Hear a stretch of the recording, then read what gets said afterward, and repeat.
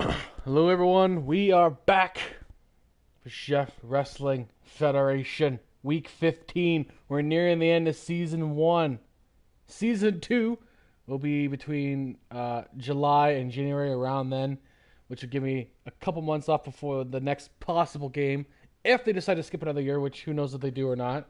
I doubt they will, but if they do, we'll continue on with 2K23. But Season 2 will be 2K23.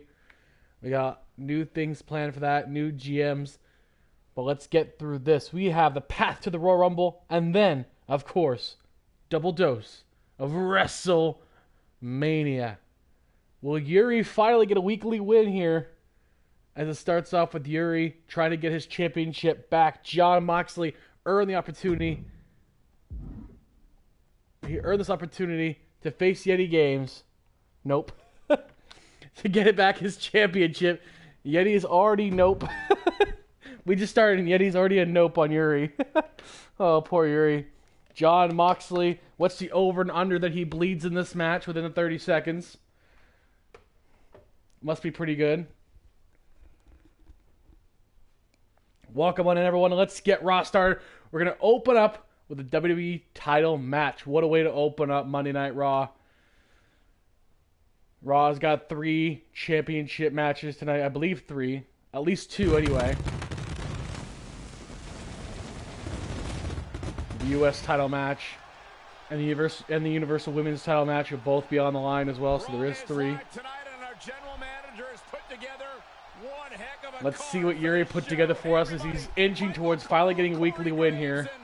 We're in Montreal, Quebec, Canada. The home stomping grounds of GM Yeti. Will Yeti win here back in Canada? Yuri has stated if Yeti wins this match too, Yuri will take care of things himself. He'll go right for it directly. I don't know how it's going to go for you, Yuri. I really don't know, man. I mean, your only hope is to just injure Yeti so he can't defend the championship. Because then you have the right to strip it from him. Oh, Jesus, Yeti. Yeti. No. No. God damn it. That's awkward. I didn't know you liked me enough to come on me, says Yeti to Yuri. The weird, awkward rivalry is continuing to brew between Yuri and Yeti. It is very sus indeed, Yuri. There's no denying that one. Good God.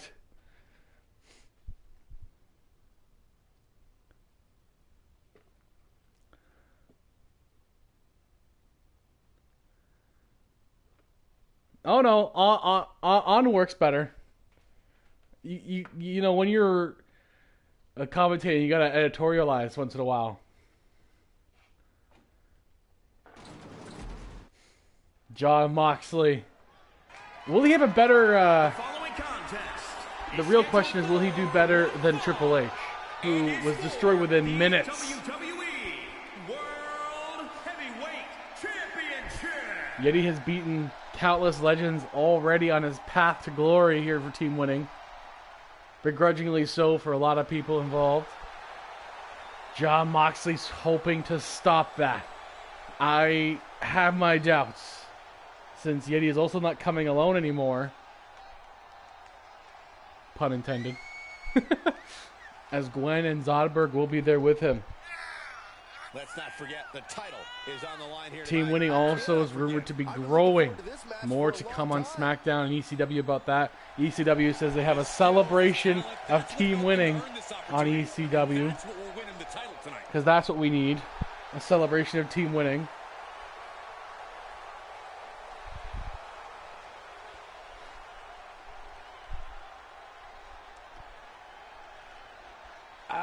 You know, Mox...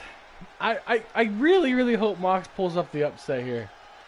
But I can't see it anymore. I can't see who's going to beat Yeti at this point. It's more believable that Jon Moxley is going to end Roman Reigns' 1,000 days. then he is going to end this. Here comes team winning from Mount Olympus. Yeti Games being escorted to the ring by the former international and TBS champion, Spidey Gwen. And one half of the partners he has, Zodberg. Combined, they are 3-time tag team champions, holding all 3 of those belts still. The WWE, the AEW, and the ECW tag team championships.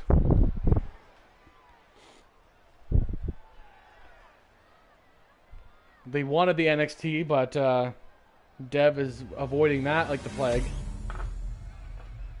WWE Championship is on the line once again here. It's going to be on the line every week until Yuri gets it off of him. I don't know how it's going to go, though. From Cincinnati, Ohio, weighing in at 231 pounds, Jon Moxley. You got to do it that way. Come on.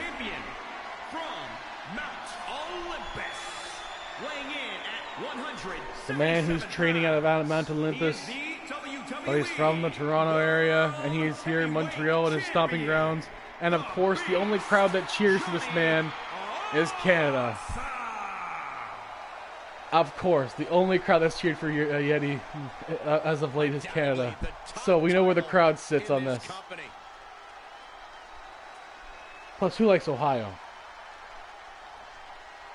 Especially after the news today that Mike Babcock will be the coach of the Columbus Blue Jackets. Because that worked so well for the last 3 teams he was on. Anyways. WWE Championship on the line.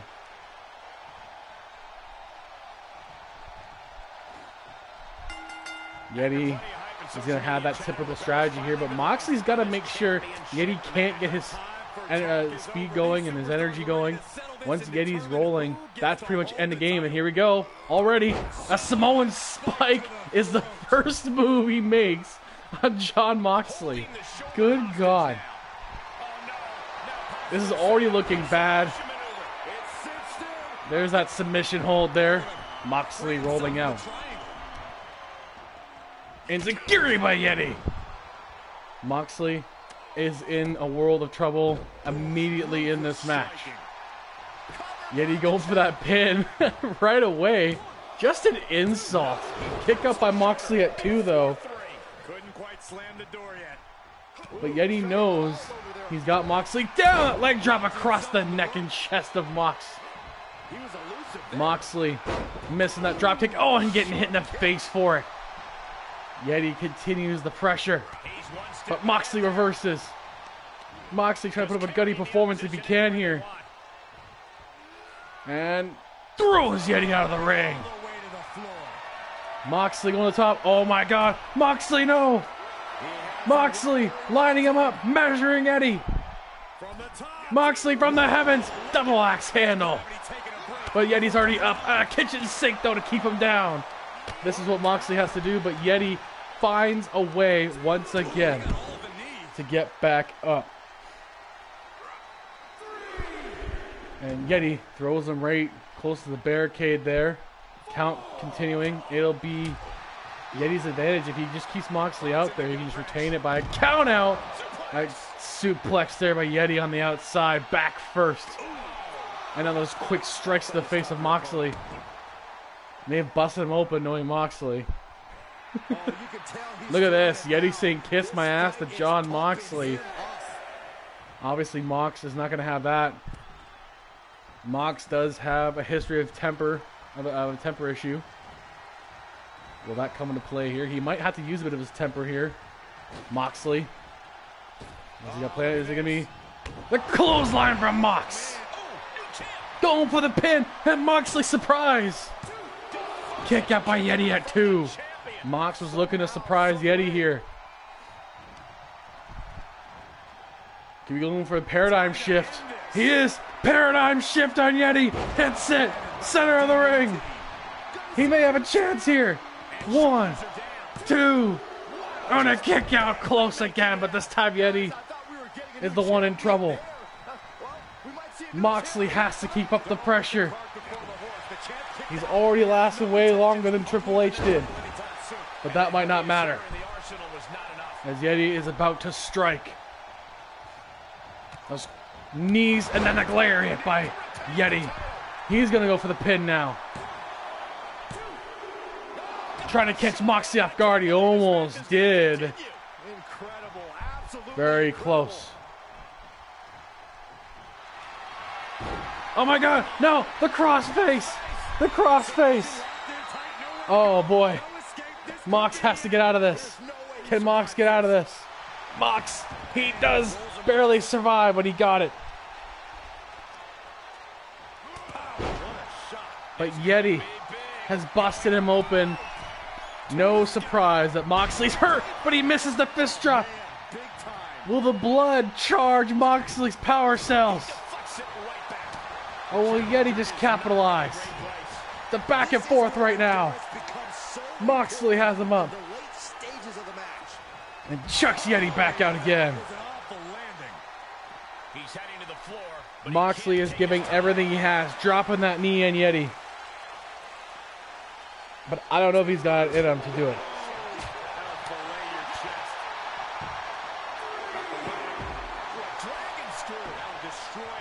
Look at Moxley roll here. The adrenaline is pumping, and the WWE Universe is on his side. And he's taking this to the outside now.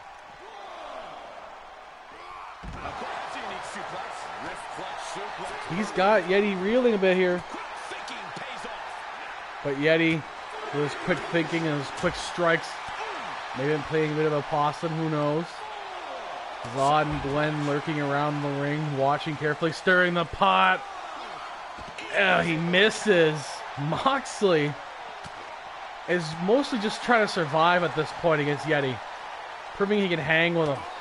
Oh, the sledges that he's throwing right now. Moxley can't win the title this way, but he can just get a count out here. But Yeti is up. Back in time at a 7 count.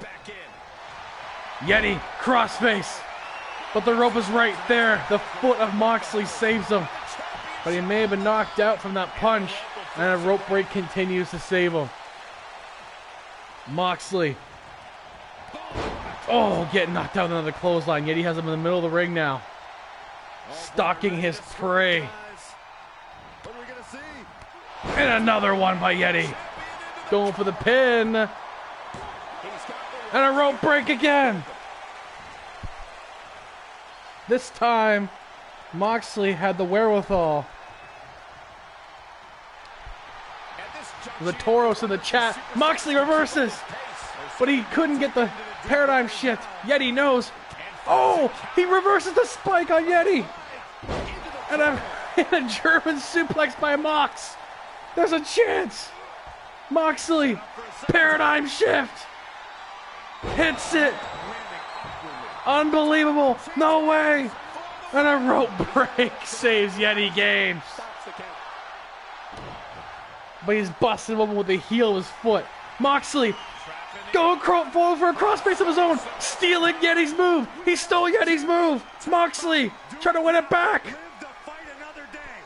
But Yeti might survive this. Oh, he does. But he might be knocked out. Moxley wisely continuing the pressure in Yeti Games.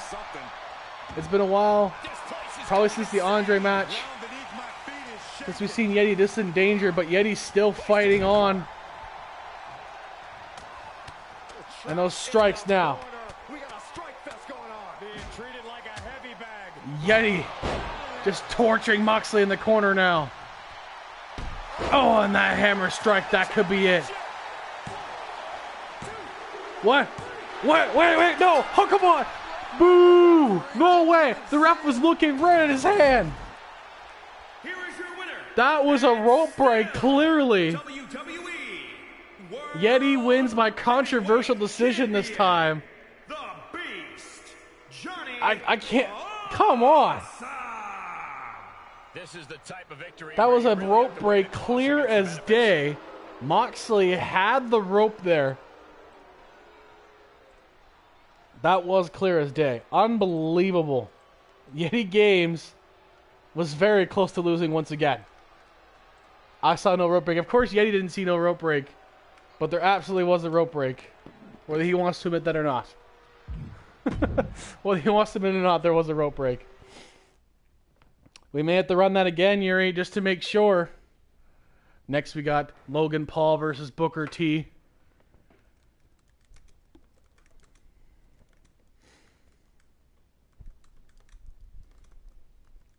As Logan Paul tries to make his way around the legends once again.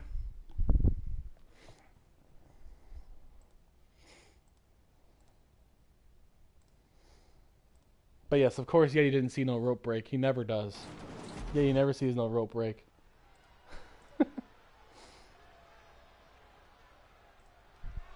Here comes the two-time Hall of Famer.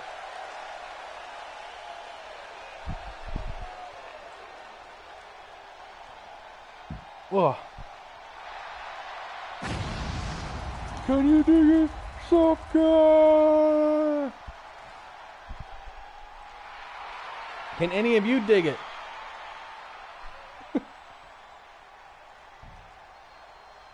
Yuri, you're so close to getting it. I had to make a call. Uh-oh. Yuri, you're going to have to put Moxley back out there. Moxley was very close. He could have won that for you right there if it wasn't for that blind ref. He could have been one more paradigm shift away from getting Yeti. So I wonder what call you had to make there. As we now go into this match here. Possible Royal Rumble implications here. A viral sensation, a spectacular boxer, and now a WWE superstar.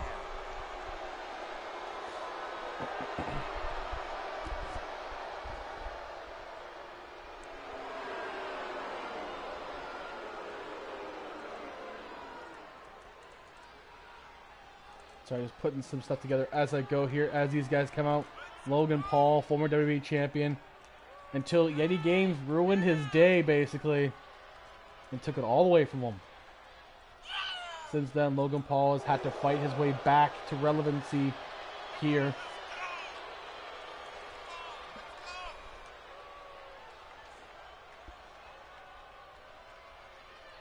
Is nominated for Rookie of the Year, but considering Yeti is in the same pool as him, I doubt he's going to win that. He's going to win that vote.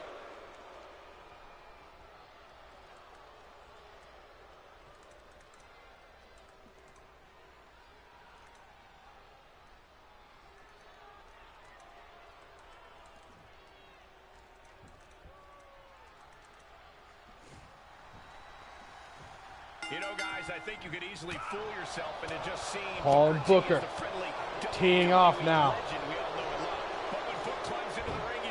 Paul going after Legends once more. Logan Paul missing the fist drop on Booker. Booker's going to be calculated here against Logan Paul, but look at that Paul with the eye rake with his palm. Going right after Booker. Taking it to him. And then you have an egomaniac like Logan Paul. Look at that Paul being meticulous here. The crowd here in Montreal obviously hate Logan Paul. Logan Paul doing what he does best. The splashes and elbows on Booker. Pin.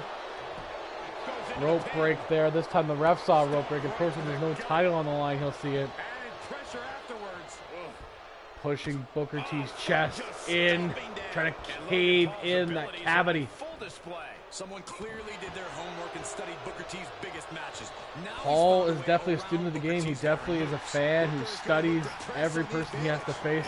Those quick punches, those duck and dodging, but those chops by Booker, and that kick, and then a leg lariat. But he couldn't keep Paul grounded. Once again reversing Paul's punches with the quick strikes of his own. Gut punches, kicks, Paul's down. And Booker, no. Once again reversed by Logan Paul. Logan Paul with a suplex into a Three Amigos. Second, and here comes the third from Logan Paul. Boom, and Booker's down into a pin. Nicely done by Logan Paul. He's really turning into a vet in one season here. Just a fluid pin. He got a close 2 count though. Continues to disrespect the legend. I don't condone that, but it's been effective for Paul most of the season. So why would he change now? Going for that basement DDT right there. And Booker is in trouble. Continues to work over the chest of Booker T. Knowing that Splash can finish it off right here. Going to the top. Speaking of Splash. Logan Paul frog splash with the knees are up by Booker. Booker with the knees up stays in this. Impressive calculation from Booker. Now the ground and pound on Paul. Veteran versus rookie. Nice swinging neck breaker by Booker T. Booker measuring Paul. Scissors kick. Classic Booker T. The referee just okay, alright, Booker's scissor kick works only like half the time. I don't know why.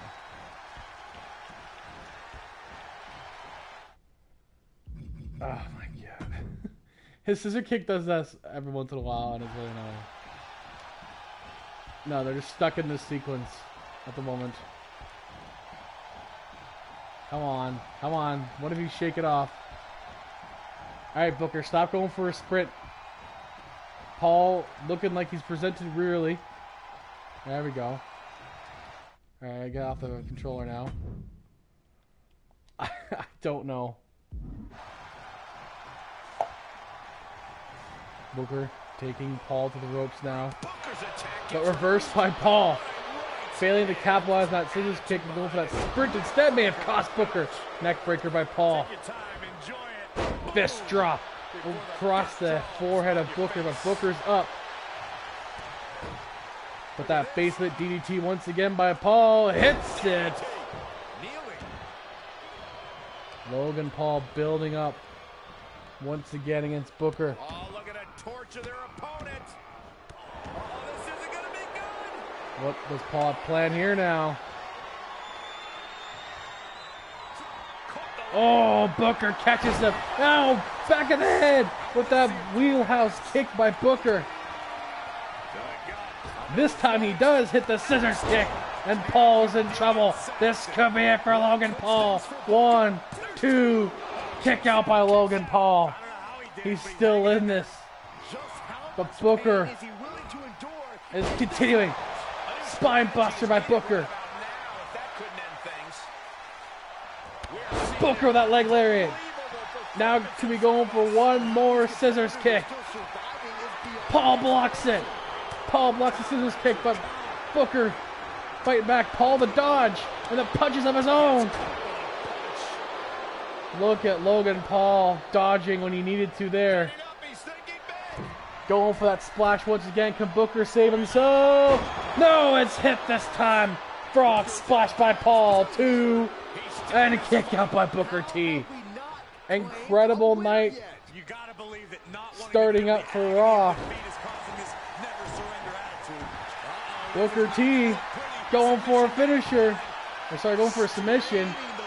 Look at that. Look at that side headlock. Now would be a wise time to submit. And he chooses to let go of the hold.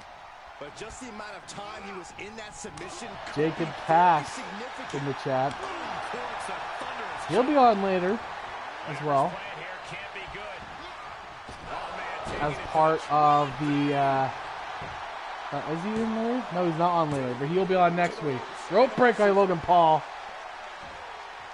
He'll be on next week when he teams up with Gargano and Theory in the Trios Tournament Round 3 against whoever wins tonight between Team Winning and FTR and William Regal. That's right, Yeti Games will be back in action facing FTR and another Hall of Famer, William Regal. Booker T with a leg drop. Oh my god. The boot hits the face of Logan Paul, but Cass will be definitely watching carefully in that, knowing that he'll have to face one of those teams next He's done really well with Gargano. Another scissors kick by Booker. Paul's done for here. He's got to be. Rope break saves Paul.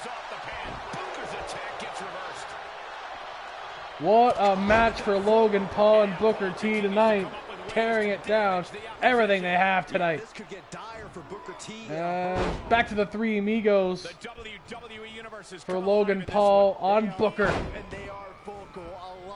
And going for the third. Yes, gets that right back into that pin. But it's a rope break.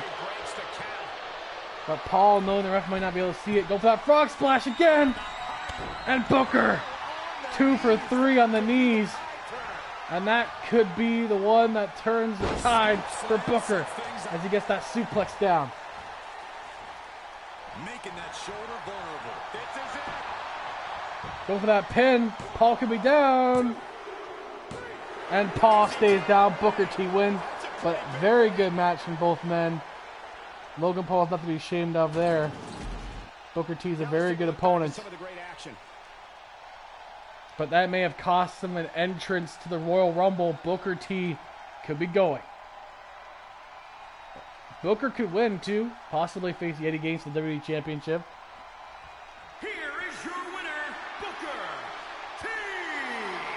And so it's Booker T walking away with the win. Good win for Booker though. Now that's how a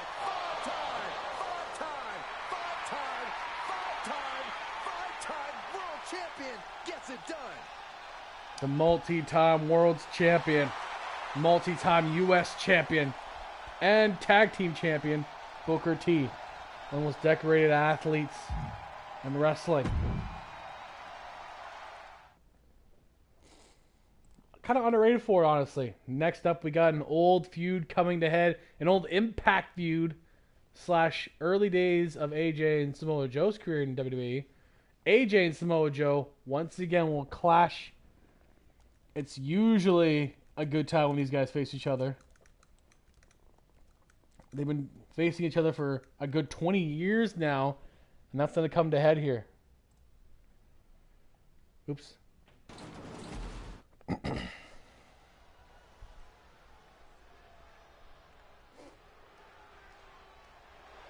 Gentlemen, we are about to experience The phenomenal one is here. Here's a man who can do it all and has done it all in short order here in WWE. Maybe the greatest in-ring competitor of this generation.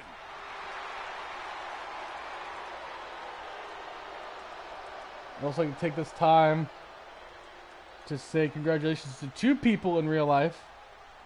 Tay Conti and Sammy Guevara have also announced that they are having a baby.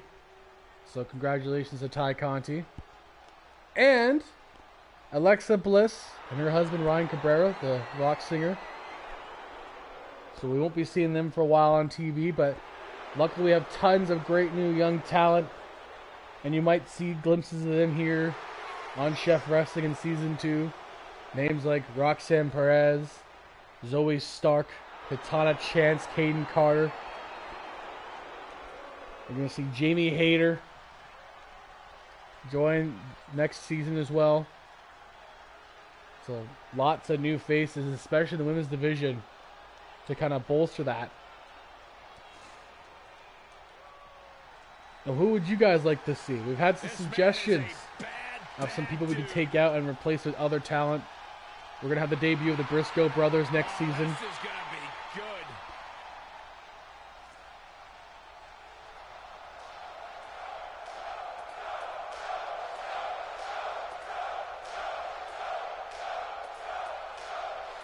Oh, yes, because when I think Star Power, I think Botch Fest Nia Jax.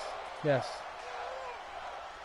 You know what they also could do, Yeti? Just build up the ones they got instead of relying on the same ones that didn't work before. I'm just saying, they could just do that. Being friends with Charlotte Flair doesn't make you good, okay? In fact, if you're a friend with Charlotte Flair, he probably don't want you there anyway. You might win all the time. They could just simply build up the ones they got, you know? with Carmelo and Alexa out for at least a year.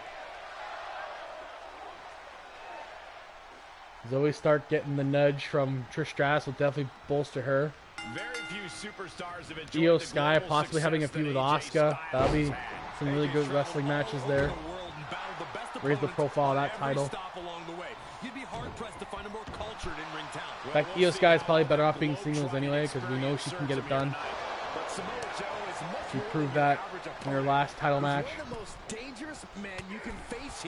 AJ Styles taking it to Samoa Joe early here. Nice drop kick there, putting it on the outside. Oh, I didn't see that Pokemon. Dang it, I wasn't paying attention. Is that a good one? Dang it, I like that one. Oh, I'll see him the next time, I guess. He's got a tough task at hand dealing with the submission machine. Although, you know, I could bring Nia Jax back next season yet because I have Kyrie, and, you know, we always need that rematch of Kyrie possibly getting killed by Nia again. I'm sure that won't piss off people like Yuri to see that happen again. Reenact all that. The back and forth a little bit here, but AJ using that speed and high flying advantage over Samoa Joe, but Joe is really good at keeping guys grounded, but can't keep AJ grounded there. Nice cross body by AJ Styles. But Joe getting back up. Oh, that overhead chop. And the other side chops there, but AJ reversing the chops of his own. Got Joe reeling on the ropes here. The two great veterans of the industry, the two men that are the pillars of Impact Wrestling. Oh my God! That didn't work out for him. Oh, he's going for the Coquina clutch. So reversed by AJ. Both guys get the reversals in. Phenomenal forearm could be on the docket here. And hits it on Samoa Joe. 1, 2. Oh, and a kick out by Joe. What a good night, though. Like, very, very close. AJ going for that arm bar. Trying to take out Samoa Joe. But Joe's surviving. Oh. Stiff punch to the head of AJ Styles. And Joe now tossing around like a ragdoll. Joe's got to use that power and size advantage we know he has over AJ.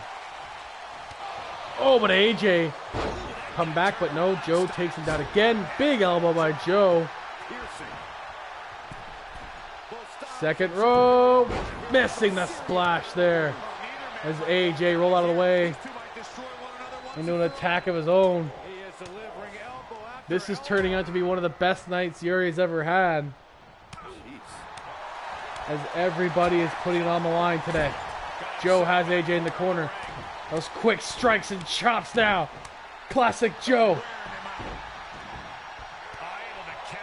AJ counters. Joe's reeling. The strikes by AJ. Basement drop kick to the knee. Missing the moonsault. Joe saw it coming. They both crashed into each other, but Joe got the worst of it. AJ has him up. Joe reverses. But then AJ reverses. And oh, no, couldn't get that power slam. Joe flips him into a pin. Kick out by AJ, only a 2 count. Joe knows he's got to do a bit more than that against AJ Styles. But it does wear a veteran out. Oh, quick strikes, that palm thrust to the face. And Joe could be thinking Coquina clutch to finish the night. Will he make AJ go night-night? He's got a Coquina clutch. Locked in. AJ's entire body is being weakened, but AJ survives. A headbutt to Joe. And AJ is still in this. Going for a suplex blocked by Joe. Can't get the big man up, and Joe with a suplex of his own. AJ has not been able to outpower Samoa Joe, and he's not going to. He's just got to keep using his size instead. May have cost him. Quick cover by Joe. And he gets AJ, who may have gotten hurt towards the end there, as Joe gets the pinfall. These guys feel no love Very for good each match other. between Here's these another two look. up until that weird ending. The phenomenal form couldn't keep Joe down. The Coquina clutch didn't really end AJ, but it may have hurt him.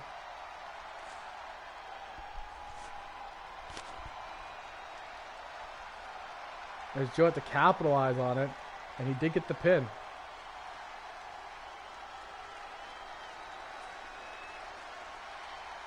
Give me that palm thrust, too. That palm thrust may have knocked him out. Here is your winner, Either way, Samoa Joe gets the victory here. Joe. Is Samoa Joe finally going to be satisfied? Nicely after this done by result? Samoa Can he Joe. finally leave AJ Styles behind him? Oh, knowing Samoa Joe, his disdain for AJ will never end.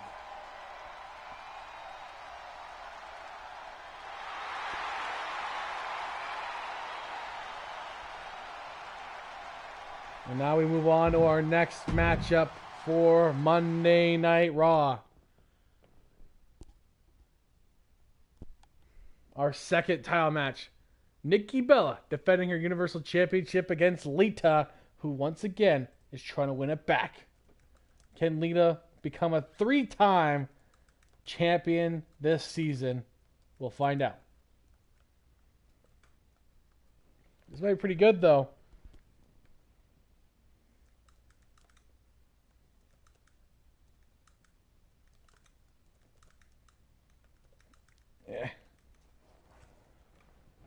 Nikki Bella just lost her tag team gold to baddest women on the planet. Nikki Bella and Lacey Evans losing that match.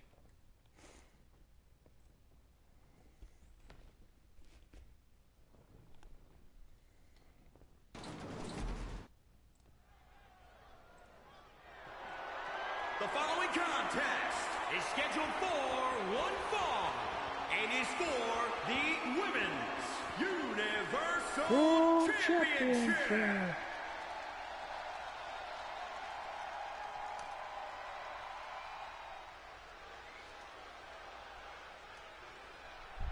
Okay, Lita trying to win her championship once more here.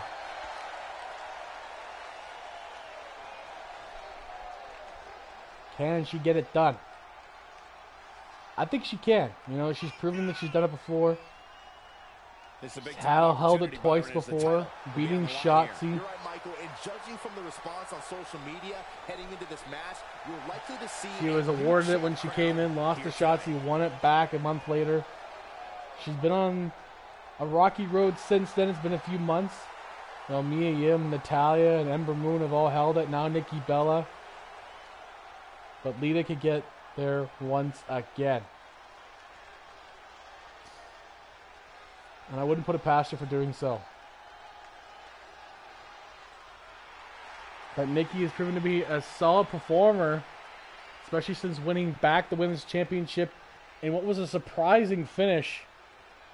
But Nikki Bella is a former champion before this, so shouldn't be that surprising. The Femme Fatale, Nikki Bella. Here we go, gentlemen. Huge title match coming up. And a huge opportunity for the champ to prove to everyone that Her there sister truly will is debut none in better season all of 2. WWE right So now. the Bella twins will be back together. A determined champion ready to defend her title. What brand will they end up on? Will they be together? Will they be apart? We'll find out. There is going to be a women's brand, tag team brand, legends brand, rookies brand. Everyone's got their own specialty. Universal Women's Championship on the line. Here we go. Introducing the challenger from Sanford, North Carolina, Lisa. Lisa. Yes, that's her name. Lisa. And introducing the champion from Scottsdale, Arizona, she's the Women's Universal Champion, Ricky Bell. Ricky Bell. Ricky Bell. Desire and resolve will be tested tonight, all for the right to claim the championship.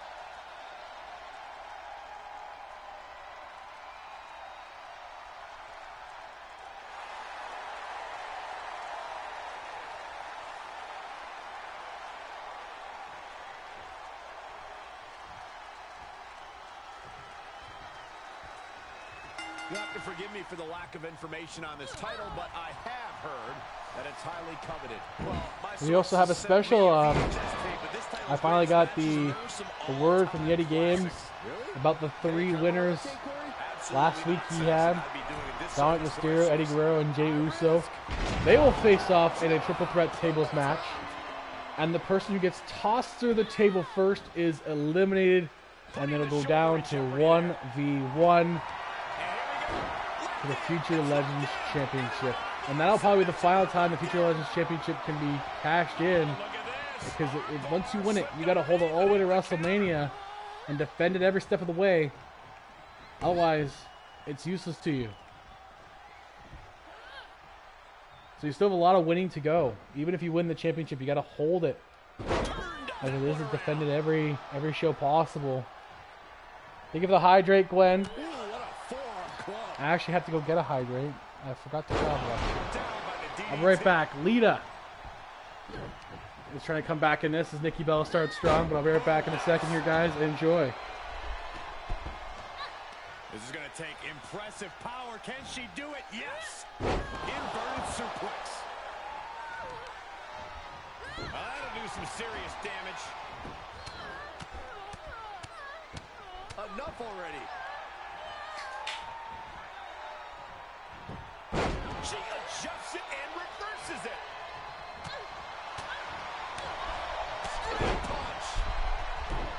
A nice Lipton iced tea. Now 40% less sugar. I'm not sponsored by them. I just felt like doing that.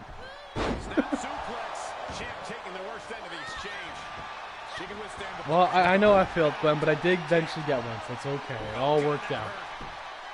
All measured up. Lita looks like she's really turning it around. Now she's got that submission, but the rope break saves Nikki Bella there. Either go to the top, could be thinking moonsault, or she got something else in plan. Oh, that leg drop missed. Nikki Bella is up. Nikki. Waist lock, belly to belly.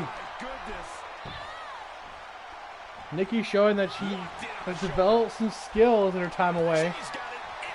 But Lita is a tough one for her to beat. This is Nikki Bella's second defense, throwing Lita on the outside. So can she retain here? Straining that trapezius muscle.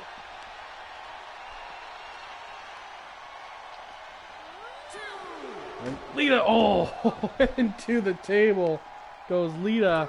There's a Fletchling in chat. I believe I already have one, so I'm going to move on from that one. But if you like your bird Pokemon, there's a Fletchling in chat. Get your Pokeballs out for that. Nikki Bella has Lita on the outside. They still continue to work over each other there. Oh, that backbreaker. It also affects the ribs. Throwing Lita in the back into the ring. Nikki Bella wants to finish this match in there. Nikki. No! Lita played a little possum. Getting out of that, but Nikki reverses her. Lita reverses her back. Back and forth with the counters here. Lita. Nice power bomb by Lita. Into a pin. Lita can't get it. Nikki Bella kicks out.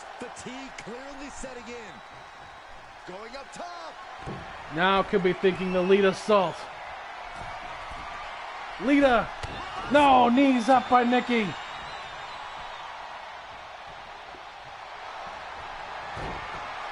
And now the arm bar. Disarm her. Disarm her by Nikki Bella. Lita's in trouble.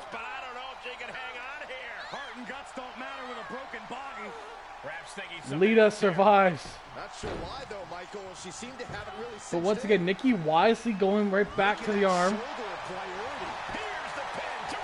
Now going for the pin. Could have taken out Lita there. Kick out by Lita. She's still alive. Not quite retained yet.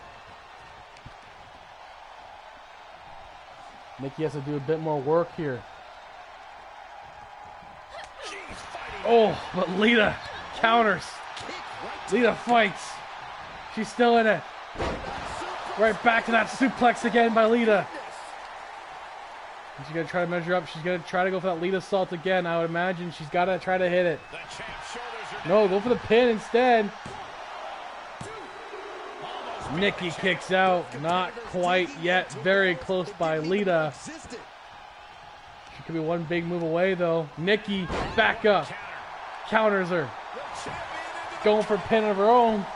Man pulled the arm out of the socket of Lita. And a kick out by Lita. Close call after close call. This is what women's wrestling should be about. The championship on the line. Nikki Bella trying to keep it. That neck mare. Now the leg lock by Nikki Bella. Learning a lot from her brother-in-law, Bryan Danielson. But Lita getting out of that. Working with the back of Nikki, who's got a history of neck and back problems. Lita going to the top. Lita assault. No! Oh, that leg drop across the throat of Nikki. That could be enough still. 1, 2, and a kick out by Nikki Bella. Nikki won't stay down. Lita going to the top one more time. Now we got Lita assault. And it's once again stopped by Nikki Bella. She has not been able to hit that Lita assault. Disarm her by Nikki. Disarm her by Nikki. And she taps. Nikki Bella retains the championship. What a match by Nikki Bella. As she once again remains Universal Women's Champion. And what a phenomenal night for Monday Night Raw so far.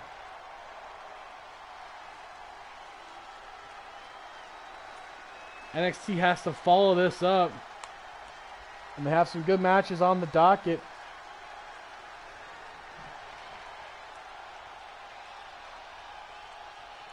Including NXT Women's Championship, Mia Yim defending against Chyna, the Hall of Famer. Here is your winner, and still women's Nikki Bella champion, stays alive once more.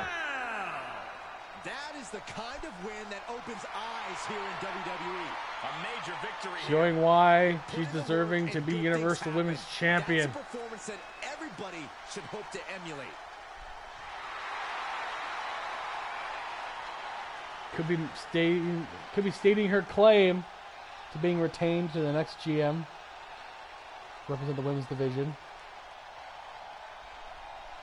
Now we're off to our next match. Continues to be a great night for Raw. We got tag team action. 4 men that don't really know each other too well, but 2 of them are starting to get to know each other better. Wow. Karrion Kross and Dexter Lumis, an interesting pairing. They've been pretty good together against Christian and Andrade El Idolo. Let's see how this goes. That's an interesting pairing as well, Christian and Andrade.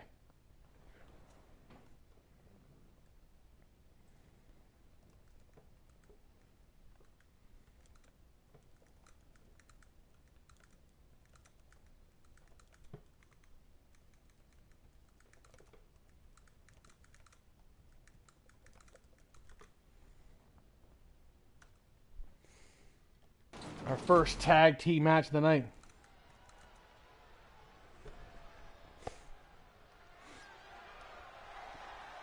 Hopefully the action continues. Here comes the Canadian-born Captain Charisma, Christian Cage. Here in Montreal, they love Christian.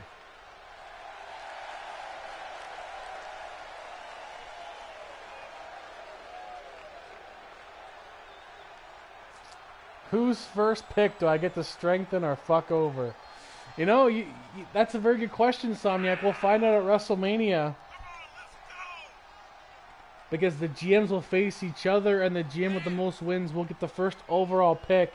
But Som, you can influence who that person takes. You know, our 4 GMs currently, they all have a small roster they're walking in with 4 people. You know, you could help them. You can kind of mess them up in their first pick.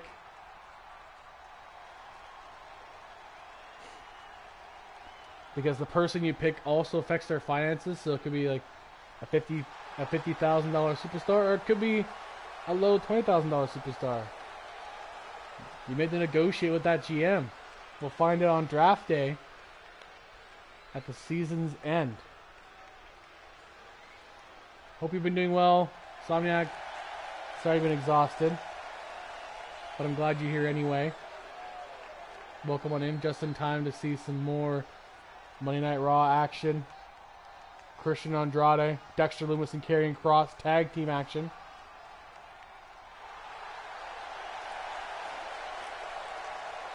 I somehow don't see this team being a thing, but you know, you gotta put some things to the wall and see what sticks, especially this close to the Rumble. You know, these guys could be fighting for possibly being picked for that match, as everyone gets to pick. Let's see, everyone gets to pick 6 superstars to enter the men's Rumble match, except for AEW. They'll only get 4 slots. But Raw, SmackDown, ECW, and NXT will get 6 each. So these 2 guys could be those slots. 2 of these 4 guys could be those 6 slots. You don't know.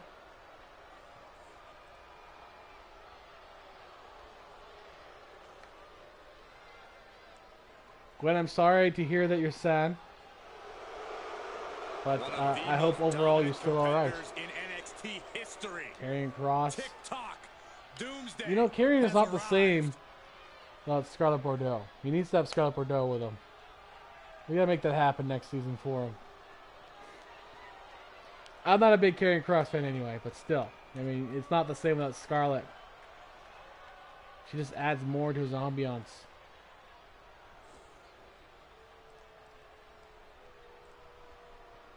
That and she's his mouthpiece. He can't talk with crap.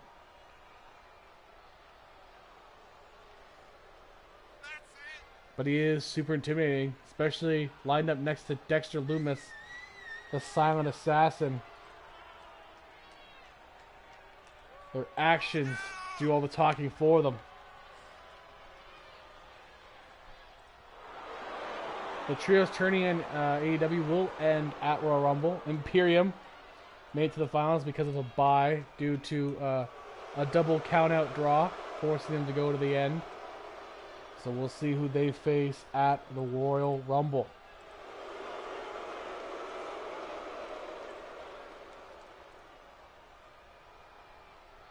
Yeah, Lumis is good. I like Lumis, especially his silent gimmick. It's great. When you got Indy Hartwell and Candice LeRae and Johnny Gargano, you don't need to talk. Those 3 guys will do all the work for you. Lumis is just like their muscle.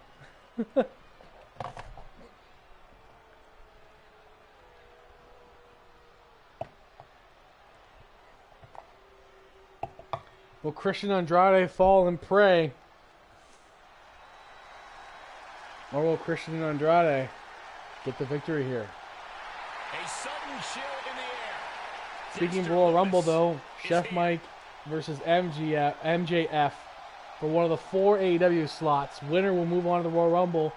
Chef Mike has vowed if he wins, he will go on to the Royal Rumble, and he will also personally take out Yeti Games to bring back the AEW Championship. All the GMs trying to conspire to get these titles back. It hasn't worked so far. But if MJF wins, another talent that hasn't been used much this season could be walking into WrestleMania. That could be incredible for him. Win or lose, having a season we haven't been used much, and you walk into WrestleMania weeks later, that's pretty big. Lumis with those dead eyes. I mean, goddamn. Super intimidating with those dead eyes. No beating Yeti. Oh, God. One of his cheerleaders is here. I forgot. Yeti will be defeated eventually. I'm not sure when that's going to be, but we'll see. It might be not until season 2 now. Or possibly Zod. Zod said that if Yeti is there at the end, they will face each other at WrestleMania. So we'll see. Maybe Zod will be the one that beats Yeti. And Zod will win his first world title. Christian and Karrion will start off.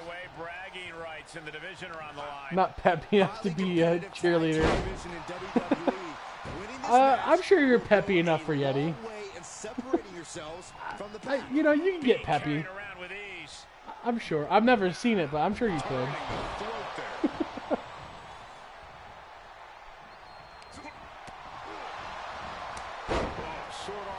Karrion Kross. Way to hang on. His knife edge chops against Christian.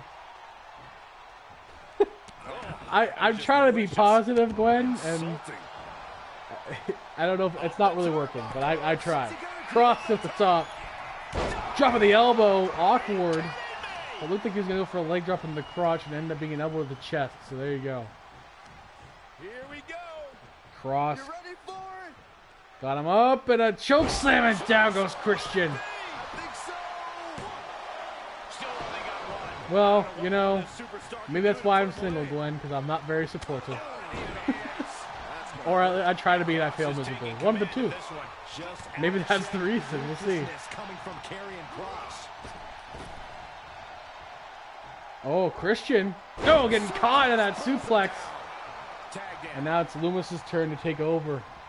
Christian. He's looking like he's in a lot of trouble.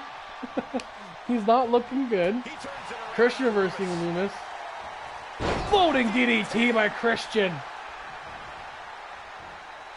You should get Andrade in this. Andrade's quick thinking could save them in this, but Loomis a suplex on Christian. That back continuing to be on fire. Loomis looking to go airborne. Christian tagging out Andrade. Loomis was about to stop him, but didn't get there in time. Andrade getting reversed now. Christian with a slight distraction to allow Andrade to get in this. Watch this athleticism. Oh, Jesus, Somniac. Take me out again. At least your hands never disappointed you, Som. And your hand can probably make better dinner than than anybody. Jesus, Som. You stay married to my hand. So you're not gonna divorce your hand. You're not gonna divorce Pamela Henderson. No.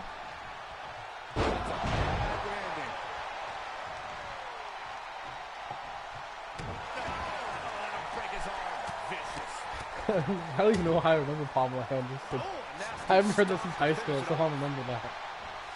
Oh, jeez. He's in off the tag. Oh, that's true. That's true. His hand is actually Ashley Flair, using Charlotte's real name. So he just goes, "Oh, Ashley," and he puts a little wig on his hand, a little blonde wig on his hand. He goes, "Oh, Ashley, secretly I love you." Garbodor in the chat. You guys want to trash Pokemon? That's such a good time, Pokemon. Who wants to trash Pokemon? That's so well timed. I love it. I have to catch it just for that. Christian, legal man against Dexter Loomis, who's been in there for a bit now. Way to get out of this. Yeah, my type of Pokemon too, Spidey. Gwen will be in action tonight in a 6-woman tag team match as she teams up with Gaming Devil and Lux.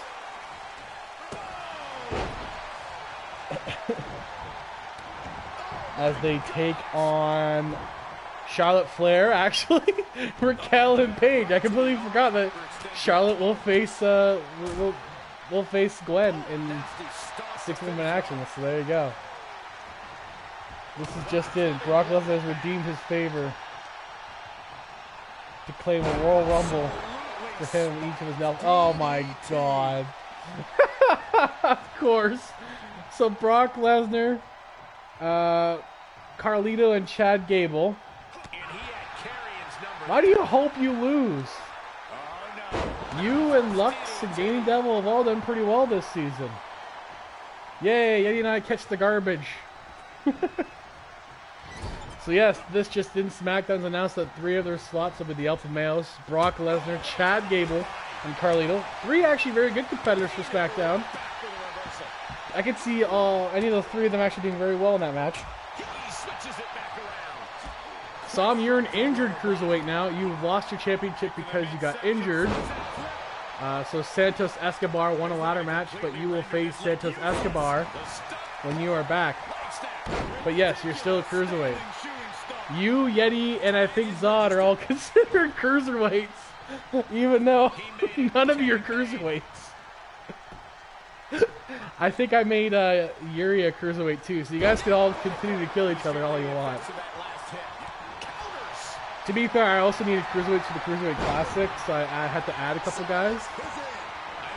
So like, that's why I had to have like Sam in there and all that too. So. I thought they had it won, but he makes the save. It doesn't get any closer than he thinks he has it. Well, I also had to delete a few because I needed some slots. And we weren't using a couple guys. Or my Goldust was really shit, so I had to get rid of Goldust. Which was too bad because I really wanted to use Goldust because I feel like you guys would have used them, but the Goldust I had was shit and no one else had one. And oh my god! That standing triangle trap on Christian. And Andrade saves his partner.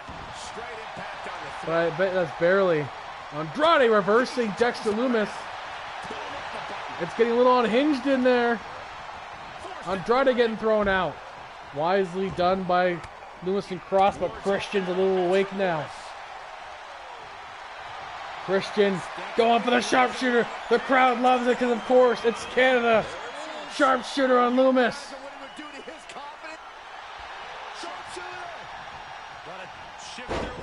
No, he's not entering the Royal Rumble. He doesn't get a say. He's AEW property.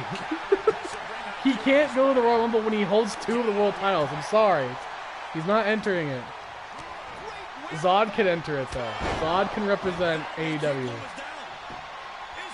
Spear by Christian on Lumis.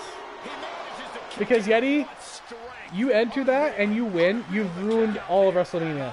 So I can't allow that because there'd be no point in finishing the show at that point. Because you'd be your own main event and that wouldn't be fair. I'm sorry, it just wouldn't be fair. Andrade coming in. One more move or one more misstep, either one can do it. He may be in a bad way here. Andrade to the top. Lining up Lumis. Trying to keep his team in this.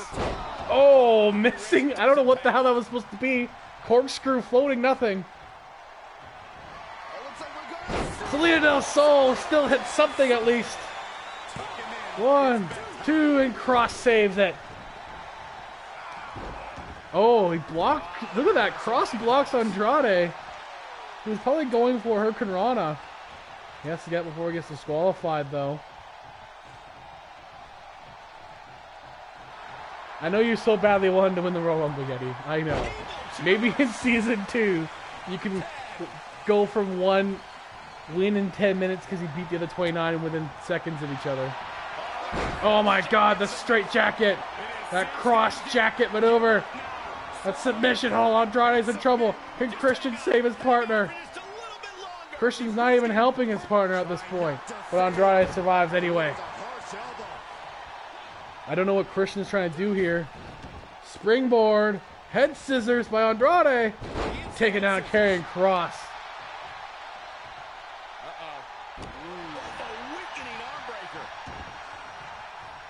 If Yuri wins this week, Zod cannot catch up to Yeti, and it'll be just Dev who will then have to win the rest of the weeks out. If Yeti wins, he guarantees himself the first pick on what brand he wants. So he can take his time on that. If Yeti wins this week, he gets to pick the brand he wants because no one can catch him. We're running out of weeks. Yeah, Cage was just staring at him. I don't know. Double team Lumis and Cross on Christian. Oh my god, those shoulder tackles. Got 2 very big men on Christian. And that standing submission hold once again on Christian.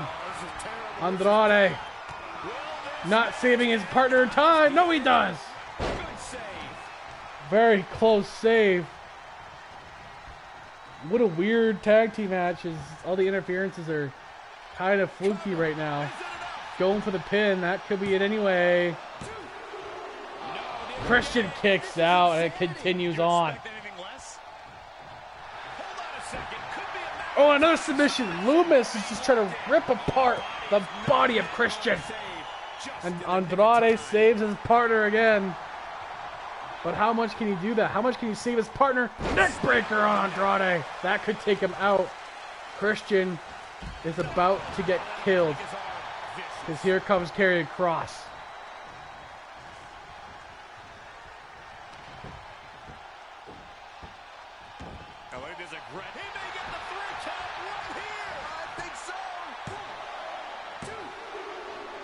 Oh, kick out. I am shaking my head in disbelief over how he managed. Oh, and a DDT on Christian.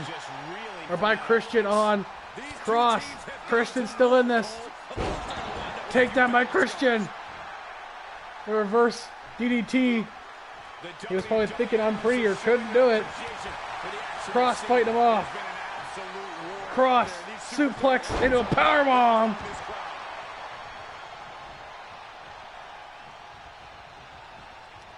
And now he puts him back into his team's corner. Not where Christian wants to be. Another suplex there. Cover. Christian's back has got to be broken in half here. And Andrade saves his team again. I thought Andrade was still out. Loomis and Kross getting attacked by Andrade. He's saving his team. White Pants Society, yeah. Maybe. Yuri, make it happen. White Pants Society. There has been a red shirt security before with two randoms that are actually pretty shit wrestlers, but Christian taking out Kross, going right to the outside. Christian somehow surviving this match has actually been pretty incredible. Yeah, I was like, what do you mean a lion? I guess the ad must have been perfect for you.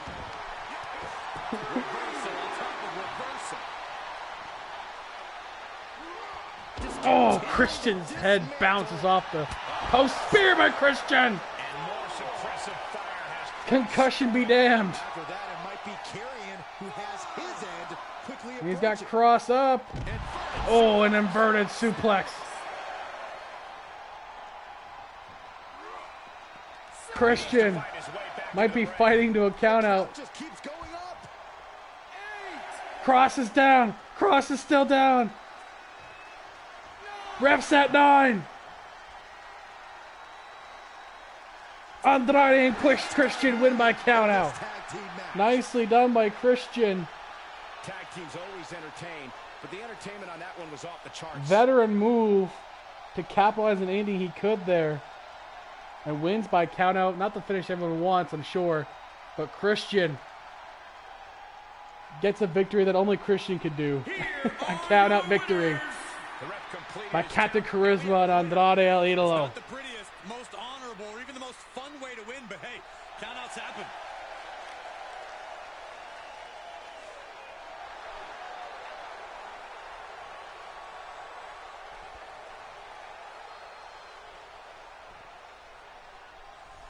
And the awesome night for Yuri continues. He's got 2 more matches on the docket. We'll see how those play out. As he now has Ember Moon versus Tamina. This could have possible championship opportunities on the line here. Also for the Women's Royal Rumble. You also get 6 slots for that as well. For each GM. Including AEW. Because, you know. Why not? I don't have any extra women. I have 2 surprises for the men's. I don't have any extra women left, so everyone's pretty much signed most of them. I only have like 8 left on AEW as it is. So The War Goddess. And one of them's champ. With Lux holding both championships now. Will the War Goddess get a win here? And once again, get back into contention for the Universal Women's Championship. Which will be her second if she can beat Nikki Bella. She's lost to Nikki Bella already, twice. Nikki got it once and then retained it again. So Nikki is now 3-0 since holding that championship because she already beat Lita tonight as well. But Tamina has had some big wins too. Can Tamina get a win? That could be interesting, you know.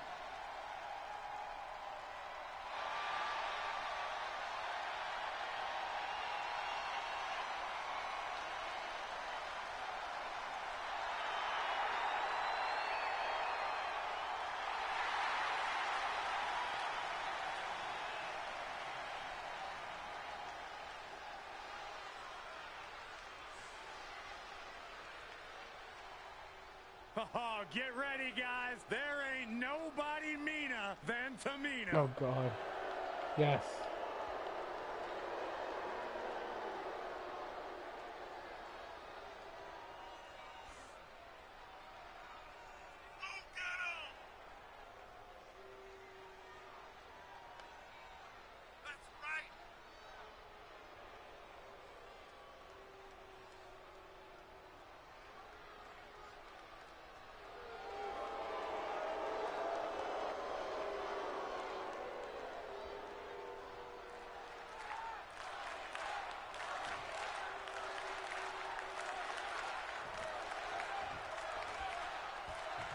Ember Moon here has had quite the change in attitude and mindset as of late. That's right. Ember Moon now Ember and lives by a Tamina, nice. Ember's law. Immediately just driving the head of Tamina down. No one is going to tell Ember her Moon. what to do. She's going Oh, to she'll do try to what show she some wants strength, to but do Tamina because reverses, she is showing her Ember power. Moon certainly has a newfound The confidence. distinct that comes power with advantage she has over undeniable Ember in-ring Moon. talent.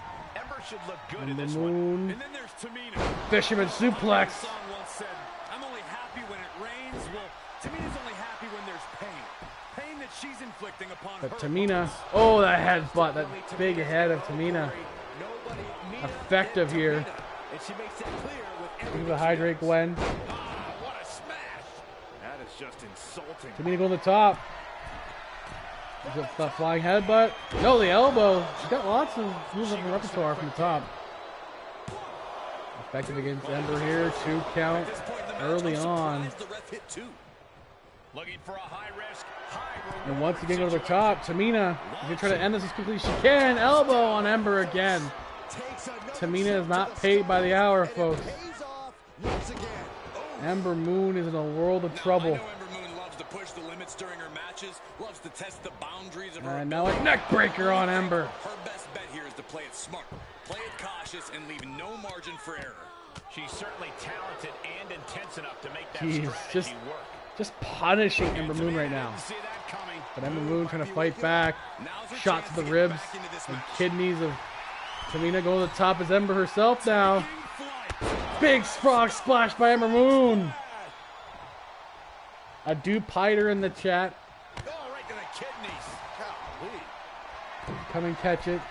Ember Moon to the top again, looking for that beautiful moonsault. And into the count. 1, 2, kick out by Tamina really quickly on the 2. Was in sight. So not close enough yet. Tamina. Super kick by Tamina. Devastating too. Good God. Kick up by Ember Moon. So close she could taste it there. she's going up. Top rope here. Top rope by Tamina. That's a long distance. The Samoan splash. 2. And a kick up by Ember Moon. Close, but not quite. Preserving her opportunity to keep And Ember Moon staying alive a bit longer. be waiting as she Blocking that kick. there could be trouble lurking for her. Now go for that submission with a bow and arrow on the back of Tamina. That don't extend. Trapped and nowhere to Oh boy. serious The longer body of Tamina actually worked against her there as Ember was able to get all of that. Ember Definitely not has where you the wanna be pressure. right now. Just Snake eyes on Tamina. here. And that's not going to make Tamina happy. Look at this. Double knees to the chest of Tamina. Moments to perch yourself Ember on to the the top. turnbuckle. The War Goddess. Frog splash again. She covers for the pin. Going for the pin. Almost ended it there. Kick out. She have to do to put her away. I'm asking myself the same question. I have no idea. Might be getting her ready for an eclipse. Might be what she needs here, but no. Tamina still in this. Tamina. Oh, the suplex there. And a leg drop, sorry. Then the elbow. Tamina rolling now. Just bashing in Ember Moon. That is just insulting. Tamina is showing that she is definitely Nina. Running through the minds of these competitors. You can't even allow that notion to creep into your head. Going back for that splash. Hitting it again on Ember Moon. Could have broken some ribs. 2, 3, and Tamina wins. Another big win for Tamina.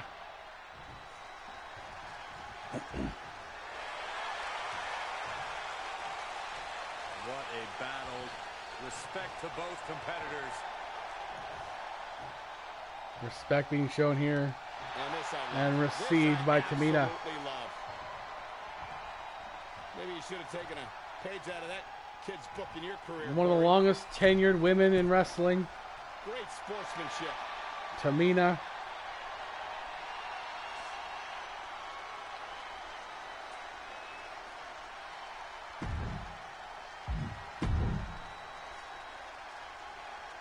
And now it's main event time.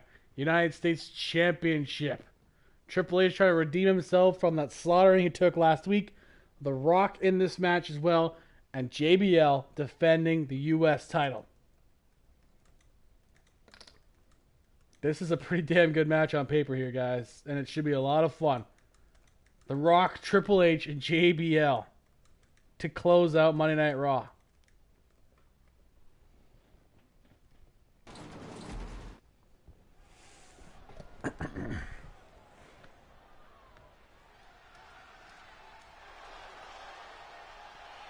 Well, here's the COO of WWE, the leader of Back-to-back main events for Triple H, but once again, I think he's hoping for a way better result, is here. WWE Universe, we as he are got about slaughtered to by Eddie see Games last week in the title match. And without question, the game is taking business into his own hands here tonight. I mean, for his sake, I hope it works out, because, yeah, no, it hasn't been a great go for him lately.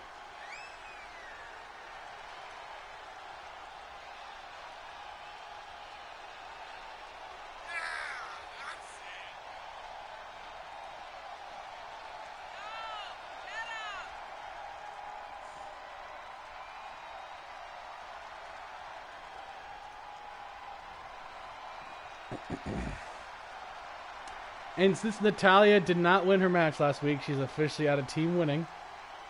We'll see what happens when she has to face Ronda Rousey one-on-one on SmackDown. I mean, it's kind of bullshit because she never actually competed in the match to lose, but you know what? She didn't win, so that was the condition. Interesting to see how that match plays out, and where Ronda Rousey comes into play here with the baddest women on the planet. Where do they come in play on SmackDown? We'll find out today.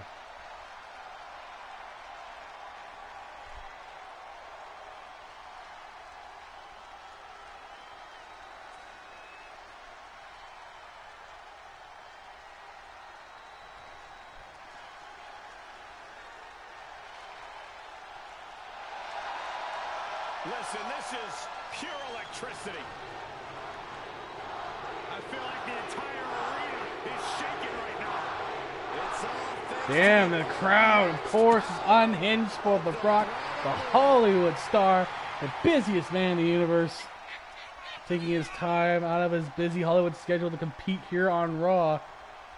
Last time we seen him was actually, I think, is when he lost to Logan Paul, triple threat match for the WWE Championship, and Logan Paul beat both him and Andre the Giant.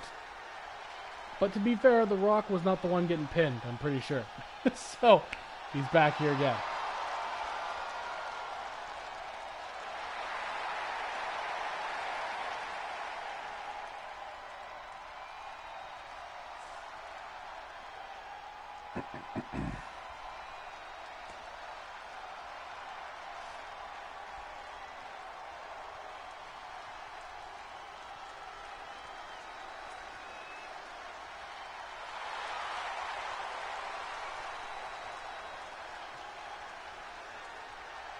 Come on. Eh.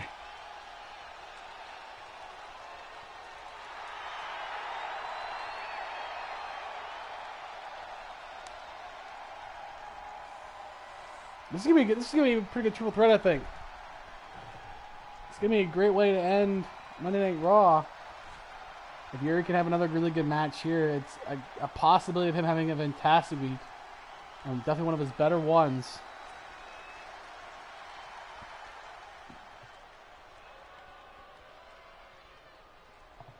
We're pulling for Yuri in Season 2. I hope he wins his matches on WrestleMania against the other GM so he can get that first overall pick. But then Insomniac could ruin his day with that, but who knows? It all depends on your protections too, because again, if you have 4 really good superstars, you might not mind your pick getting wasted, because at least you secured the 4 people you want and build off. But we'll see what happens. Insomniac doesn't know who's available yet for that draft. He will when that comes.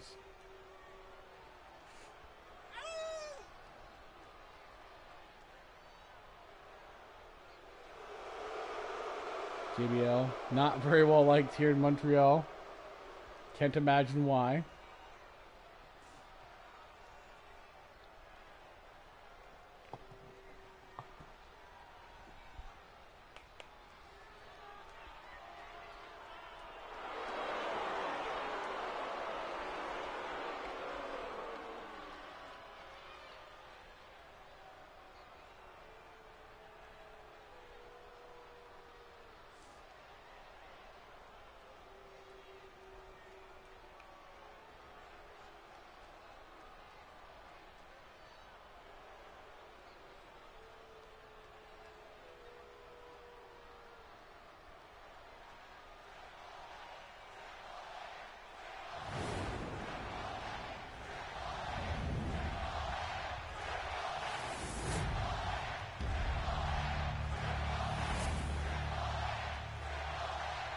This is all for the highly decorated United States Championship.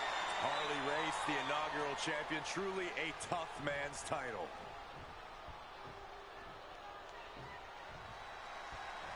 The United States Championship is in jeopardy of changing hands in this triple threat matchup. Heads will be on a swivel in this one with Triple H, The Rock, and JBL.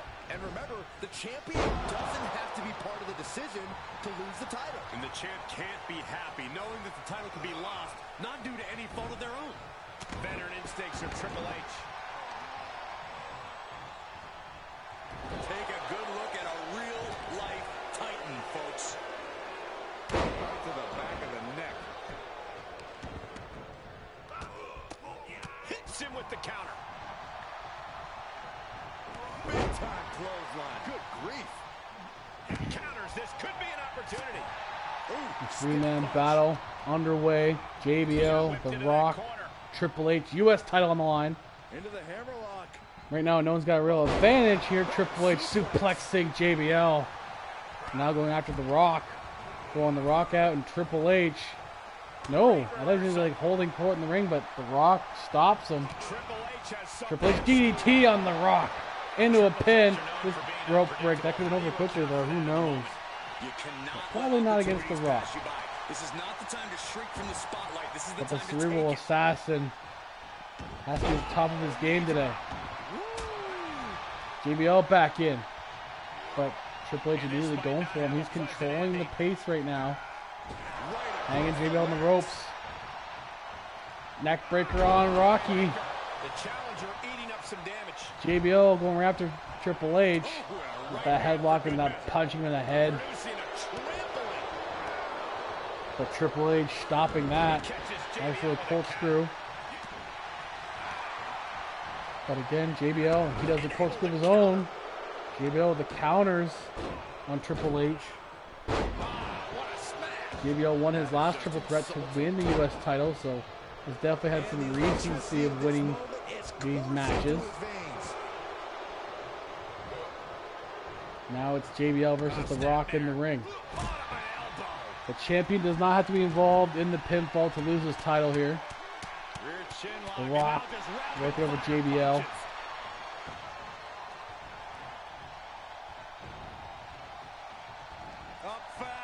Spine buster at JBL. We could be seeing people's elbow. No, going for the pin instead. Notice that Triple H was up, trying to take advantage, kick up by JBL. He actually kicked out. And Russian leg sweep on Triple H by The Rock. A little worse for wear now. The Rock now rolling. DDT by The Rock. And now he's giving you all Go after JBL. Suplex on JBL by The Rock. Bradshaw struggling to defend Let's himself. go, Rocky. Exactly what DDT on JBL. any one of these attacks could cause irreparable damage, but I don't think you can Triple H stopping that spine buster by The Rock. Into a takedown of his own there, choking The Rock. JBL and Triple H now fighting it off. Fighting it out, sorry. Triple H. Pedigree on JBL. May have it already. One, two, and a kick up by JBL. For sure. I can't believe it. Not yet. From a new champion. Spine buster, the double A spine buster. And Triple H is Patented by Triple H. different breed of opponent here tonight. Blocking that pedigree is JBL though. Stops to close. The Rock comes back. Tough position to be caught in here. Snake eyes on JBL. May have busted him open there. I think JBL is Oh, a takedown by Triple H. A flapjack on The Rock. Continuing to work on Go with the that leg submission. of Is his back and forth between these three men. Very solid match so far. corners and look at these lefts. Now this is just a ruthless attack. Such aggression. Anyone's match right now. All three men in the ring standing. Reminding his competition that they'll only ever be. JBL is bleeding. Oh, the double team on The Rock. But then it's clothesline from hell by JBL and Triple H. Wait, doesn't know The Rock is up and The Rock breaks it up. Triple H, or JBL with that power bomb on The Rock.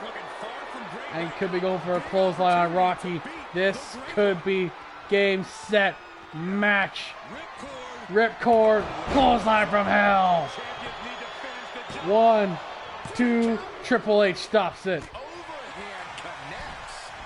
And Triple H is still in this match. have endured so much punishment. Certainly looking worse for wear, but the top Clothesline by Triple H of his own. These men beating the hell out of each other right now. Great triple threat action here. Still anyone's match. The Rock is up. JBL is up. Triple H is down. Right now it's between JBL and The Rock. JBL goes for that knee breaker there, the shoulder, right in the back of the knee of The Rock, and now looking over the legs. Taking that mobility out of The Rock is pretty good. Big elbow by JBL, oh my God. On the throat of The Rock, that could be it. 2, and a kick up by The Rock. Competitors digging deep into their well to keep this Not match going. yet. well scouted by the great one. The great one, DDT. Triple H is back in. And now he's fighting The Rock. Rock thrown out of the ring. Triple H going to the top rope. The Rock hanging on the apron. He's getting back in too. Big elbow on JBL by Triple H. And he goes after The Rock. Rock reverses. It's now Rocky and Triple H. Float over by The Rock. DDT. Now it's People's Elbow. Here we go. Most electrifying move in sports entertainment is coming at you. Dropping it on Triple H. That could be game. Rope break saves him.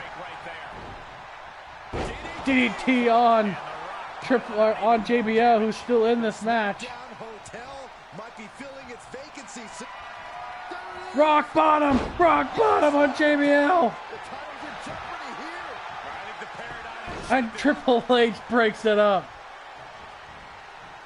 The Rock still has complete control of this match. Triple H has to roll out. He's out of it right now. JBL is in trouble. Spine buster by Rocky. Well, The Rock The great one is ready to finish this hit him with another one. Rock bottom coming. No, JBL dodges. Eye rake by JBL. Into a clothesline from hell. Are you kidding me? This could be it. JBL could steal it. 2. No, that kick out by The Rock. Disbelief on the face of the I champion. cannot believe it. Triple H is back in this too. Oh, the chin breaker. Triple H, pedigree out of nowhere. Triple H hits the pedigree out of nowhere. Pin, rope break, saves the match again. Double A spine buster on JBL. And now pedigree on The Rock. Triple H. Is he going to take it? Ref, come on. 1, 2, 3, and Triple H, new U.S. champion. What a match. Triple H gets the consolation prize of the United States Championship and redeems himself after that horrible week last week. Here is your winner and the new WWE United States Champion, The Game, Triple H, new United States Champion. What a shift into the tides with this championship match. And what an incredible finish to Monday Night Raw. We'll be right back, guys, and then we'll get into NXT Women's Championship on the line, as well as a 6-woman tag, and Swerve Strickland versus Psychosis as your main event. But before we get to that, bathroom break, guys. I'll be right back.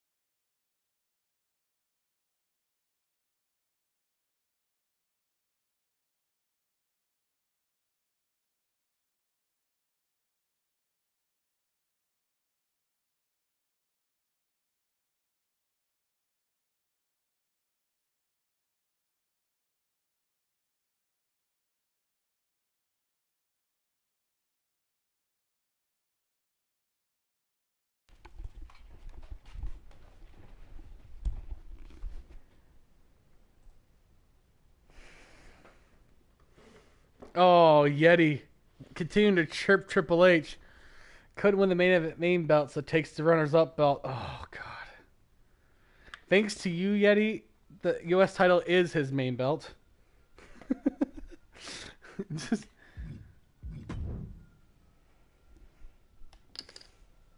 May as well get NXT put together here, guys.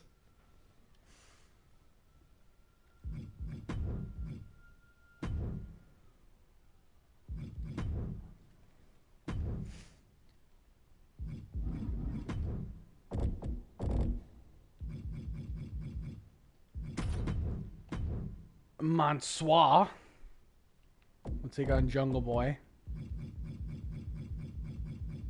to open up NXT.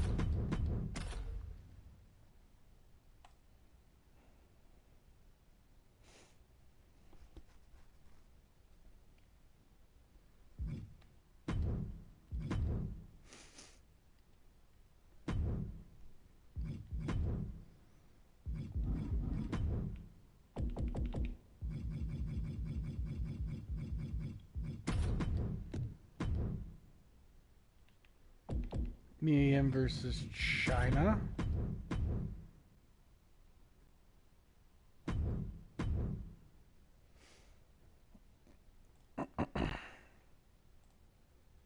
Hey, Joshua, welcome on in. Thank you for the follow also. I appreciate you stopping by. We're just putting together NXT before we get rolling here. Devil in Waiting has given us some pretty good matches here.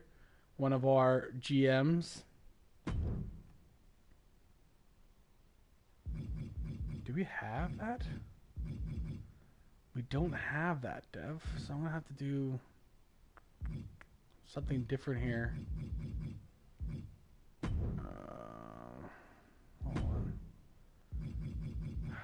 I thought they would have that match, but they don't. That's weird. Okay, well, we'll do this. We'll do this. This will work.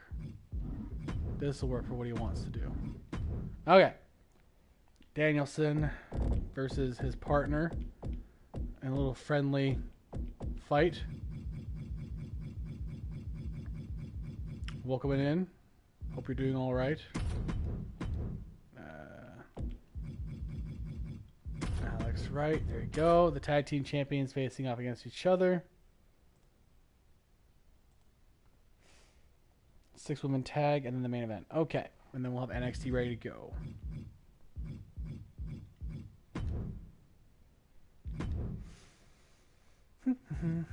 These 6 people tags take forever. So this could be his long one of the day. But we'll see. I had a freaking double count out last time that ended the match pretty quickly, so. They face each other all the time and they still, their overalls do not go up. Like they're just so inconsequential in their wins that their overalls never go up ever. Good luck Statlander carrying that fucking team. I don't know what his thought was on that one. Oh god, it's already going to be way worse for the other side. They're already way stronger. Haven't even added the third. They don't even need a third person for this team.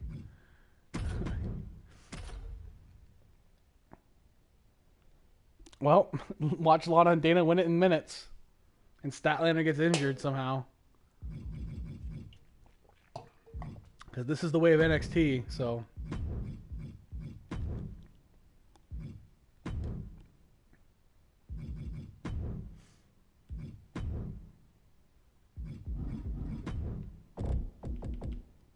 Okay, Swerve Strickland.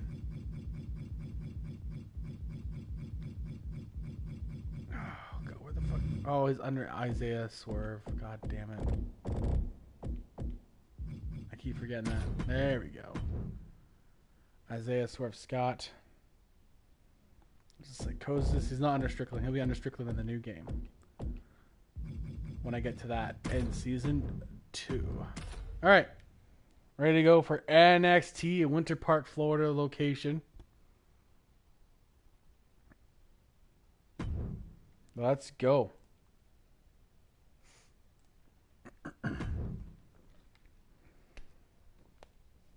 After this, we, of course, still have SmackDown, ECW, and AEW. AEW will wrap up round 2 of the Trios Tournament. Team winning, Yeti and Zod, with a new partner. Because Somniac is still not cleared to participate. They'll have a new partner in there. We'll compete against FTR and William Regal. And we'll see who decides to join Team Winning for at least a couple matches here.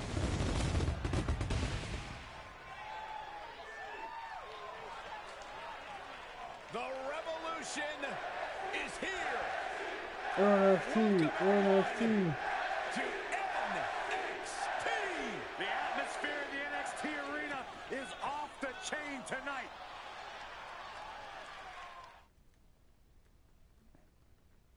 Oh, shit. We'll put him in there with them, actually. That could be good. Boom. Okay. We'll do that. Here we go. Mansoor versus Jungle Boy to kick off NXT with a high-flying affair. 2 people looking to impress Dev enough to be selected to be part of the Royal Rumble. We have 1 more week of shows before the Rumble.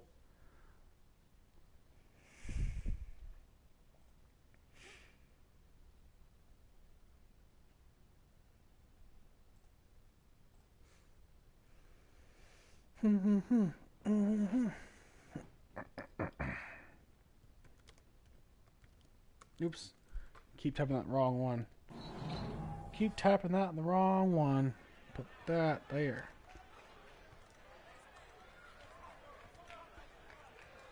The pride of Saudi Arabia. The man who is the winner of the biggest battle royal in WWE history.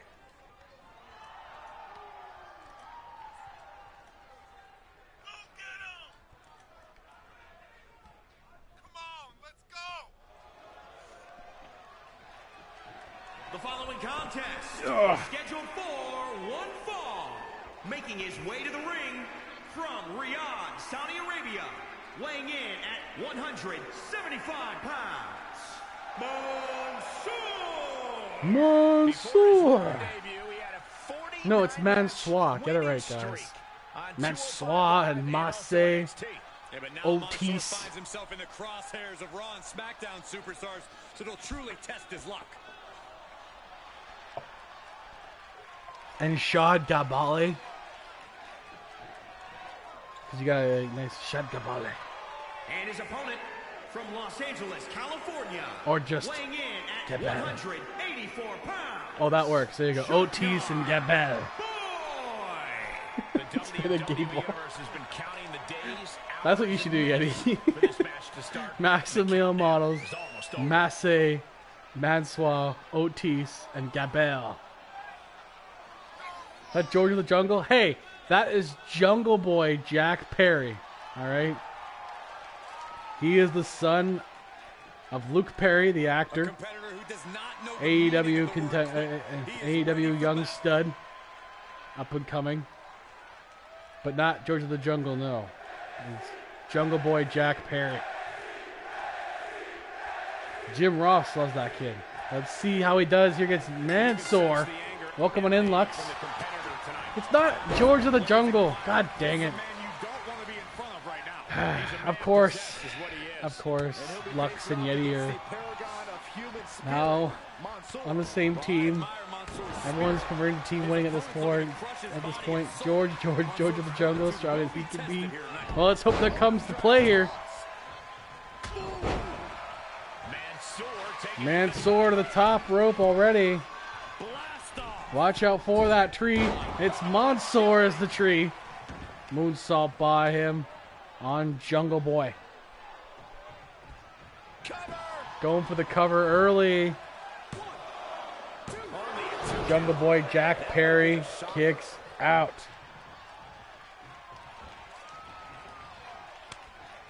Counters right back on Mansoor. Really just laying it in. Continues to The WWE's lay it first Saudi on. Arabian superstar. Mansoor Jungle is Boy no has stranger to overcoming the odds. How does he overcome the figure odds out a against strategy Mansoor? here, as you guys are very Mansoor similar in has to style. maintain Oh my intensity. God! Something many superstars don't know how to handle. So if Mansoor can keep that up, he'll be in good shape. Nicely done by Jungle Boy. Another knee drop. Oh, he's looking to completely render this leg useless. He should be fine. There's no trees in this area. Still an ape on commentary though. Oh. Oh. Inverted atomic drop. I'm not that hairy. Yeti just made me feel very upset. God damn it. Target acquired and destroyed. Real talk, I watched the movie again recently because I loved it as a kid and hadn't seen it forever. Not only did it age well, it's even better and funny than I remember. Highly recommend a rewatch. Stand there. Look at the step up and the back kick. Look at that back kick by Jungle Boy. So basically, everyone watched George of the Jungle. Mansoor escapes the attack. Nice spine buster there by Mansoor. Interesting, Yuri. Interesting indeed. I will recap it for you really quick. Raw. Obviously, Nikki Bella retained against Lita. Christian and Andrade win by countout. Tamina beats Ember Moon, and Triple H is the new United States champion. It's one of the best movies, high as fuck. And yes, hi Lux. Welcome on in. You're in a tag team match with Gaming Devil and Spidey Gwen as your partners. For the first time you guys are working together. Taking on Charlotte Flair, Raquel Rodriguez, and Paige. Completely relentless attack from Mansoor. Once again, Mansoor's The back and forth, but mostly been Mansoor. Jungle Boy hasn't been able to get any sustained pressure for much of this match. Talk about dismantling your opponent. Got the head scissors. He needs to take control. Here come the I have not seen the new Spider-Man yet. Is it any good? I liked the other one. top rope, putting it all on the line. Top rope, Jungle Boy, measuring Mansoor. up high. Nice Hurricane Rana by Jungle Boy.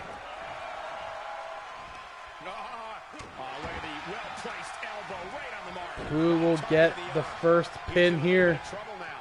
At this stage of the match, they are clearly Yuri's gonna go with his daughter. Nice. I haven't seen it yet, but want to so badly. I've heard good things. See, you know what? They did such a good job the first time. I have faith that it'll probably be at least pretty good. Mansoor with that finisher there, and Jungle Boy kicks out. I honestly thought that was over there. Mansoor's got to do a little bit more to keep Jungle Boy down. Measuring Jungle Boy. What's he got planned? Perched. Nice lariat from the top rope. And a standing moonsault. And a kick out again by Jungle Boy. What does Mansoor got to do to take out the Jungle Boy? Oh! Spanish fly, but Jungle Boy out of nowhere into a moonsault of his own.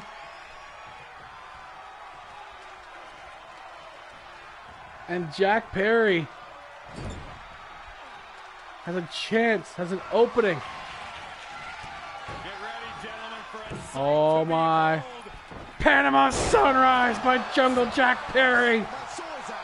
1, 2, and a kick out by Mansoor. Man, oh man, what resilience.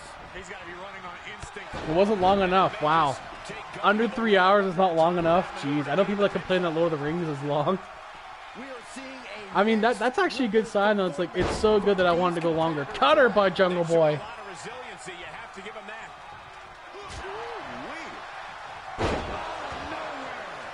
Hey, Yuri, did you see who your champion is? Oh, God.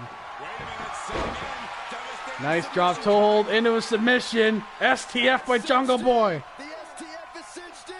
After that submission. And he taps out. Jungle Boy takes the victory. Good match for Jungle Boy. The singles match in the books. And here's a look back at some of the action from the previous match. It was mostly Mansoor before that. But these guys lived up to it. That Panama Sunrise turned the tide for Jungle Boy.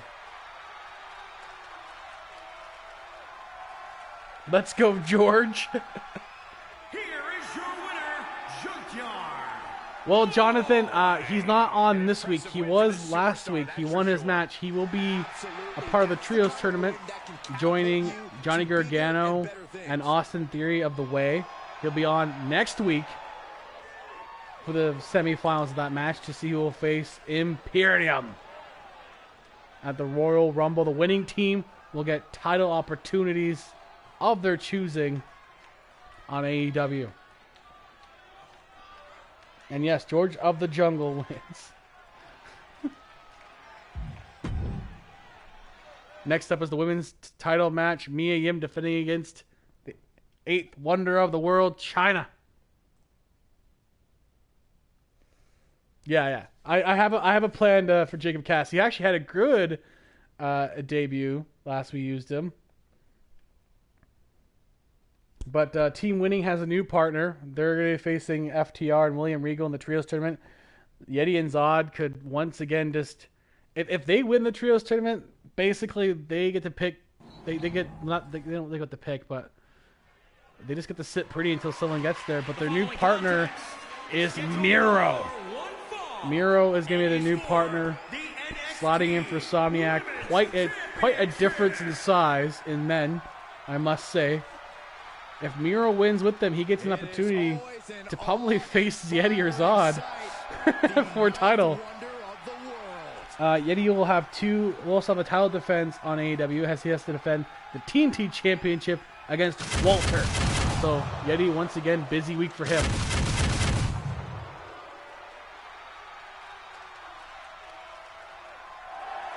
But yes, it will be next week. The Way, Gargano, Theory, and Jacob Cass will face the winner of the teams tonight.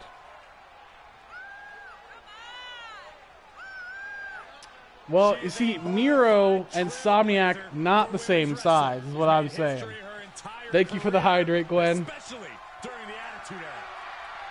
Speaking of size differences, though, these two here, China, being one of the most physically dominant women in wrestling history, if not the most, facing the baddie Mia Yim, who's actually beaten China before for the same championship at the beginning of the season, but she's definitely almost half the size of China. Well, the head baddie, once again retained. She's a very strong jawline. Well, you know, China had a very strong everything, and probably steroids were involved, but that's only speculation.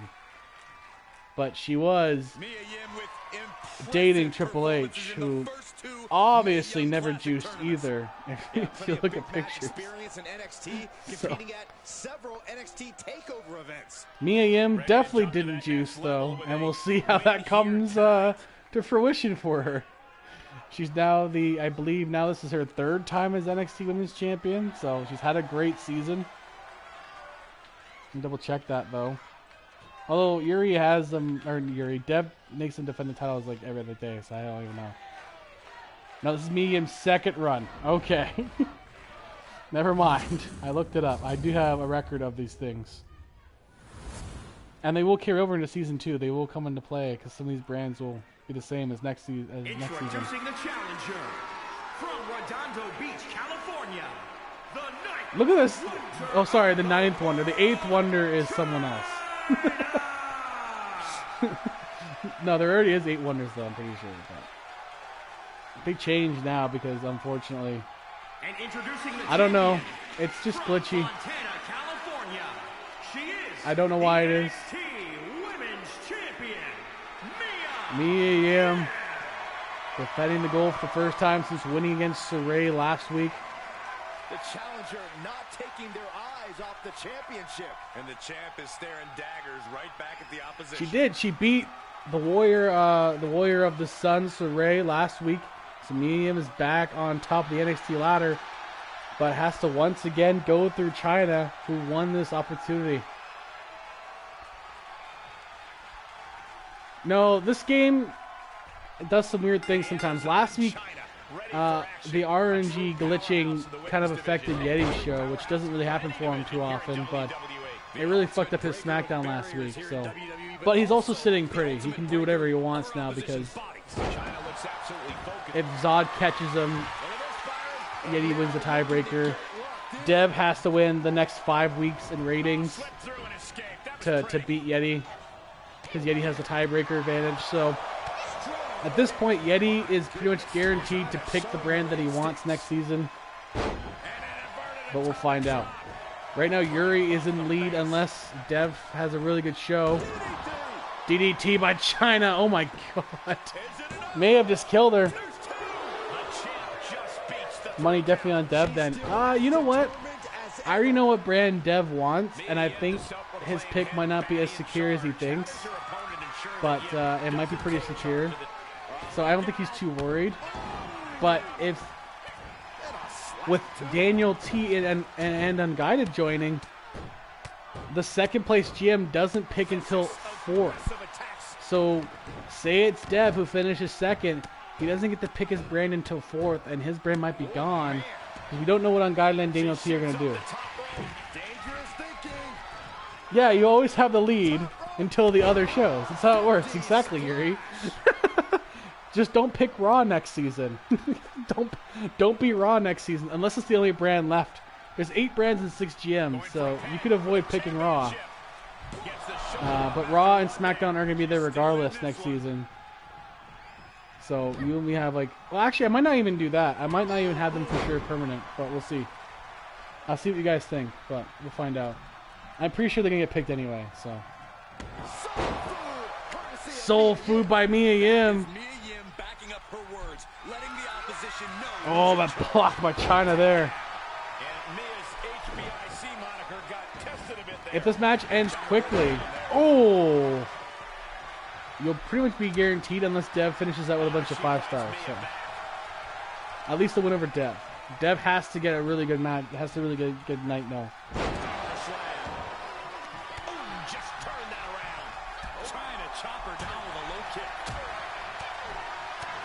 Kick to the gut.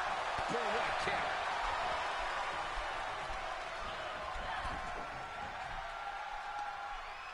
Ooh. Stunner, a little stun gun there by Mia Yim.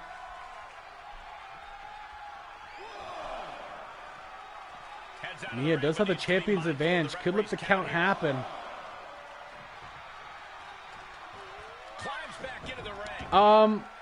The health bar is basically if they get too low, an injury could happen.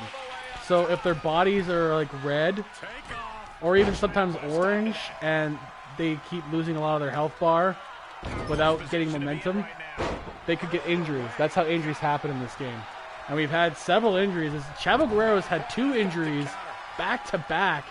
He had an injury, came back, got injured in the ladder match, the next match he had. And sometimes that just happens. I think every brand's had at least 1 injury this season. Mia Yim reversing China. So that's pretty much how the health bars work. But I might use the setting where you don't see it. But I don't know if that'll work because I don't think I'll know if they're injured or not. I guess I'll have like the news bulletin. I'll have to test it. So I want us to be a bit more surprised. So if I take the bar off the bottom, which you can do, you can edit the bars off the bottom so you don't see them. I'm pretty sure they give you like a news alert in the game that tells you if someone's injured, so I can just always find out later. Mia Yim fighting off China. China is giving her everything.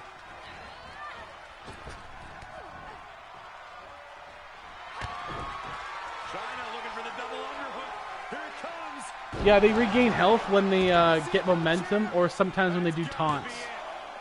Some taunts can give you a boost. Kick up by Mia Yim. So right now, Mia Yim, she's had all her momentum zapped out of her, so that orange bar is now the health. She's now in trouble. If that gets to the black, she could potentially get injured. That is just insulting. Mia Yim. Look at that. You see how now there's green again when Mia Yim hit that? She took momentum away, and now it's flipped over. Now China's the one in trouble. So Mia Yim now has momentum. So it's momentum and health, basically. And it fluctuates. Oh, Enziguri.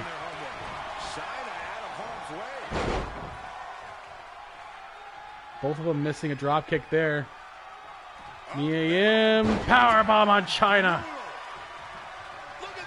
She's somehow surviving this match. I'm not sure how, but she is. Yeah, once it's in the black, they're in danger of being injured. When their bodies are red is when they're in the most in danger of getting hurt. Like right now, oh, if Mia Yim survives this, oh man, kick out by Mia Yim. But yeah, now Mia Yim, if she keeps getting hit by China, she's gonna be fucking hurt. Getting set up for something in the corner. Not where you want to be right now. Another powerbomb actually could really take it out of her. But Mia Yim reversing again, keeping herself alive a little bit longer. But that bar is getting awfully low, as now we notice it. So Mia Yim's got a small window now. See how that red bar is getting smaller? She's got a smaller momentum window because she's getting closer to getting hurt. Soul food by Mia Yim. And kick up by China again. What does she got to do to keep China down? Standing moonsault. China reverses again. Mia Yim is giving her everything. Jawbreaker now. Mia Yim back at it again. What does she got to do? An axe kicked. Kick takes down China. Oh, and China blocks her from that finisher into a clothesline. Mia Yim's got a lot of momentum back, but it may have been short-lived as China reverses it back. Oh my god, no. Oh my. Oh my god. No, no, no. A pedigree from the top. Oh, holy shit. 1, 2, China. No! Oh my god, Mia Yim survives. An avalanche pedigree and Mia Yim survived somehow. And now the power slam. Down she goes. Mia Yim is tough as nails, let me tell you. Is she going to go for it again? Oh, she's going to go for it again, but Mia Yim saw it coming. It's been a 5-star event for Dev. He definitely needed this boost. This women's match has been incredible for him. China reversing, still surviving somehow with Mia Yim. I'm not even sure how she's doing this right now. Oh, inverted atomic drop. Mia Yim, head scissors.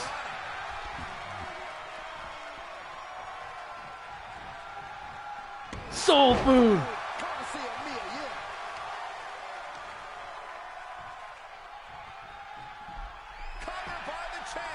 And that could be it for China. 1, 2, and a kick out again. Are you freaking kidding me? What does the champion have to do to keep China down? Once again, blocking the finisher of Mia Yim. China, no, can't get the neck breaker. Mia Yim survives. Takedown again. Oh my god. She begins to stir back up, but does it look good? Lift off. Oh, China catches her into a powerbomb. China can finish this with a pedigree right now. And now a pedigree hits. Mia Yim, she can't possibly survive this. China wins.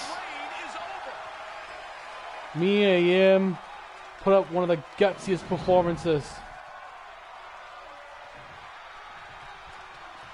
But it was for naught. What a battle. Respect to both competitors.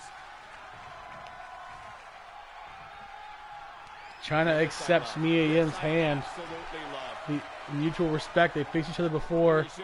But China is on another level right now. Great sportsmanship. Incredible match for them.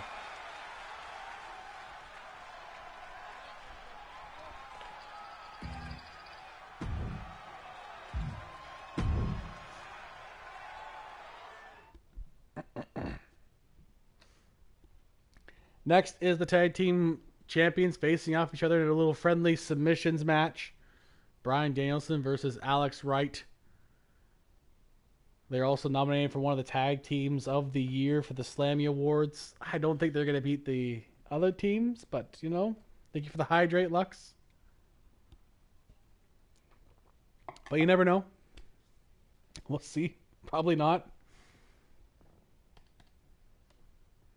Comeback of the year story is probably Alex Wright, though. 2-time NXT champion when he started the year.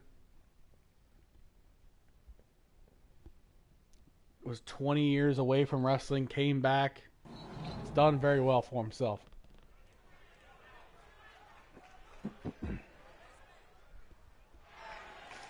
Allergy season, so I'm all plugged up. At least season 2 will be mostly out of allergy season, so I'll probably be able to breathe better. The IC champion as well. Danielson has 2 championships on him. Been very dominant IC champion for NXT.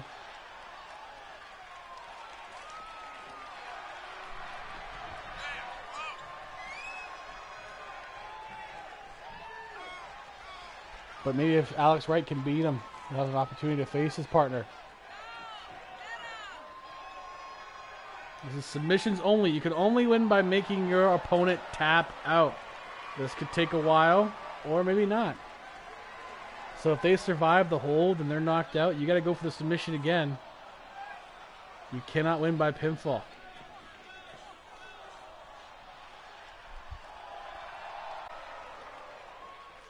This was supposed to be 2 or 3 falls, but for some reason they don't have it as an option, which I thought they did. But you can do an Iron Man, which I wasn't going to sit here to do an Iron Man. I guess I could have for 10 minutes, but this is at least something we haven't done before, so we'll do submissions for now. Here comes one half of the NXT Tag Team Champions, Alex Wright. Das Wunderkind from Berlin, Germany. Look at those buggy eyes of Alex Wright. Someone likes Alex Wright. Ow! Oh, yeah!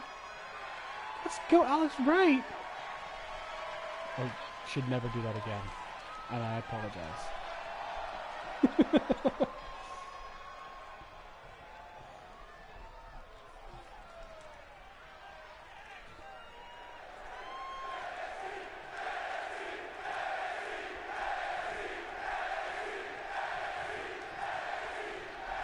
This highly anticipated confrontation is under submission match rules.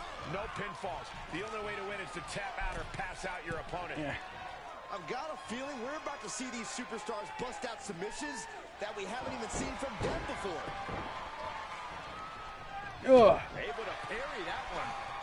We will get the first submission. Double underhook by Danielson on Alex Wright. Like I said, Danielson's had a very good season. He turns it around. But Wright working over the arms of Danielson. He can't do a lot of his submissions without his left hand. Oh, dropping that fist against the face of Danielson. Look at that first submission hold here by Alex Wright. Cross arm breaker arm bar. But Danielson will slide out of that. Just like that, he's out of the hold. That's how quickly it could end, though. Potentially. One submission hold, that could be it. Danielson going for a choke here, is he? Yes, he is. The choke. What are we gonna see here? That will not count as it's on the ropes, but it will wear out Alex Wright. Now Danielson going for an armbar of his own. The official The asks, Fujiwara. Like, it's a bit completely wrong. look at that. And It's somehow he's able to work his way out of the Fujiwara hold. armbar. I don't know why I can't say that, but that's what it is. Reciprocating the initial reversal. Ducky's Alex Wright. There's those strikes. Very important in a match like this. Corey, your thoughts? And he's going back to the arm, too. They're both working over the arms, Matches are to focus on a specific which is part of the smart body because it affects the yes lock for Danielson. I don't know what other submissions that Alex Wright has. And what he's looking for here. Look at that leg lock. There's another one there. What a unique submission. They're going to keep doing this until somebody gives up. Now he's working on the arm of Wright. Back and forth right now. Both these men are trying to figure out who's going to get the first big submission attempt here. Big elbow on the back of Alex Wright. Popping that arm out of its socket possibly there. Oh. And a leg lock of his own. Both men are matching move for move right now. But Alex Wright gets out of it. Continue to work over the appendages. This is classic mat wrestling. Another arm breaker there. Submission move locked in. He's got it locked in. Danielson will roll out. And just like that, he's out of the hold. Little strikes. Alex Wright reverses. Danielson's on the ropes. Those clubbing blows to the back of Bryan Danielson. Das Wunderkind going to the top now. Measuring Danielson. They gotta get some impact moves to make those submissions more effective. Drop kick dodged by Danielson, who knocks down Wright. And right back to the arm. Straining that trapezius muscle. Stomping. Those traps and biceps tripped up by Wright. He's gonna do the same here. He's also working over those traps and biceps and the shoulder area of Danielson. Rolling neck snap. Also affects the injury history of Danielson. He's got a history of head issues. Both superstars showing great awareness of their opponent's repertoire. Look at Alex Wright. Rolling on right now. In the corner now. Got Danielson in his corner. Or in a corner, sorry, not in any particular corner. Wearing Danielson down, that boot to the face, the disrespect, despite the mutual admiration. These guys are gamers, these guys are competitors. Takedown. Oh, here we go. Guys gonna stomp on him here? Yep. Stomp on the back of the head of Alex Wright. Head bouncing off the mat. That gives Danielson a bit of an opening. Wait, Alex Wright saw it coming and reversed that. Right with a clothesline.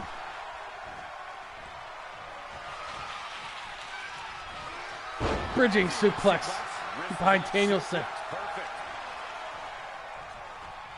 Who's gonna get this victory? They're both changed up their styles at least a little bit to adhere to a more submission mat wrestling style. They've both done some homework here. Danielson in trouble now. Alex Wright with those chops.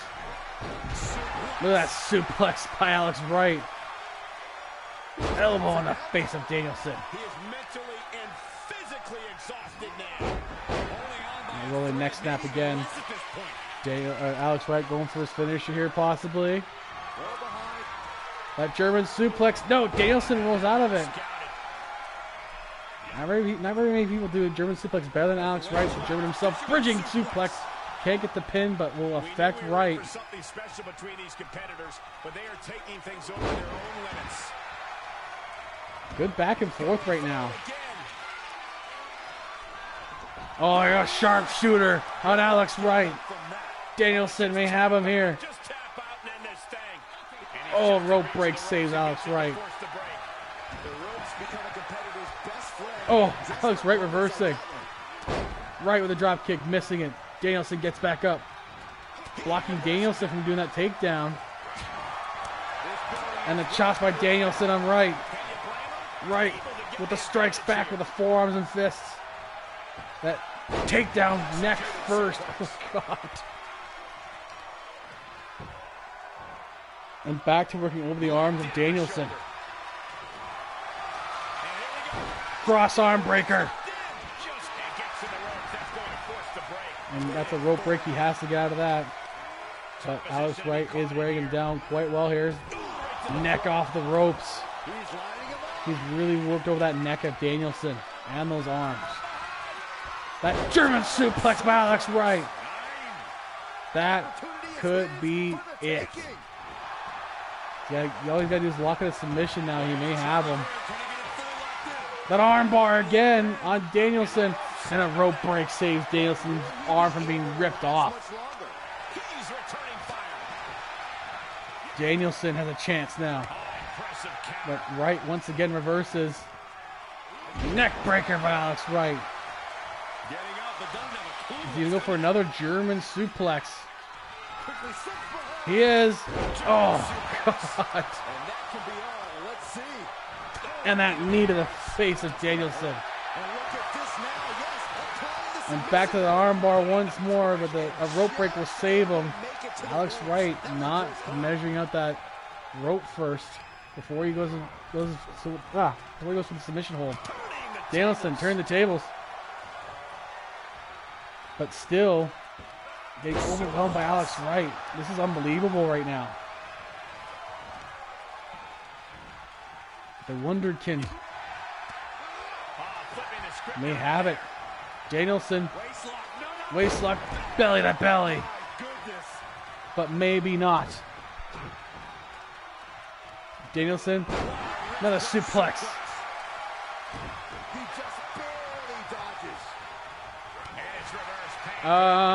The Chinless Wonder. Oh my God.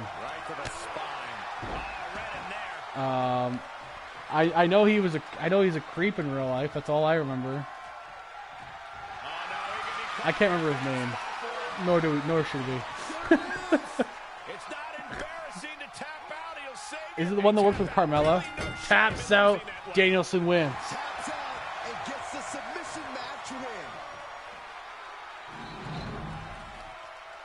Let's take another look at these guys in action.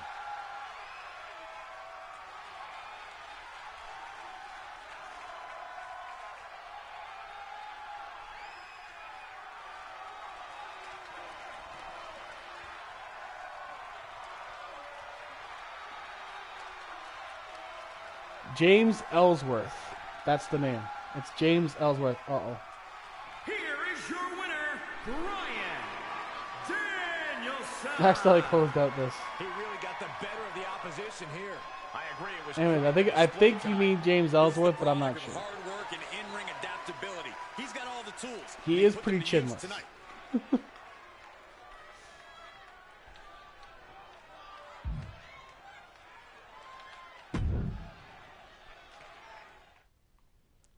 Good match though. Danielson once again winning.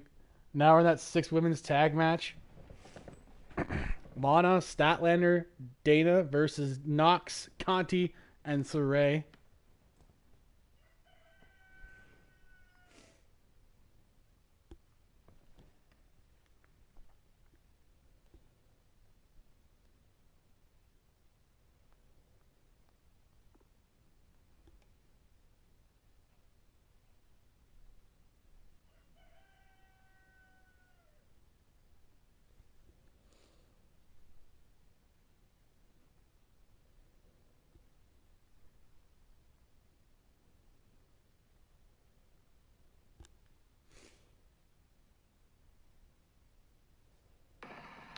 Oh, those chicken parm sandwiches. Ah, man.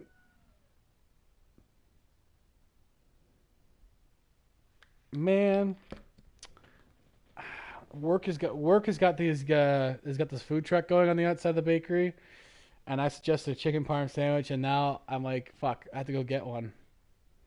I know. I suggested a chicken parm sandwich. It's a grilled chicken. And it looks really good. They butterflied it and everything. I'm like, fuck. Not to drive all the way to work just to get chicken sandwich. So I may have to do that tomorrow.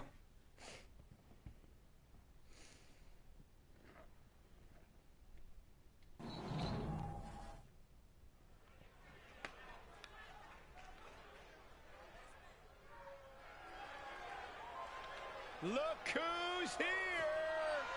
NXT just became absolutely ravishing once again. I get you one, Yeti. I mean, maybe. I could take you to the bakery if you want. You can go meet Willow. She works in the food truck. That's why I'm like, oh damn, what is she posting? Oh, the chicken.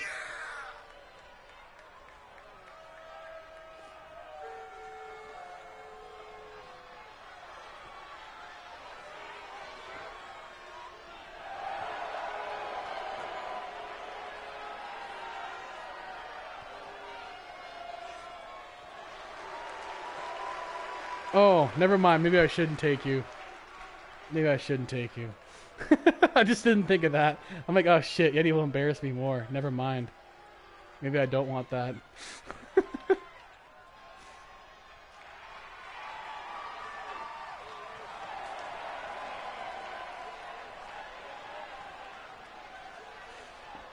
Anyway, 6-woman tag.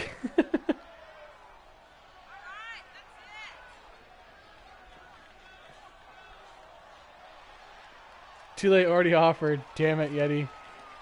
Are you even off tomorrow, or are you just messing with me?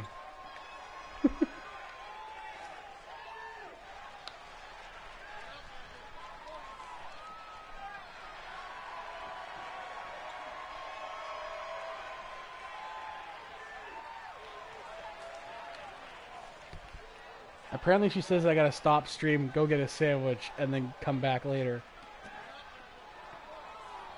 And I said I can't just stop halfway through this show just to get a fucking sandwich 20 minutes away. Lux, I can't send you one. I'm sorry.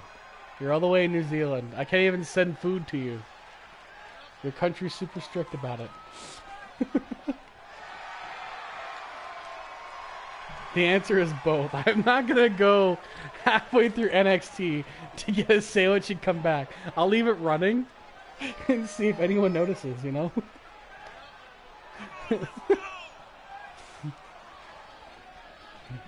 I just got to hope Dana Brooke and Lana can go 20 minutes.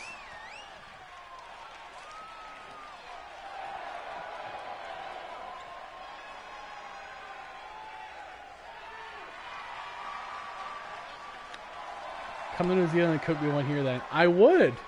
I 100% would. And I want to, Lux. Do you want fried or grilled chicken? For that chicken parm.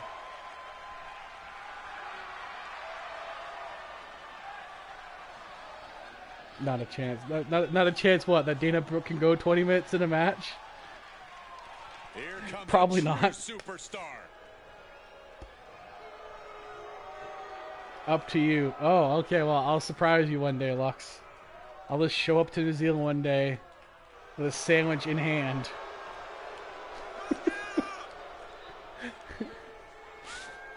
That I cooked randomly somewhere. You probably wouldn't want to know, but...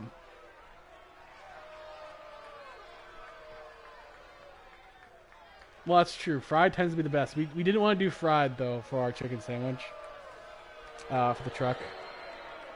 I think it's because we only have one fryer in there right now, so we don't want to tie up the fryer with too much stuff, because we do a shit ton of fries and poutine already, as well. And I think something else. Oh, yeah, the cauliflower wings, and there's a bunch of things. So we wanted to do something that wasn't fried.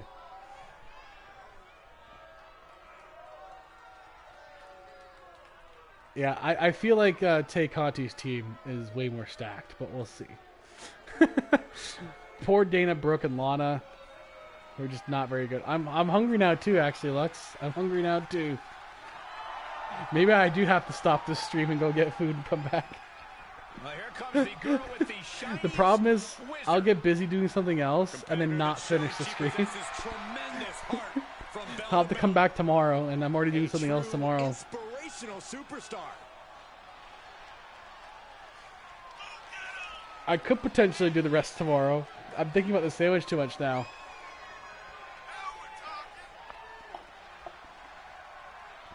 I'm just gonna run to the bathroom for possibly like 45 minutes because I have to wait for the food too. It'll probably be about an hour by the time I get back. It's like a 15-minute drive, 15 minutes back, and then I gotta wait for the food. I gotta order it, and if they're busy, I'm waiting in line. I do get a discount though, so that is one good thing. It's a Saturday, so it's possibly busy.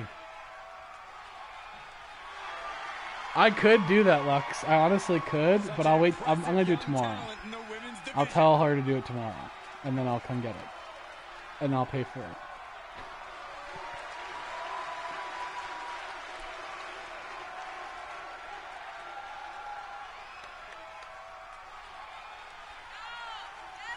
I'm not... There is no flirting. We're just friends, Yeti. What part of this do you and Zod and Daniel not understand? And Jeff and Dev. The boys, basically. The boys don't understand that I'm not just going there to flirt with her. I'm going there legitimately just to get a fucking chicken sandwich, okay? I'm 32. Food is a bigger priority. Gwen, shut up. I'm not there to do that. I'm going to regret bring it. Lux, god damn it. Oh. And here's a match where teamwork is extremely important. It's going to take a lot of I communication can't for do a team this. to navigate themselves to victory. I can't stream anymore as it is now. To really put your team behind the eight ball. The best advice you can Why, get is to Lux? listen Why are to you your part of this? You're supposed to be on my side. God damn it. All I did was find somebody to replace Jake because Jake can't make it to the show. I asked all my friends, and this girl randomly volunteered to go with us. I didn't know she was interested in that. That's all. There's nothing else going on other than that. I'm like Treebeard. I am on no one's side. God damn it, Lux. This is not going to end well. Team Statlander has all of her team on the outside right now. No surprise there. Oh, there's Lana. She's back up. There's Dana. Oh. Conti tagging in Knox now. Knocks with a big spine buster. Oh, sorry. I had like a sneeze at the same time there. I'm all wound up now. Thanks a lot, guys. Appreciate it. From the middle rope. A splash. Systematic tackles at all. Is it a concern that a three-woman team will mesh as well as a regular tag team? Absolutely. I was like, I can't just leave my audience to go get a sandwich. And she's like, of course you can. They'll understand. I'm like, I'm not leaving. Oh my god, that didn't happen, Yeti. None of that conversation ever happened. Yeah, she's not wrong. You guys are telling me to go get this sandwich. But you guys think I'm not only getting a sandwich. You guys think I'm going to go get something else out of this. Which is not what I would do at all. I also wouldn't do it at work. She also works with somebody else in the truck, which would make it more awkward. So no. I work with mostly women as it is. Which is actually the one good thing about being a baker, by the way, as a man. Saray on the pressure of Lana. Lana is getting her ass kicked right now. Not much momentum going on for her. Nice takedown on Saray, though. Here's a tag.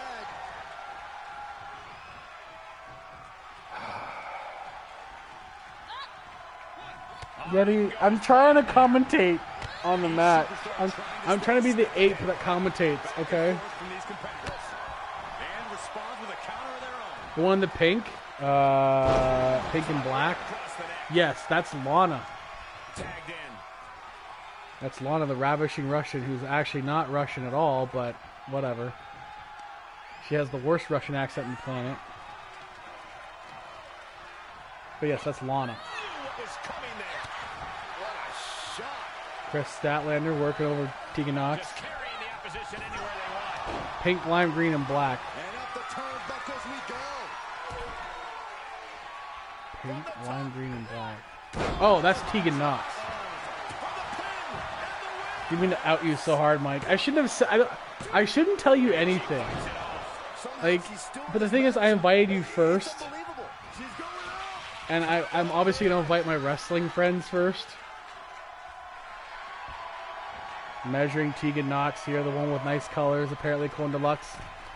But Statlander is a little too far out with those shoddy knees that she has. Actually, both these women have a bad knee history. Precarious position for both superstars. Statlander putting Tegan Knox right into the apron. Knox goes crashing down hard. Look at that. Statlander. Insult to injury there. Statlander. Oh my god, that shooting star. Statlander's really tall too. That's impressive that she can get the air like that. Throws Knox back in. But Knox does get Conti. The Brazilian athlete.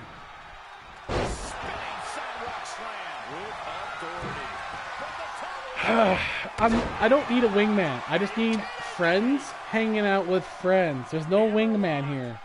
Somniac, don't get involved, okay?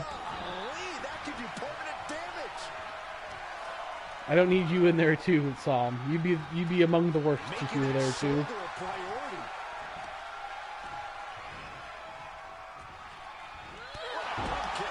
Bad knees. God damn it, Somniac. Now he's on something else. I don't even know that finisher anymore. I've lost track of everything. Saved by her partner. Oh god. Dev would be pretty happy about this moment. He's gonna watch this and laugh at my struggle on his show. Conti working over Statlander right now. And she still fails to extend any resistance here. Yeah, she needs to revise her methods quickly. Yeah, you're an angel. Okay. I'm sure, Sam. lands a kick to the So is Matthew Tkachuk. I've seen him play. We all are. Yeah, okay. Okay. Now I know you're full of shit, Lux.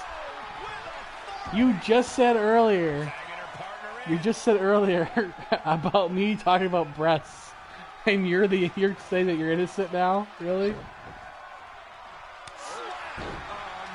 I'm not gonna go and flirt with some random food truck lady that I work with, okay?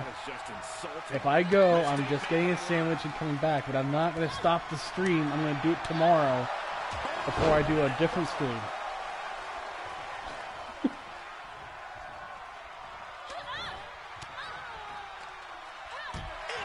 Oh my god, shut up! and another counter. Okay, no. Look at her answering back. Yes, it's true. There's nothing wrong with a nice chicken parm breast sandwich.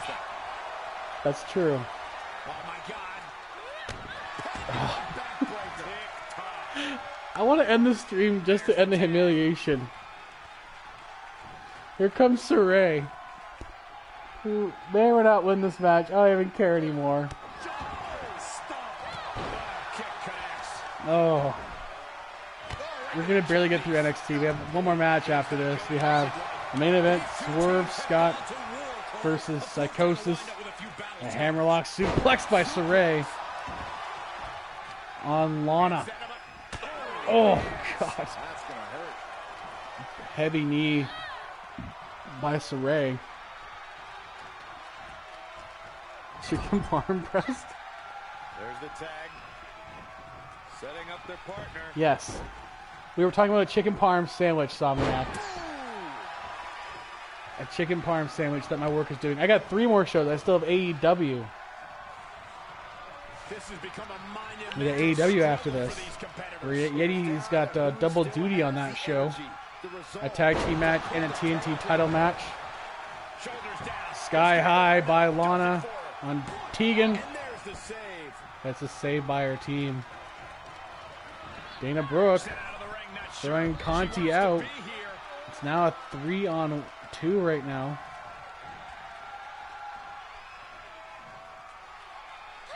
Juicier the better. Yeah, that's true, Sam. You're right. The juicier the better, the chicken. It's true. There's some very blessed chicken out there, Sam. Package pile driver. Oh my God. They have caved in Tegan Knox's neck. And Saray saves her team. But out goes Saray. Oh no,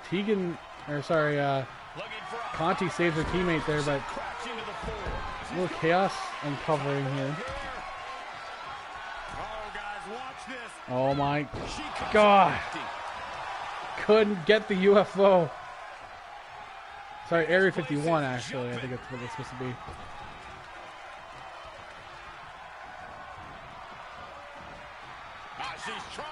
Statlander fighting off Knox.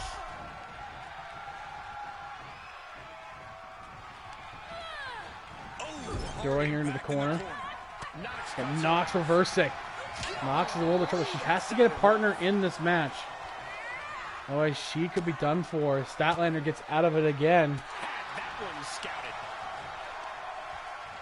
Statlander, nope. Once again, Knox with a reversal. Nice counter. And a kick to the face of Chris Statlander. Throwing Statlander into the corner. German suplex, that's a big one too. Going for the pin. Kick out at 1, not even near close. This is amazing. What a match.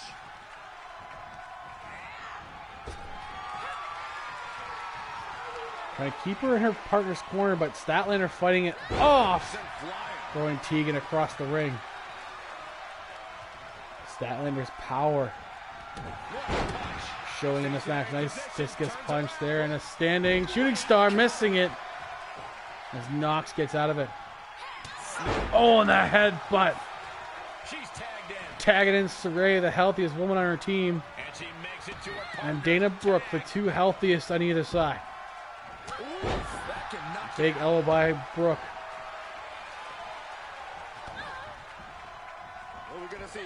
swinging neck breaker by Dana Brooke. Really just laying it in.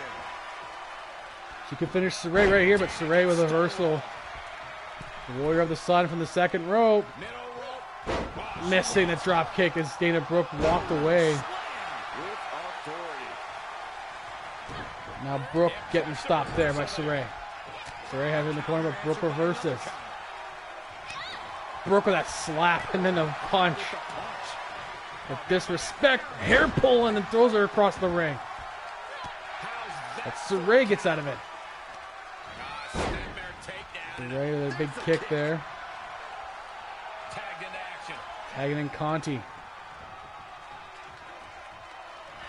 Conti, that bicycle boot by Tay Conti.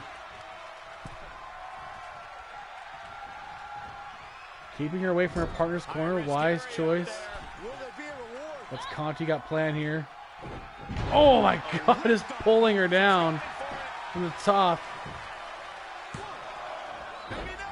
Lana saves her partner, but Nox distracts her. She'll get sent out the hard way. Oh, nicely done there by, backstabber on Lana. It's 2-on-2. Here comes Sarray. As there's two women down, one each side. But Dana Brooke picks up the smaller Sarray. A shell shock.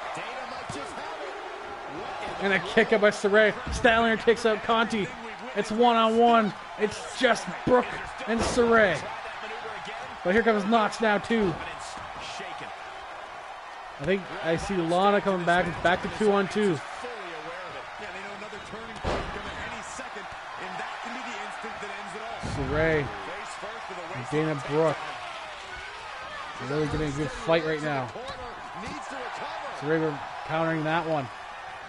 Into the hammerlock. Hammerlock into a suplex there to pop the arm out. And kick out, and Lana would have saved it in time as well. That would have been close. Sarray takes out Lana. It's now a 2-on-1. With Conti and Sarray.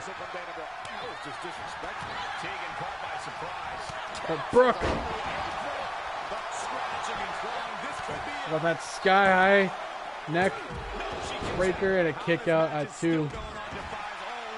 There's the brawling outside the ring. That's actually insane right now. All the women are fighting each other on the outside. Float over crucifix. Powerbomb there. It's back to 1-on-1. Sarray and Brooke. 5-star match for NXT. There goes Brooke.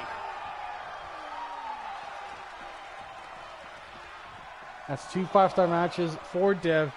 Officially in the lead now, I would imagine. After calculations, depending how his main event ends. Oh, man, by the hair. Hair pull. Oh.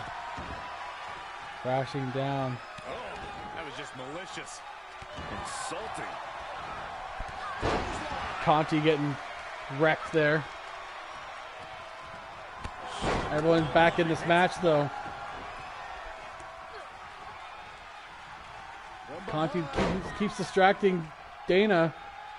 And Dana getting hit with a suplex there by Sarray. She had it scouted. Sarray drop kick. Tagged in. Tagging in Conti. Everyone is near hurt. Who's going to outlast the other? Tilt to world head scissors by Dana Brooke. Into a pin. Kick out at 1. My goodness, a 1. This late in the match, it's still just a 1. The toughness of all these women involved. Conti reversing Dana Brooke. That belly-to-belly suplex by Conti. Look at that. Embracing her adoring public. Tag made. And back in is Statlander. She turns it right around with a counter. Look at this. Statlander all over Conti. Now in her partner's corner, double team with Lana and Statlander. Opponent off the ropes. Big back body drop. A tall one, too, from Statlander's shoulders. She can only consume this amount of pain. And a headbutt by Conti. Somehow she survived on that attack. She wants it one more time. Knee strike. Oh, God. Lana's laid out. Eat the knee Shoulders down. by Conti. Kick up by Lana. Are you kidding me? Lana's still in this. Tagging in Saray. Is beyond the realm of With the reality. Warrior of the Sun, does she have anything left in her?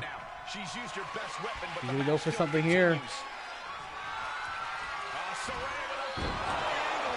Oh, God, that triangle explosion. And it's saved by Dana Brooke. There they go.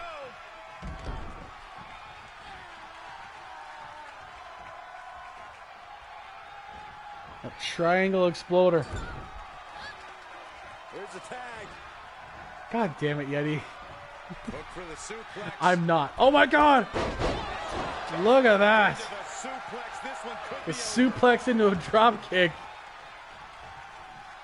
I'm not saying the other C word, I assure you.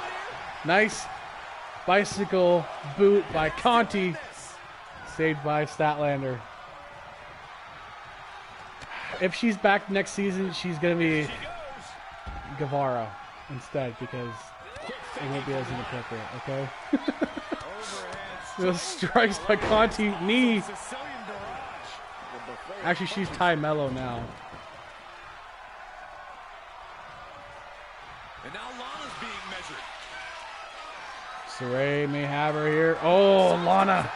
Oh, what slap by Saray. These women are killing each other for the possibility of all going through the Rumble. Knowing Dev, it's very possible what this match is for. Wards off that offense from Saray. Good grief. That's a chop that'll wake you up. There's a Grimer in chat. Trash continues to show up on our chat. Catch your Grimer.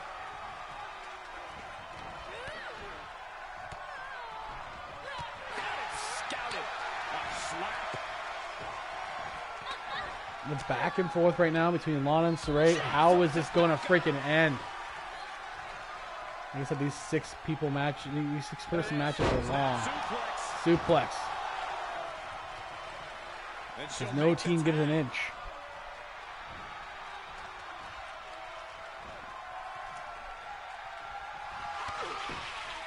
Kick to the body. Shining wizard. Yep, that's what I'm doing. Shiniest Wizard by Tegan Knox.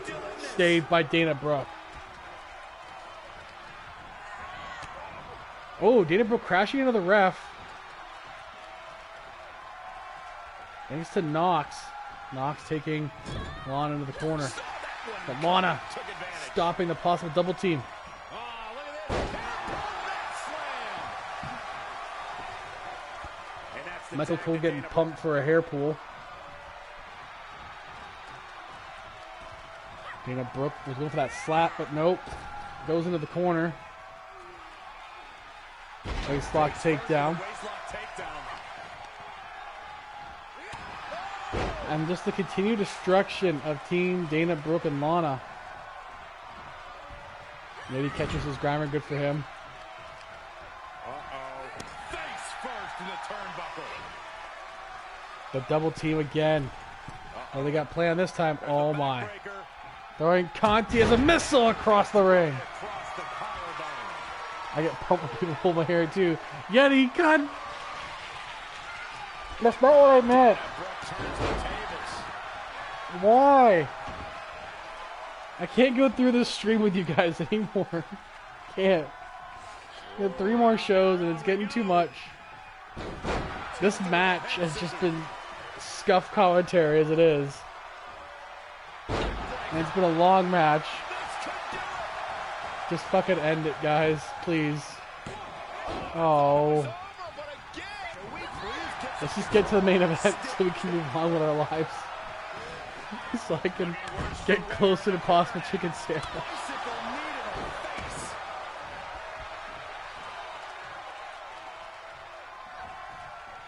Because now I'm fucking hungry. I made myself hungry.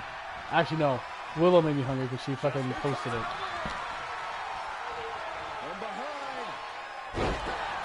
Either way, I still want chicken now. Sent right out of the ring. Ooh, she just turned it around. She's sent to the outside. And she denies Good Dana. God. Conti and Dana Brooke have been there for a while. Lands face first. What do you mean no, Gwen? No what? I'm not saying anything. Clothesline hits its mark. And a tag there. Oh, Yeti. Taking a moment to get pumped. Has nothing to do with that, okay? Incredible energy. I see her most of the week anyway. Why would that be the most exciting thing? The exciting thing is that fucking chicken sandwich was my idea and I want it. And I gotta stop talking about it. It's making me hungry here. Face stop. It's gonna stop now. Timing with that reversal. I do have a snack though, and I'm gonna have to grab after this. Great reaction from Saray. On a south. Handle off the fly. Oh, look at this. Next, sit out. Nice. Buster. That spine buster is one matches before. Picked up by Saray. Are you freaking kidding me? At the end of the night. That took some serious endurance. I'll give you that. But if we Tagging in see one Statlander. devastating move again, this God can damn be it. over soon. So close. Here it comes, guys. Look at this. Oh my god, that submission. No. She's got it. Got her shoulders down.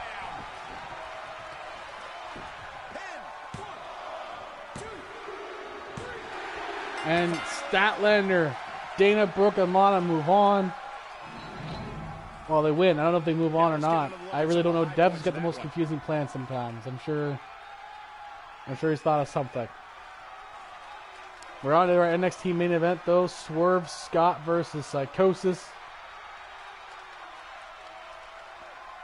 To end out NXT, and then we'll go into AEW, where we start with another couple of six-person matches, actually. This win tonight may have been a career-defining moment. Two more six-person matches. Like it was. Last week, we had a double count-out early on that cost both teams their win.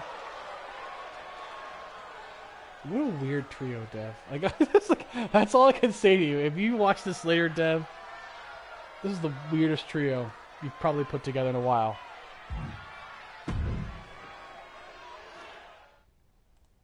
Especially Statlander. She does not fit in that at all. Here comes Swerve Scott now. Psychosis. Both them looking for a possibility of becoming NXT champion or IC champion.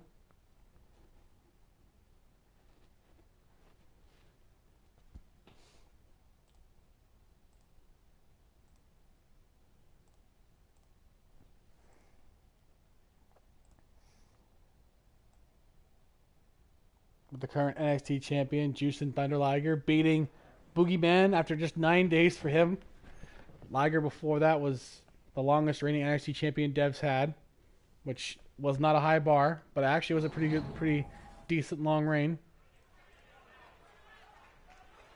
considering the vacuum that we have our show in, a shorter time span. Yes. Welcome to Swerve's house. Speaking of which, the next season will be July to January-ish, around that time. We're going to do the draft and some preseason kind of stuff in late June once we wrapped up this season. Maybe late June. We'll see how quickly we can get through this. But it will be July to January for sure, which gives us a couple months to see what the new game comes out. When that comes out, probably springtime next year. So I could focus on some other games in the off season of these two seasons. Then we'll get rolling.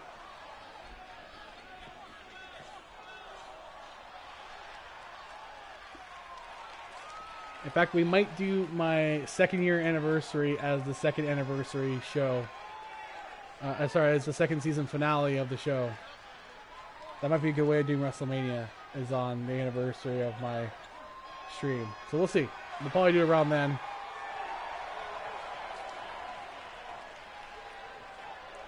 has nothing we do here has anything to do with Willow right now, Yeti. I've moved on. I have moved on from that. We're not talking about her anymore. You can wait for a few more weeks to talk about her to her face if you want. I'm sure you'll have some stories to tell.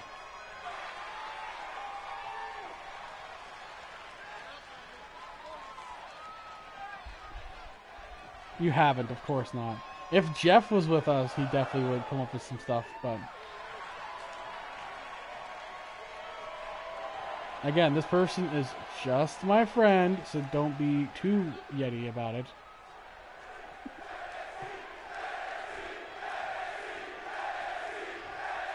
Oh, God, I'm plotting. Don't do that. Don't plot anything. There's no plotting. We're just going to a wrestling show. The only plotting you gotta do is know who the champs are when you go in there, alright? And we'll probably know who's on the card the week before. That's the only plotting you need to worry about. You and Jamie are gonna kill me, I swear to God.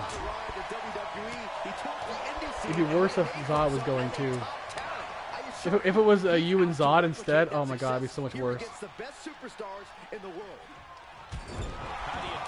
Not only that, you guys embarrassed me last night too.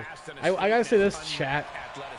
Yeti, Zod, and Daniel embarrassed me last night at Boston Pizza because I was chatting up the server. They took that as her flirting with me. I took that as her just doing her job and being friendly. But no, what do? Make it weird and embarrassing. As soon as she walks away, they have a little giggle at it. Oh, Mike, I'm not worried, but you should. Anyways, they embarrassed me at the restaurant last night. So I'm not too pleased with the boys right now, okay? Kick out by Psychosis. It's been... I was chatting her up, but not flirting with her. I was making conversation. It's called being polite. I wasn't being flirty. She asked a question and I answered. I just talk. I wasn't flirting with her. Chatting up does not mean I was flirting. I'm polite. Somniac, get out of here. God damn it, Som. Okay, I wasn't flirting with her, okay? I was just answering a question. How about that, Lux? I was just answering her question. I'm done with this stream. Fuck this stream.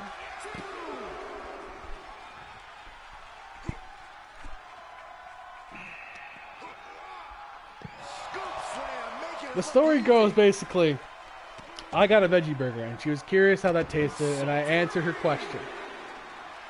And then the way she answered it was like, she's like, oh yeah, I used to be vegetarian. And as soon as she walked away, Yeti's like, yeah, she used to be vegetarian. Until she found some more meat. I wasn't flirting with her, okay? God damn it, Lux.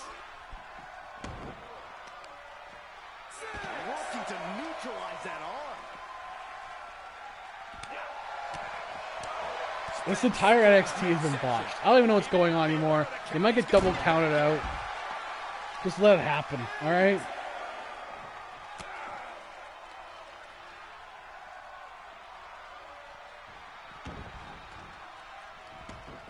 Oh, come on, Psychosis. Come on, Psychosis. You could have taken the 10. Too honorable for that, I guess. Psychosis. Former tag team champion this season with Jushin Thunder Liger. Nice power bomb by Scott. Look at that. Swerve Scott. The reverse DDT. Very AJ Styles-esque. By the man formerly known as Killshot. From Lucha Underground. DDT on Psychosis. Kick out at 2 by Psychosis. The swerve. Adding that pressure. A Falcon Arrow. Crashing down goes Psychosis. Now the knee drop to the jaw area. Swerve on the top. Swerve. Measuring. Double stomp. Right through the chest of Psychosis. Snapmare to that drop kick by Swerve into the pin. That could be it. Kick out by Psychosis. So close. Pure guts to kick out there. And you can sense the desperation mounting as that last move couldn't finish things. We're beginning to reach a point. Missing that stop again this time. Not again, but this time. He's still all over Psychosis though. Psychosis has had barely any pressure since the early goings of this. Swerve might moves off the second rope. And the double stomp this time gets it. Roundhouse kick, and now patented awkward drop kick. Could be the finisher again. 1, 2, 3, and he gets it. Scott wins the match. Solid main event for at least one member of this two. That might be the biggest win of that young man's career. It's hard not to agree with you, Cole. It was an incredible victory. Yeah, I mean, a hard-fought matchup. The veteran giving respect to the young man, Isaiah Swerve Scott. Gotta love it. Or as AEW fans known as Swerve Strickland.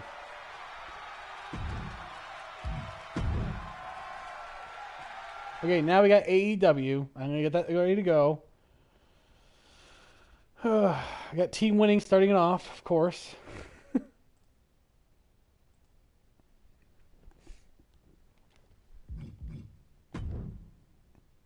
Actually, instead of Miro, I just thought of that. You know what? I just saw him there. Instead of Miro, you guys are going to get the Road Dogg. Oh, you didn't know? Thanks for reminding me the Road Dogg's in this game. Team Winning is going to get the Road Dogg. I need to replace it for Sam somehow. So we're going to do that.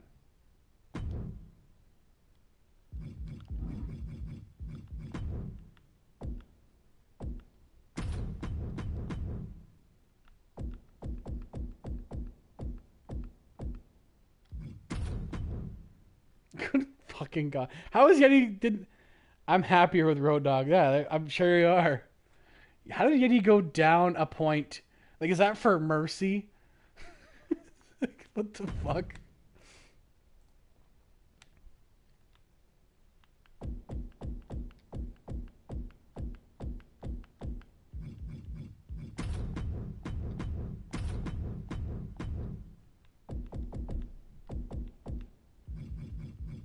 Well, good luck to you guys. Let's see. Let's see how this turns out.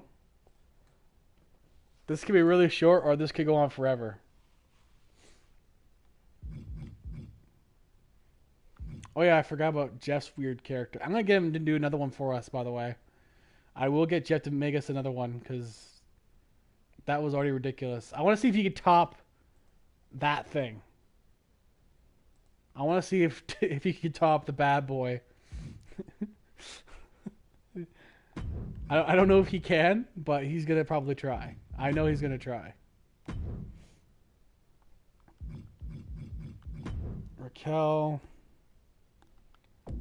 Sam's favorite Charlotte will be here. And Paige. We'll take on Spidey Gwen, Gaming Devil, and Lux.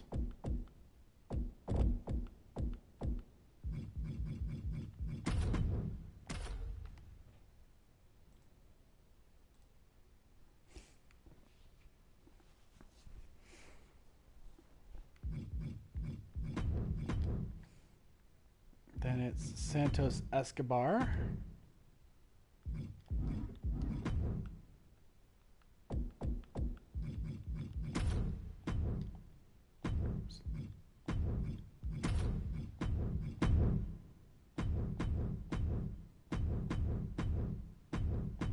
versus A-Kid.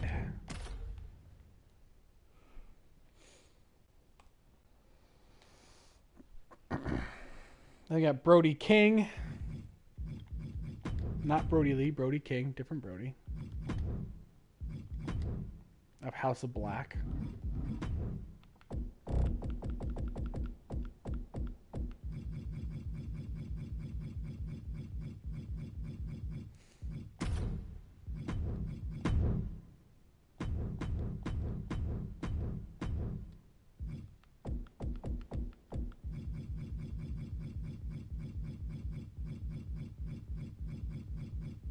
Where is it? There he is. Sting.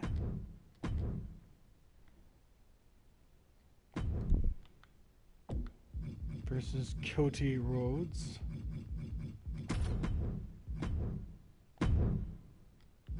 And Kenny Omega in his corner.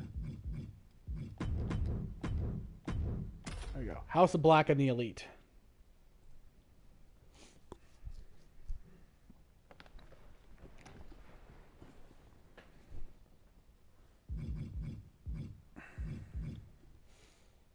Then we got MJF versus Chef Mike. I'm sure this will go very well for me. Probably not.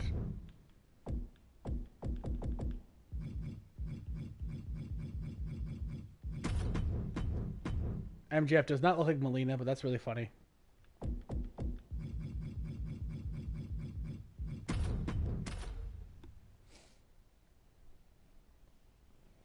And then the main event, Yeti versus Walter, TNT Championship, which could be a quick one. Could be a very quick one. Yeti beginning and ending this show.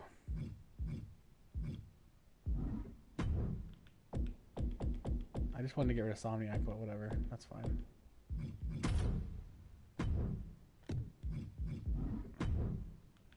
It's Volta.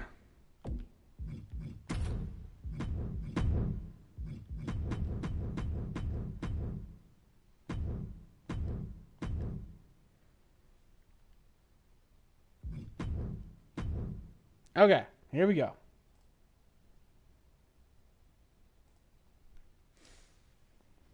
Time for AEW Dynamite. And we'll kick it off with FTR teaming up with William Regal in the Trios tournament against Road Dogg Jesse James, who's replacing Somniac, and team winning. Somniac getting hurt in his Cruiserweight title defense. Or sorry, no, he got hurt in the last Trios match, actually. Which led to Santos Escobar winning the Cruiserweight title in a ladder match.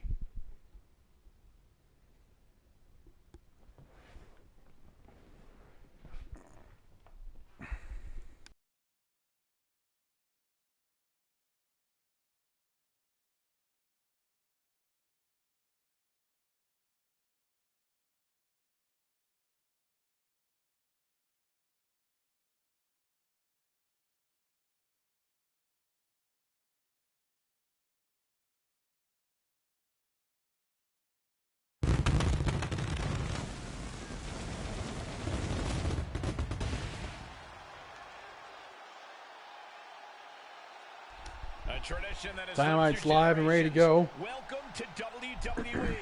Then, now, forever, together. In Cleveland, Ohio. After I said fuck Ohio, that's a good sign. After I said fuck Ohio earlier. Of course. Got my snack. We're good to go.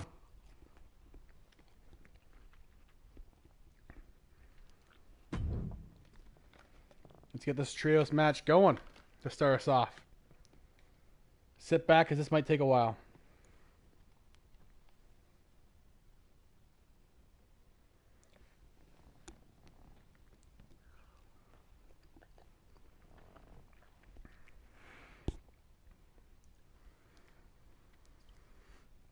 If FTR and Regal win this and move on to the finals, that could be very interesting. As they could potentially face Yeti and Zoff for the AEW Tag Team titles.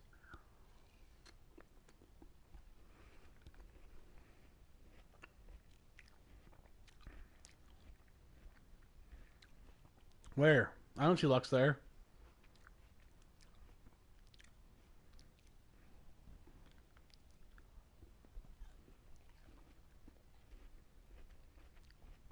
Lux is where? Yeah, where are you? Where's Lux? Lux, where are you?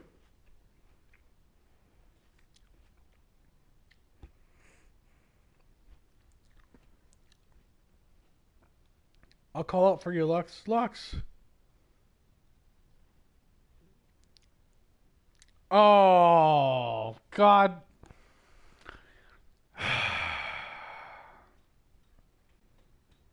God, I walked right into that one.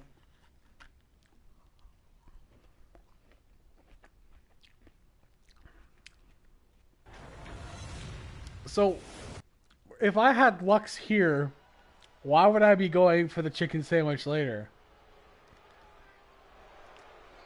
What does that say about Lux, Yeti? A class is in session. A man who has held countless championships in his career. A truly all-time great of the grappling game. The following contest Yeah, is a six-man I'm sure that's what it was. tag team match. Introducing first, from Blackpool, England, weighing in at 200. I'm just eating my snack, okay?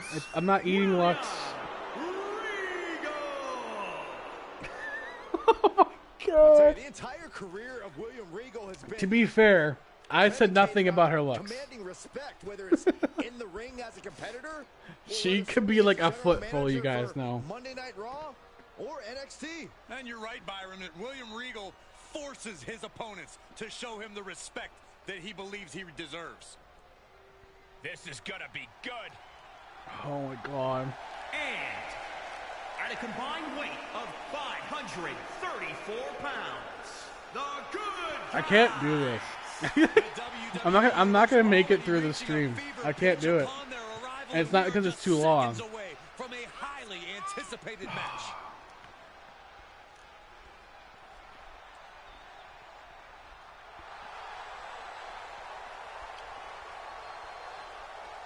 The sad part is I'm having my usual snack, but I don't want to tell you what it is because it's a little too fitting for the conversation. Oh, you didn't know? You better call You somebody. better call somebody. Here comes the Road Dogg making his first appearance in a while.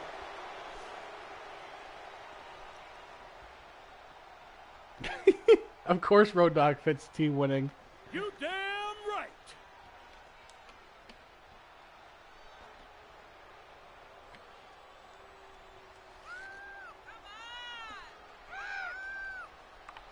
You see, it's me. It's me. It's that D-O-double-G. I like snacks too, Sam. About to welcome his opposition to the doghouse. Oh, you didn't know? No, Saxon, you don't have to finish that line. I do know. He threw a water bottle into the audience.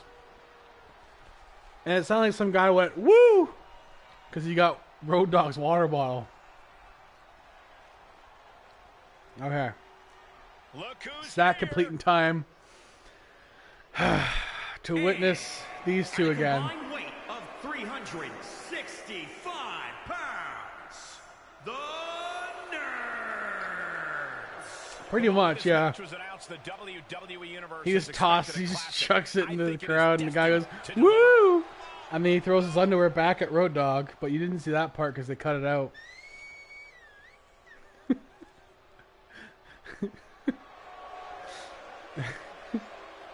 Here comes Team Winning with their new partner, Road Dogg, the proxy member of Team Winning. How fitting. Road Dogg actually suits them quite well.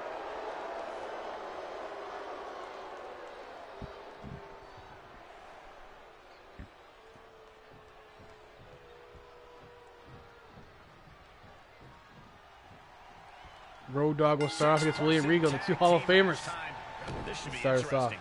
So many moving parts. So Well, many why? moving Why does parts. everything kind of involve me, Yeti? What these superstars have in store I'm in the for back WWE Universe. preparing for the MJF match, okay? I gotta beat MJF here. Wards off that The offense winner from goes to the Royal Rumble. The wind up. Yeti the uppercut on William Regal. Oh my God. When did you ever know a springboard moonsault? What the fuck? Yeti with those strikes on Regal. But Regal scouting it pretty well so far. Let's see how much longer he can hold off, but Yeti always seems to find a way. So you can't count team winning ever. Here comes Dax Harwood. I do all the time. Yeah, I know. I've seen you do it in person, actually. Yeti looking fabulous as always. Yes, Glenn. Yep.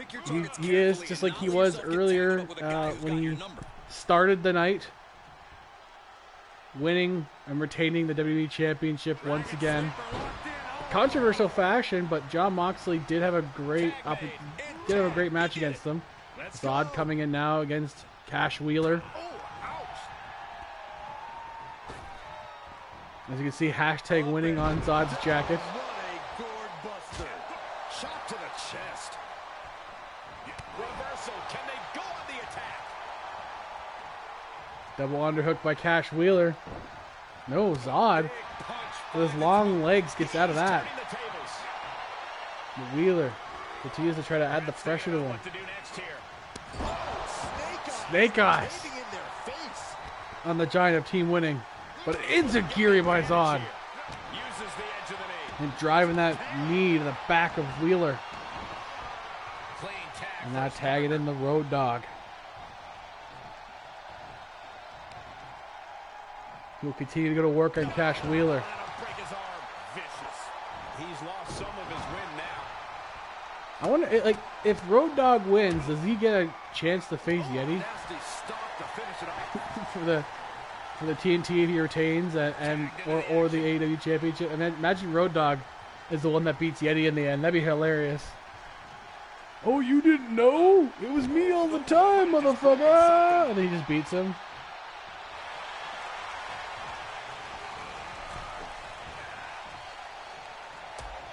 Oh yeah, he does kind of look like Sammy Guevara with the hat. Cash Wheeler onto the apron.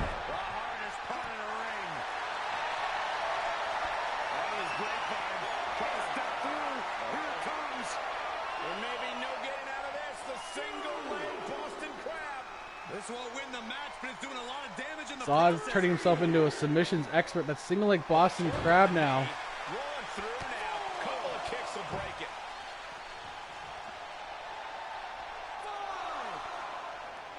But Cash Wheeler surviving a bit longer, throwing Zod around a little bit so he can get himself back in the ring.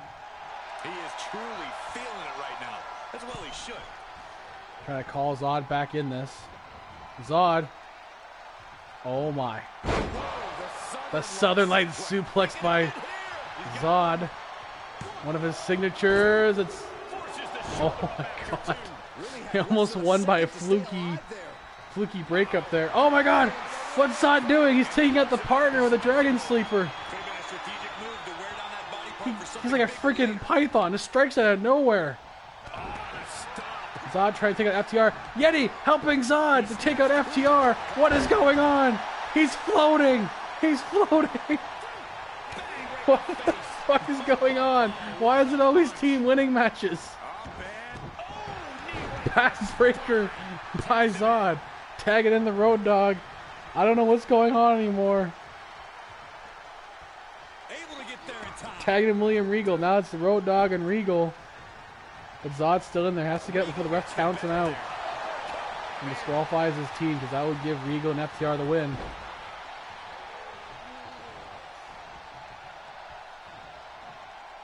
Oh, impact the back of Road Dogg.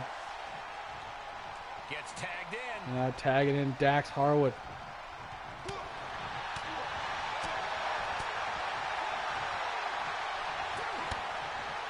Oh my god. Regal has to get out. Jesus Christ. I was like, I don't want to. I literally have to restart because I'm just so stupid. Road Dogg all over Dax right now.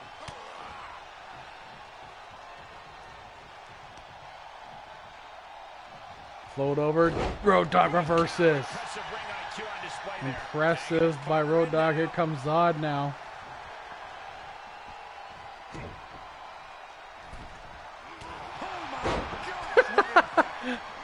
Yeah, pretty much.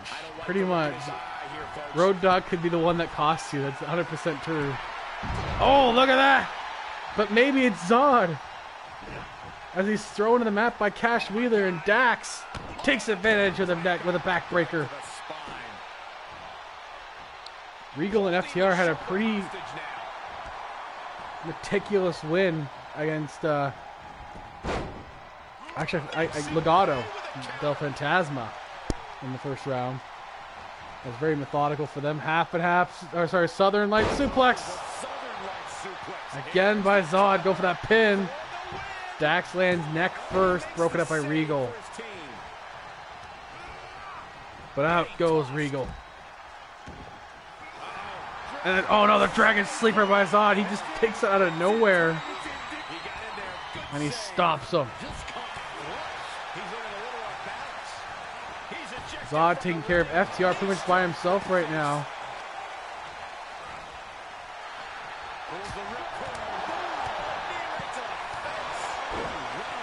Dax Harwood fending off Zod.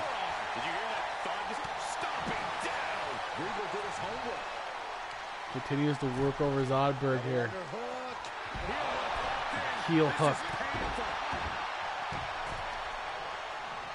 Zod reverses. Once again, you can't keep Zod and them out for long. Here comes Cash Wheeler. And it's Zod versus Cash Wheeler, but I don't like their odds. Cash Wheeler is going to stomp out the bigger man here. He is.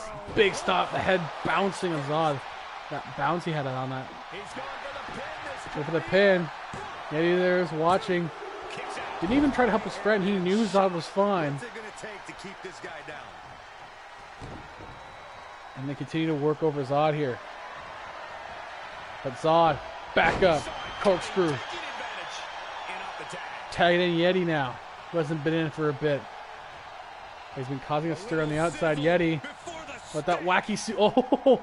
He was going to go for that wacky clothesline, but he was caught into the butterfly suplex by Cash Wheeler. Dax is still not looking too good on the outside. Yeti, the wind up, uppercut. Think of the hydrate, Gwen.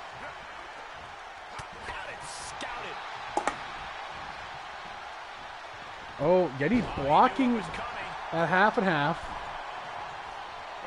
And that another wind up uppercut there by Yeti. And now the crossface. Rope break there. They didn't count that against Yeti before. Maybe here they will. Rope break again. Yeti once again trying to ignore the rope breaks because he's won before with that. More than once, actually.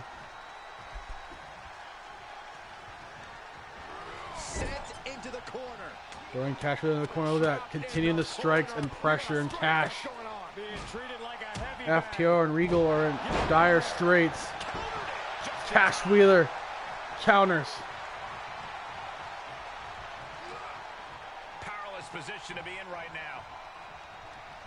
Fights out of trouble. And Yeti fighting out of trouble here. Yeti. Snapmare. Dropping the fist across the face of Cash. Midway starting off Dynamite here. Now Road Dogg comes in. Goes to the ground and pound on Wheeler. Nasty stop to finish it off.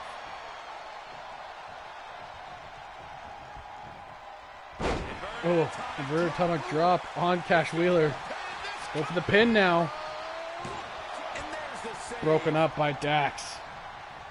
Saving his partner, going right after Zod. Look at that, stare down on Zod, and Dax takes him out. Dax staring down Zod, going right after him now. And Road Dogg tags in Yeti. Snapmare on Zod. But Yeti with a crossface, it might not matter. His partner distracted. Oh, and Regal saves his partner. But he might be knocked out. Road Dogg with a distraction. But the ref is distracted by them. And Regal breaks it up. The ref was distracted by the extracurriculars. chaos right now. Yeti has Regal up. That rolling elbow on the back of the head of Regal. But Yeti, ripcord knee. Going to the top goes Yeti Games. Measuring. Thrown down by Dax. He's absorbed some damage already. But those chops come out of nowhere now. Dax was just delaying possibly the inevitable. Cash fighting back with the counter. Yeti. Oh, rolling elbow. Rolling fist, sorry. Oh, what? Yeti now doing a little dance. Oh, come on. The disrespect of the little dance. And the bowing. Back to the dancing. God damn it. Of course you give him a dancing taunt. The WWE Universe is pouring more fuel. Sounds like normal Yeti, yeah. Yeah, it really does. Okay, already we get it. Stop. He's just taunting. He's not even trying to tag out. Yeti doesn't care. Missing the drop kick is Dax Harwood. And Yeti, oh, he gets it that time. Yeti just getting a little cocky, I think, here. But honestly, when you keep winning, you start to. Reversing the half and half. Ooh, stopping Yeti and getting the elbow. Tagging in Regal. Will Yeti go after another Hall of Famer and beat him? William Regal with the Regal Plex.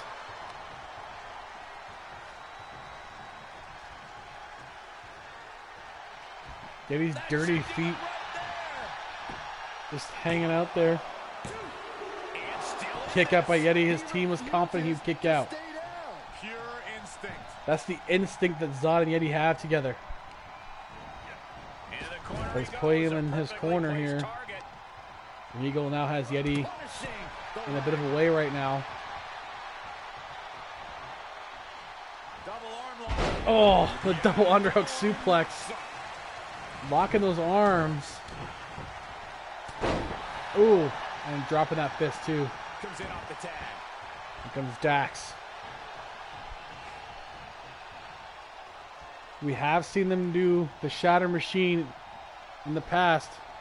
Float over. DDT on Yeti.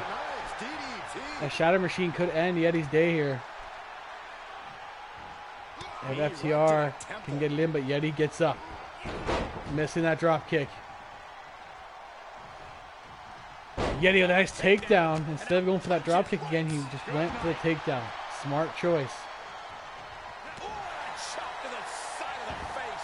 And he tags in the Road Dogg. Float over on Road Dogg. DDT. He's taking some good hits. And now arm breaker. Go for that submission there. Wearing out the Road Dogg. Smart attacking the arm.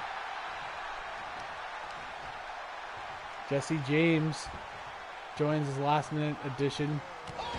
Nice counter by Jesse James, the Road Dogg himself. He heard that Yeti and Za were big DX fans, and Road Dogg put himself out there and available. And he had Road Dogg's number there. But Dax Harwood is giving him something right now. Holding that neck. Oh, God. Throwing Road Dogg across the ring. Road Dogg's in trouble. Has the tag. He does. Here comes Yeti. But Dax knew it was coming. Yeti floats over. German suplex. He's one step ahead there. He's getting up, but there's danger in front of him. Yeti's going to go for that finisher hold. He is. That crippler crossface by Yeti. And Regal kicking in the back of the head, and there's Cash Wheeler trying to get a hit in there too. Wheeler going after Yeti, dodging Yeti there. They're trying to give Dax enough time to get up. Dax is out. This gotta be it. Yeti's just playing around with his food here. 1 count.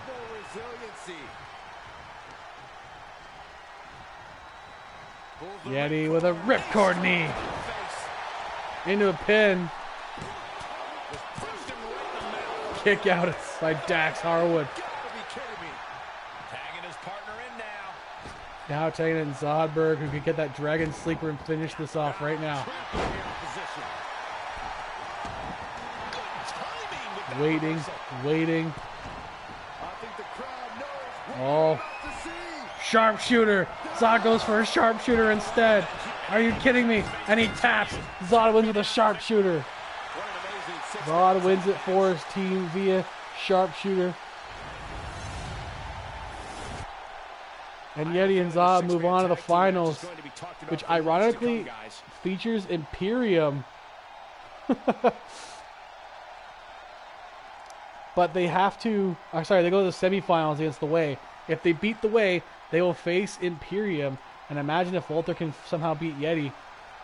I mean, that could be interesting. Imperium versus Team Winning could be a very interesting feud. But Team Winning will face Gargano, Theory, and Jacob Cass. Here are your winners. Nice teamwork by Next these three to week. pick up the win. That's what happens when you put in the preparation. And the winner will face the Imperium at the Royal Rumble in the finals.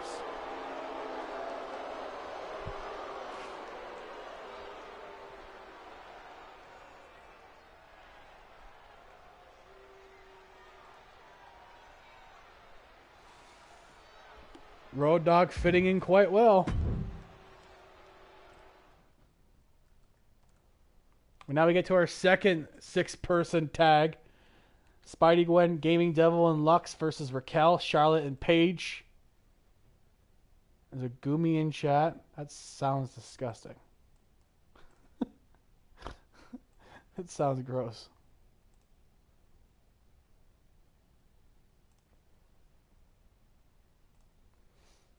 Oh, it looks gross. That's a dragon? That's a dragon type. Okay. Okay, Pokemon. Whatever.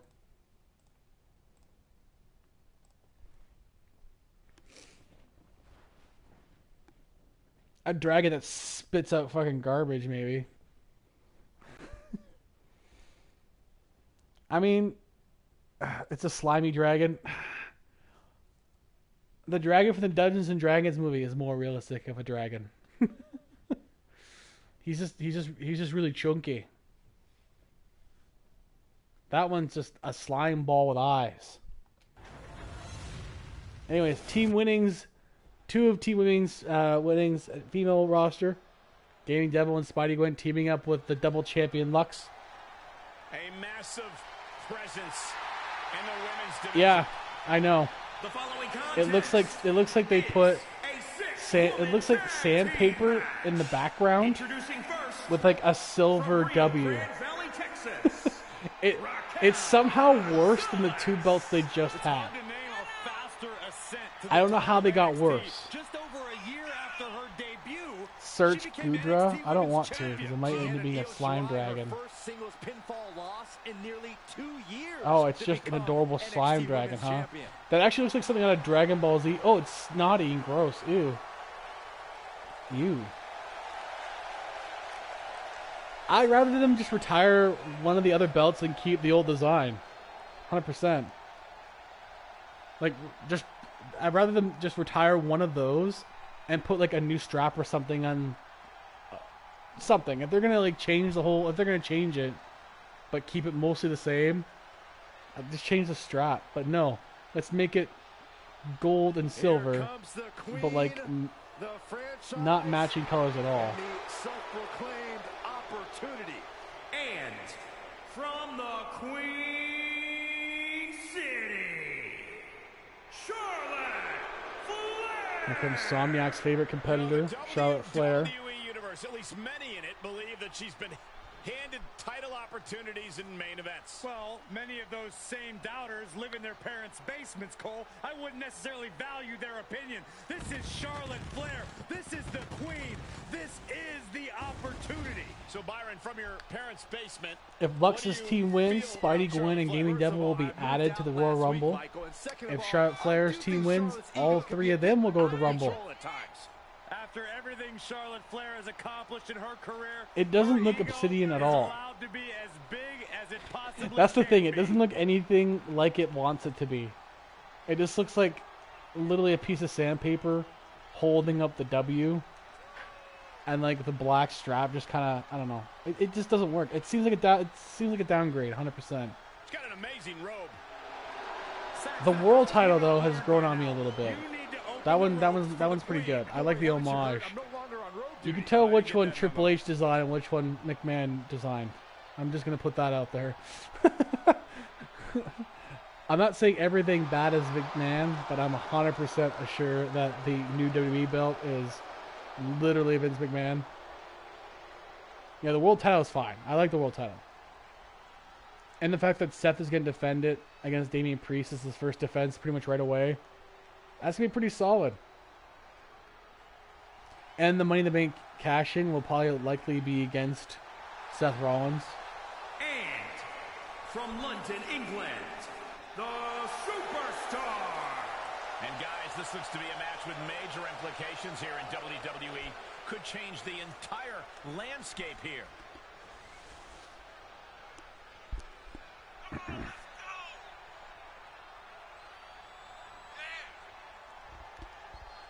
Paige, Raquel, Charlotte, they all want to get in to the Royal Rumble. They have to win this match to get there. Either 2 people were going in or 3 people were going in here.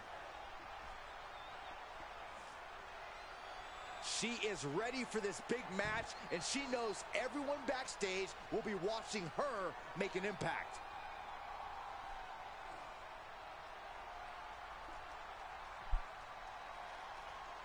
They are ready for battle.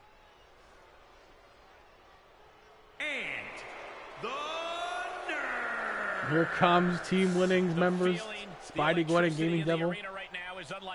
Gaming Devil been on a bit of a roll, looking for her first world title. It's gonna be good.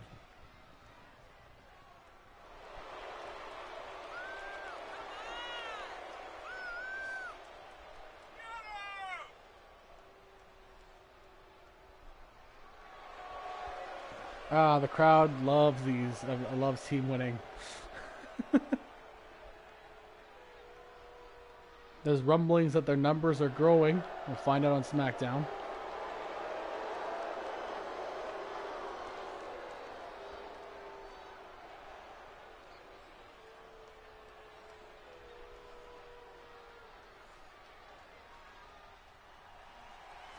And here comes the double champ Lux, bringing out a TBS title. Wellington, New Zealand, the All-Star Extreme Wrestling Women's Television Champion, Luscious Lex Lord.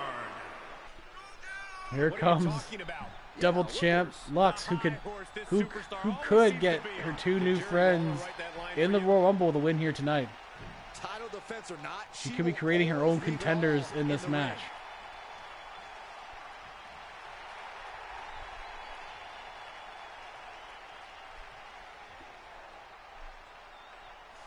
As Lux is the international champion. Starting off as Gwen versus Raquel. Talk about the distinct size differences. The smallest person against the biggest person. To be a real spectacle. Yeah, just look at the determined look. Gwen, look at that. Look at that head scissors by Gwen, though, immediately. Excitement watching these teams battle And then it out. tagging in Devil. Typical Team Winning. Playing little mind games along the way. Gaming Devil. Going after Raquel. Pinpointing the leg. Ooh. Working over the legs. Those long legs of Raquel. Devil. Ripcord lariat by Devil. Now working over the lower back, too. The strikes.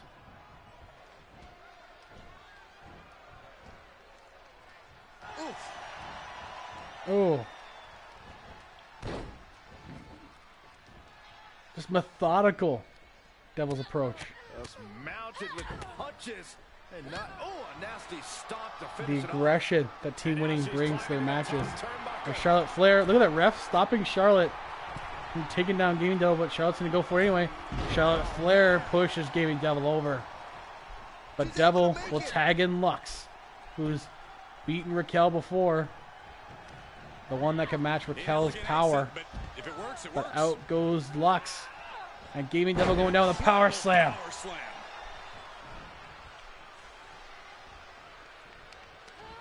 But Gaming Devil's not the legal woman in this.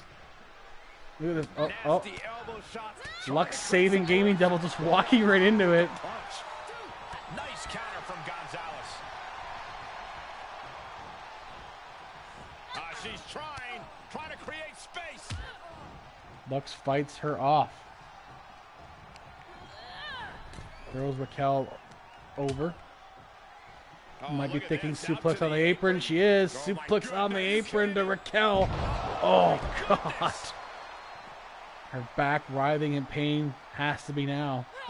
That's the hardest part of the ring. Raquel enziguri on Lux. The history these two have had in the last few weeks continues to mount. That submission hold by Raquel, trying to take Lux out of this match. But the champion pulls her off. A double count out means we have to figure out a new way to get contenders in the Royal Rumble. So Let's go. it end up being a 6-1 Battle Royal next week after that. Oh. Continues, and there's Raquel power slamming. It's a recipe for disaster. You have Here to comes have Charlotte individual Flair now strengths to versus compensate Lux. for individual weaknesses if you want to win. The Ice Queen in there. Suplex on Lux. Gets it. Charlotte going to the top. Oh, driving that knee. The shoulder and face of Lux. Kick out by Lux. But Charlotte working her over, trying to be smart with this. Lux rolling out of the way. Oh, that nice elbow by Lux, the flying elbow. Double underhook. Gets Charlotte over. Tagging in Gwen. Now it's Gwen versus Charlotte. Gwen has been wanting to get another shot at Charlotte, especially for Somniac's sake. Gwen. Oh, but the Queen changes it. But Gwen continues to fight her off. Countering again is Charlotte. But dodging is Gwen. It's back and forth right now. So much latex. Well, yeah. Of course. Which, on Charlotte's body or Gwen's body? Are you complaining, Sam? He loves Charlotte. That's why he's saying that. Here comes Paige now. Both wrists captured. Oh, that knee on Gwen. Paige's viciousness will probably match much of Team Winning. Yes, there's too much. What do you want me to do about it, Sam? I didn't give them the latex. Oh, look at that. Unique offense by Paige. Gwen's in trouble, has to get out of here. And tagging one of her partners.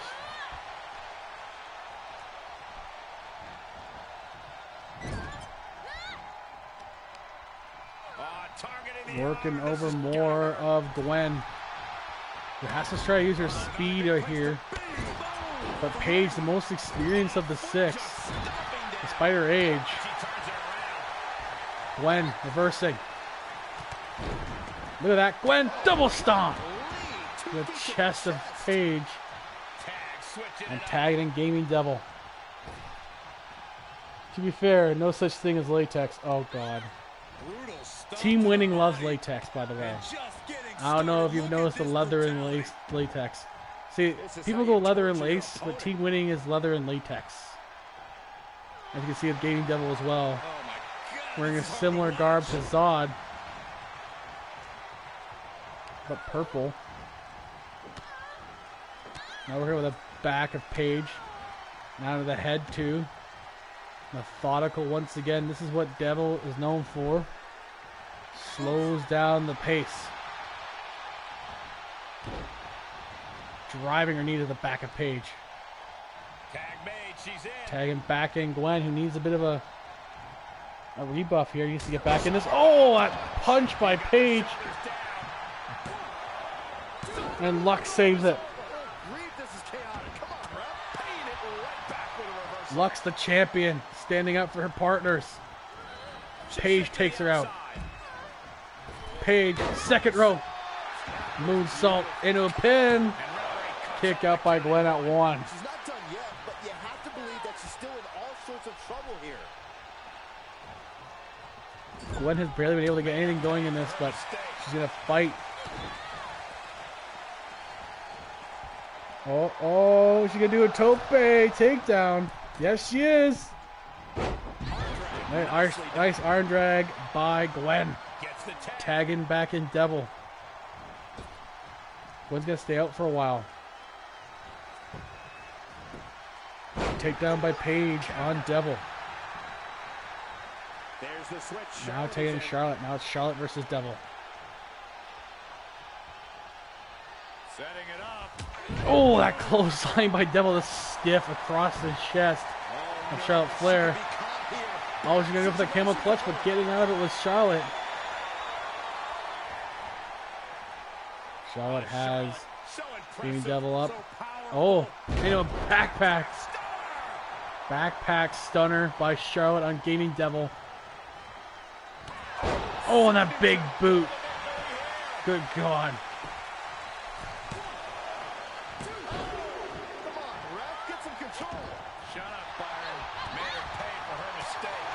Ah, yes. Of course, Lux. Of course. Leaves too much to the imagination. Yes, of course.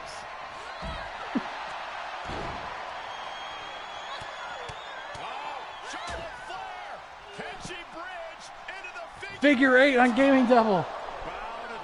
Can Devil get out of the figure 8? Oh, and she does. She grabs the ankle. She survives the figure 8. Not many people have. Charlotte reversing again. There's Gwen dodging the shot by Charlotte, getting out of the ring before Charlotte can get after her. Here's a tag. And in comes Paige. Able to get there in time. I guess not. Game kind of glitched on that tag. Looking for the back suplex. Oh my God. What are we gonna see? Paige. Their team is desperate to get in this Royal Rumble match. Incredibly difficult to walk. Able to sidestep it. That knee lift by Devil.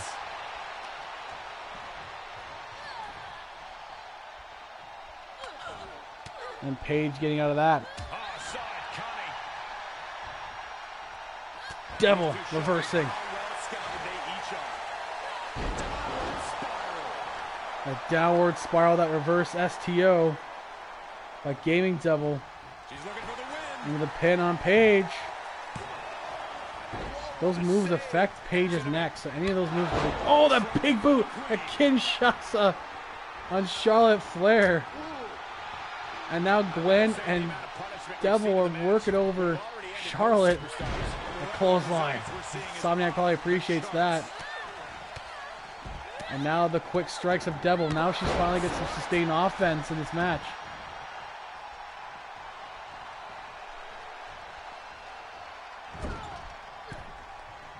Her and Lux tag in. Well, they got planned for this double team. Big back body drop. And now Lux is the legal person. Lux with that standing triangle. Devil stopping Raquel. Oh, softening her neck up for that Tongan death grip, guaranteed. All she's got to do is get that death grip in for a little bit, and Paige is done for. Oh no. Oh, looks like she's going to go for it. She's got to be careful with Raquel watching too. Raquel saves the match. But she has to get out. Devil distracting Paige. But Paige fighting her off. Paige fighting the ball. Oh, the kick by Devil, the back of the head of Paige. That neck history is coming to play again. Gwen is back in.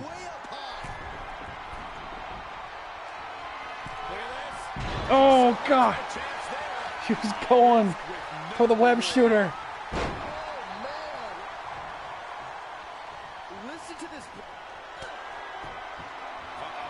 Paige. Oh, God, that drive-by. This one's over.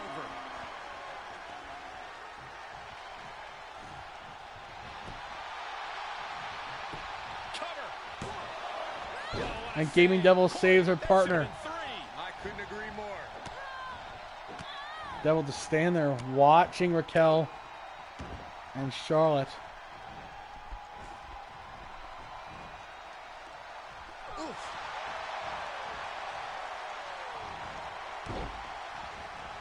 Gwen is in a bit of a trouble here. Now here comes Charlotte Flair, who's had everyone's number in this match. Oh, but Gwen with a quick shot. Drop kick by Gwen. She's got a little bit of fight left in her after all. Here comes the champion Lux, who's never really faced Charlotte one-on-one yet. Charlotte has her up. Backpack stunner. Going for that figure eight. She got the figure four in. Has to bridge for the figure eight. And she does. Here it is. Locked in. But Gwen breaks it up. How close was that? Shoulders down. Could she finally put this away? The pin. Kick up by Lux. The champion's still in this. This is unreal. Missing the boot. Lux saw it coming. Pick the leg. But Charlotte picks the leg to weaken Lux up more. And here comes Raquel, who's got a bone to pick against Lux still. Raquel going for the gory special. Oh my God, that submission. The champion has to try to survive. And she does. Raquel just lets it go. She doesn't even care. Weakening the champion was the game there.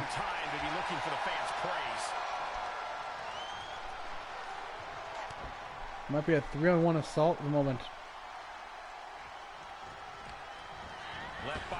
Lux still into the corner. Oh, but Lux reversing. Lux fighting back. Oh, the Tongan death grip. The Tongan death grip. And Paige saves Raquel, but barely. That leg lariat. No one's ever gotten out of it otherwise. That Tongan death grip would have been literally the near death of Raquel. And she definitely didn't get out of it last time.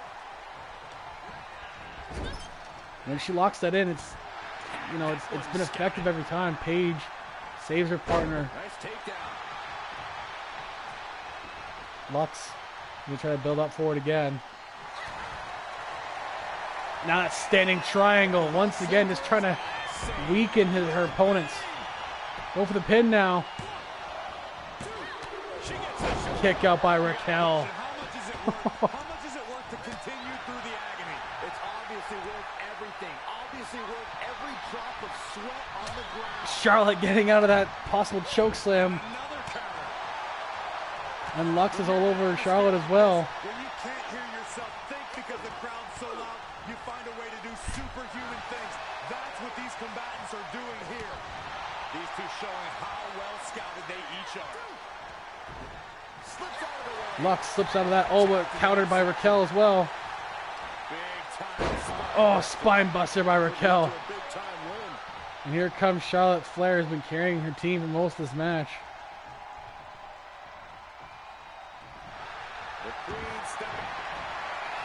Going for the figure four once again.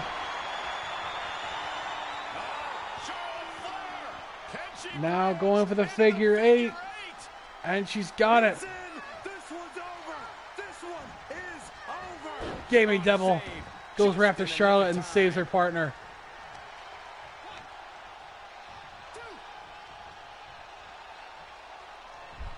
She covers for the pin. Covering Lux now. Once again, Gaming Devil's in there. Let's keep fighting. Charlotte going right after Gaming Devil. Devil thrown out. The hard way. Serious damage to the arm being inflicted here. Oh, taking out Gwen too. Charlotte with a knee on Gwen. But this is giving the champion enough time to recover. That's how you wear down your opponent. Might take her head. Is Lux gonna be able to get? Lux is stirring. She's up. I thought Lux was done for sure. Now she's ready to go. Going right after Charlotte Flair. A possible 3-on-1 on Charlotte now. Oh my God! That offense really hitting her hard. I don't want to talk out of school, but it might be a good idea to start thinking about closing this one out. Stepping away.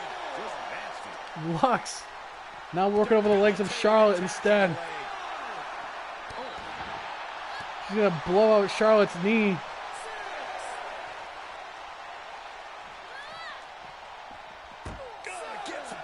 And Charlotte gets thrown into the invisible barricade.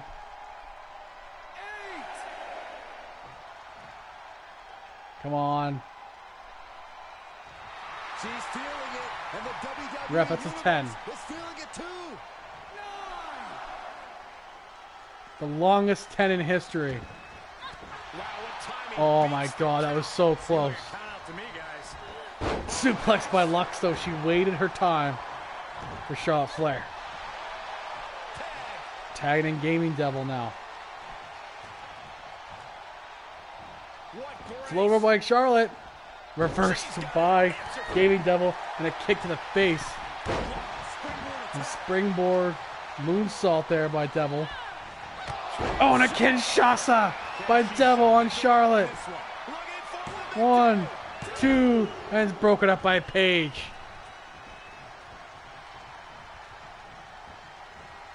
She is just desperately trying to fight out of it.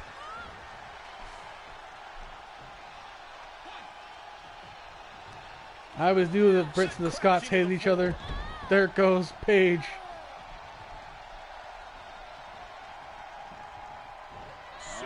Suplex on by Charlotte on Gaming Devil.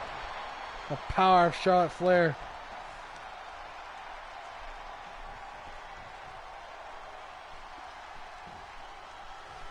Shoulders down. You have a great imagination. Of course you do. Oh my God, Devil! Devil almost stole it with a surprise roll-up. And Devil now has Not where you want to be right now. Raquel Just carried too, like a rag doll. tying her up on the ropes. Dodging Charlotte Flair. Devil is on fire right now. Charlotte rolling out of it. And Charlotte's gonna ruin it. Oh, with that backslider. Producing a trampoline. Now tagging You're her tagging in Paige. Oh, impressive counter. Devil. The warrior that she is. Big clothesline on Paige. Tagged in. Tagging in Gwen.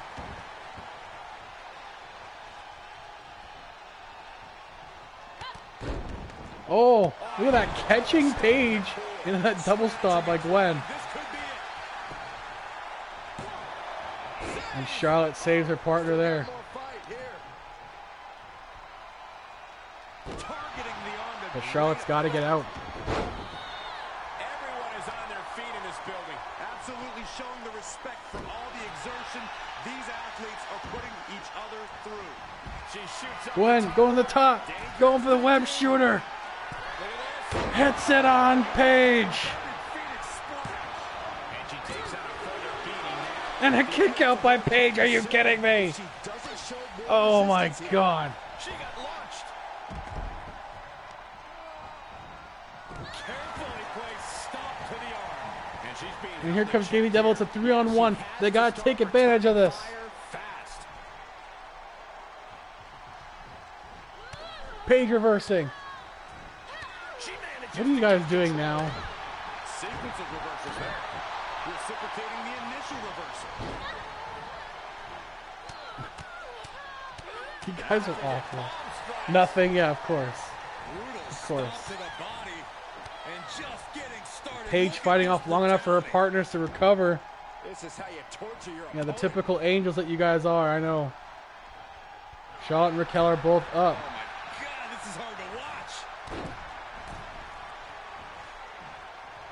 Look at that. Spidey Gwen distracting Paige at clothesline. And Devil's right there ready to go. And Gwen is blocking the whole thing there. Now the quick strikes of Gaming Devil.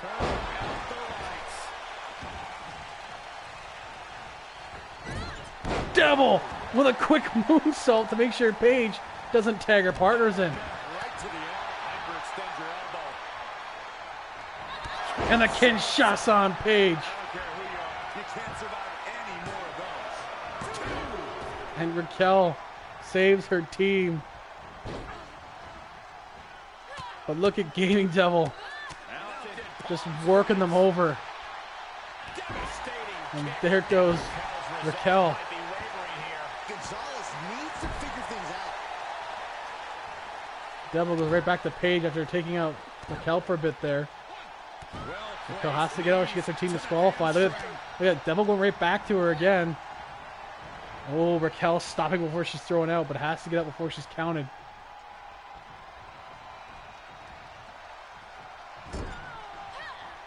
Nowhere to go, being victimized. No, it's part of her charm, Sam, okay? She's English. Leave the English woman alone, okay? Don't make fun of her. Devil would be the same color, to be honest. If Devil wasn't wearing all that latex, they'd be the same color. Oh, Raichu in the chat. For her, but she still has a chance to finish the job. She's able to get the tag. By the skin of her teeth. Well, yeah, aren't the English vampires? Aren't the English bloodsuckers? Come on. She had it scouted. This is really bad. Sorry, guys. Big right hand connects. Incoming. The drive-by on Gwen. Makes a cover. And Gaming Devil saves the match for a bit longer. But rolling elbow.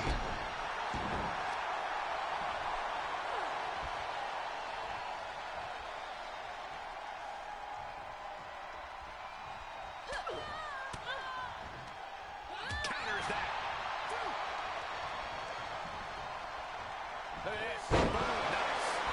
Explorer's suplex.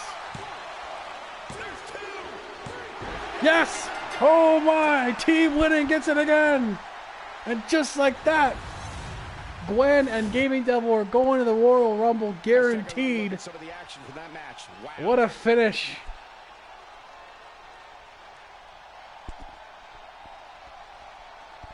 And once again, Lux is on a roll. She'll get credited for that W. But Gwen, with her tenaciousness, Here are your winners. Karen did the assignment. Street credit for an amazing victory Oh, you tonight. checking out the Yeti crew song? That's inappropriate. Makes the winner's purse all that much sweeter. Gaming Devil and Gwen are going to the Royal Rumble. One of them could potentially win and face Lux at WrestleMania.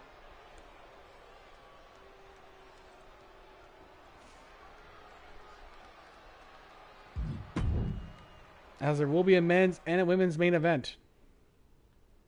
We now have Santos Escobar, the new Cruiserweight champion, against the Spanish sensation, A-Kid. And I'll be right back, guys.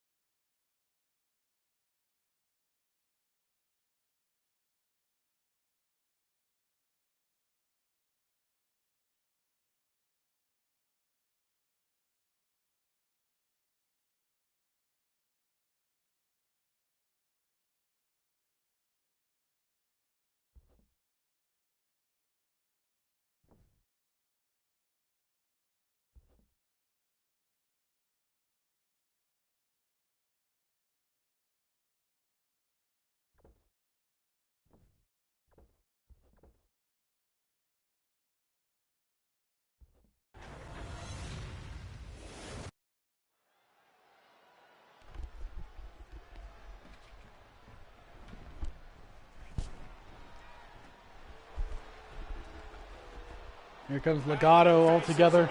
Lucha Libre. My title. Yeah. All over Lux doesn't NXT. want anyone taking her title. I challenge anyone to find a more gifted, talented, ruthless trio. The following contest is scheduled for one fall. Making his way to the ring, representing Legado del Fantasma from Mexico City, Mexico. Weighing in at 200 pounds, the Cruiserweight Champion, Santos Escobar. This trio already renowned as three of the best high flyers in all Santos of NXT. Escobar of Legado. A true dangerous group. Is now a Three men who will three-time win Cruiserweight at any champion. and all cost. After winning that epic ladder match. We'll most likely have to defend it against Somniac Such after the discipline, Royal Rumble. A bright future for this team. Unless and all of A-Kid its gets a win here, members. then he meant to defend it next week Without against a A-Kid. doubt. We're looking for new contenders for the Cruiserweight Championship.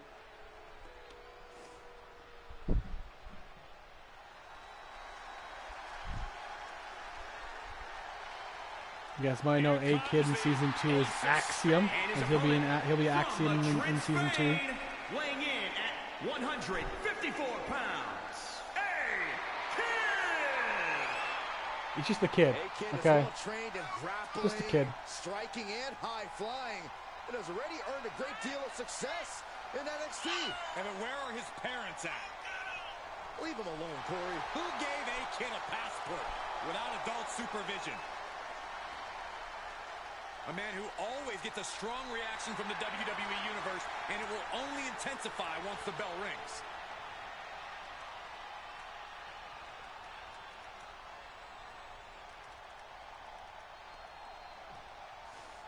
Gotta make sure I have all the ECW matches in my It's files hard to here. not be impressed with the athletic prowess of A-Kid, isn't it?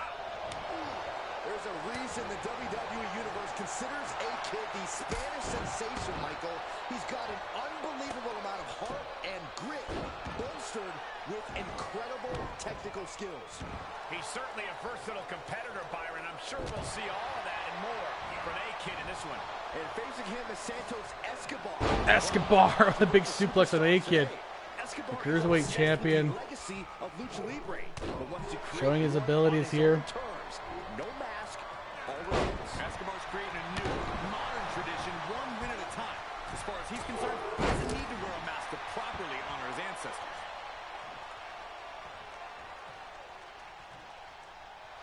And look at this now, yes, applying the submission hold. Oh no, this is not. It wasn't fancy, but they're free. It's been all Escobar pretty much in this match. A-Kid's barely got anything going. Escobar to the top. Kid is a relative newcomer. Escobar. Big splash on A-Kid. Match grinded him down a little. Ooh, treading all over their opponent. Kid gets out of there. Ooh. The Kid fighting back. But no, Escobar. Zapping all momentum away. Is the World Cruiserweight Champion. Countouts legal in this match. Re-enters under the ropes. Climbing to the top rope. Top rope goes Escobar. Sky high. Sky High Frog Splash. Here's a cover. In the pin on A-Kid. He gets the And a shot kick off up, but barely. A-Kid is in a world of hurt, though. Based on his reaction to that. Oh, right to the kidneys. Golly. Getting him into the corner. Up on the turnbuckle now. Big over. The superstar is locked in. The Fujiwara armbar. Is there a point here attack? And he's able to fend off what must have been a grueling submission. There's some power behind that punch. He catches Okay. A-Kid with a Already got ECW put in. And then we'll have to put that in. Escobar continuing to really just punk this A-Kid, but A-Kid's put a good effort here. set him up. Russian leg sweep. Russian leg sweep by A-Kid. Create any new tradition, Both these men competed in that ladder match last week. Dynamic offense he's become so well known for. Oh, shoulder, elbow, all effective with that. But A-Kid especially has not been seen much in singles action. It's the Cruiserweight Classic, so he's looking for this opportunity. That's Santos with that cradle shot. And a kick out by A-Kid. Can you imagine how much escaping that pin must have cost him? That was very close for Escobar. But he can't let up on A-Kid. A-Kid slipping out of the way there. Oh, that slap. Jumping arm breaker there. He's going for it all.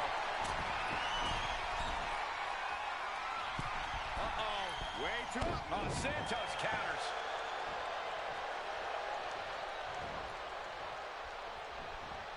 Check this out, guys. Double underhook coming. Byron's gonna love this. Buster. No flash, no ceremony. Just pure skill from Escobar. Does he have him here? A-Kid. Oh, and he kicks out again. This kid is tough. He's super young. He was only like 21. Very, very young talent. But Escobar has had a bit of trouble with him. A-Kid, standing shooting star. A moonsault, sorry, not a shooting star. Oh, look at that. Really standing. These standing maneuvers by A-Kid. Like that corkscrew moonsault by A-Kid. And Escobar now is in trouble. Oh my god. That knee strike now. A-Kid might beat the champion in non-title action. With that boot. And a kick out by Escobar. You are not alone in your shock, Cole. We all thought that was it. All of that work, all these... Hold on. Is he thinking of a submission here? Now a submission on Escobar. Oh god, is Escobar gonna tap out here? No. Fights it off. A-Kid going for another one of those finishers. That one leg moonsault or drop kick right on the nose. And A-Kid beats the champion.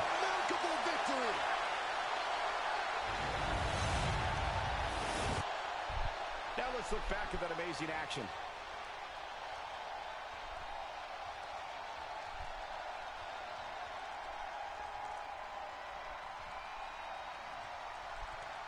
We're penciling that in next week now. World Cruiserweight title. Here is your winner, A-Kid. And tonight, they were simply the better superstar, even if just by a small margin. They are riding high on this. We're building new contenders for Somniac to face when he gets back. And he tries to get his championship back.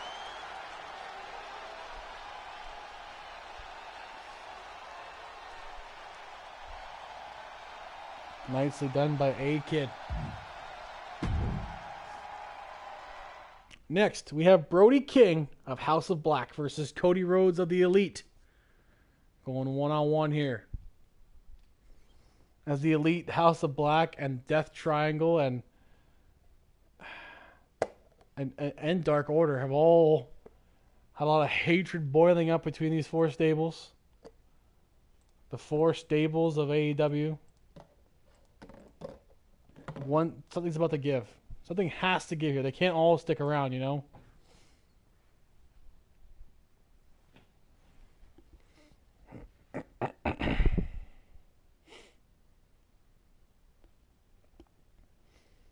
But of course, all House of Black is ready to roll. Darby Allin, Malachi Black, and Sting will escort Brody King.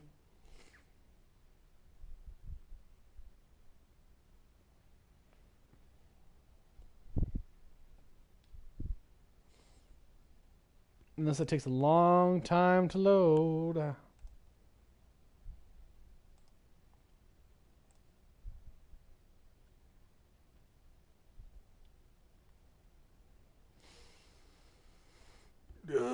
Taking too long to load. I'm gonna fall asleep here, game. Come on.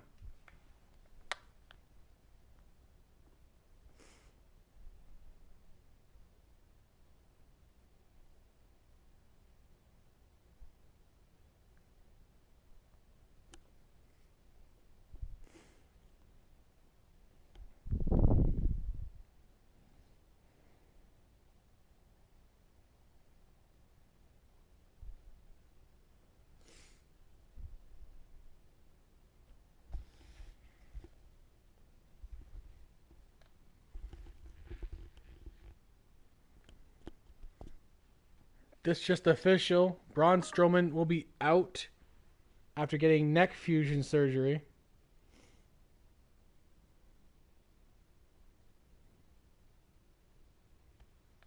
He's had some injury troubles. He had a concussion before that. So, best of luck, Braun Strowman.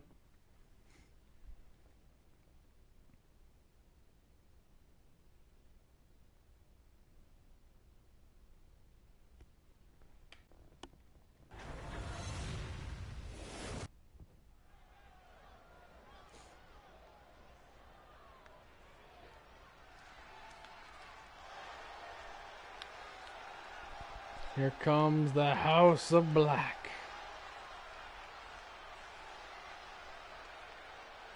The following contest is scheduled for one fall.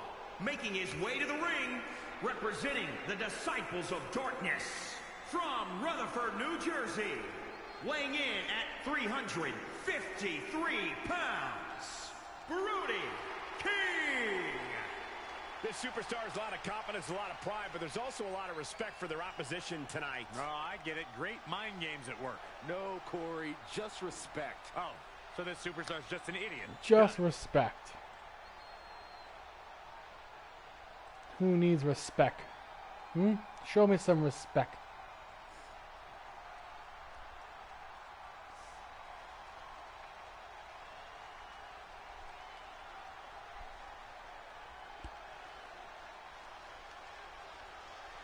This is going to be a pretty formidable opponent for Cody Rhodes, I would say.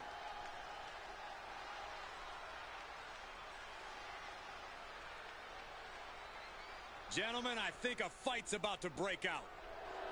And his opponent, accompanied by Kenny Omega, representing the Entourage, from Atlanta, Georgia, weighing in at 230 pounds, Cody Rhodes.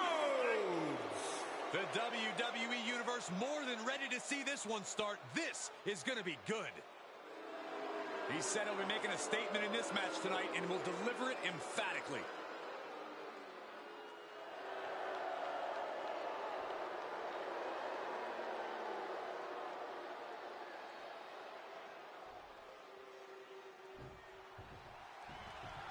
And here we have a superstar with a big chip on his shoulder. He has certainly felt overlooked recently. Well, he has a chance to change that perception in this matchup. Though his opponent will have something to say about that. He himself has garnered a lot of experience and knows in this business you're either stepping up or being stepped on. Oh, stomping away.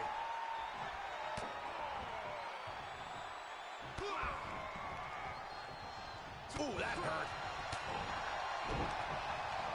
Ooh, and a reversal. Oh, he retaliates. How's that for a counter?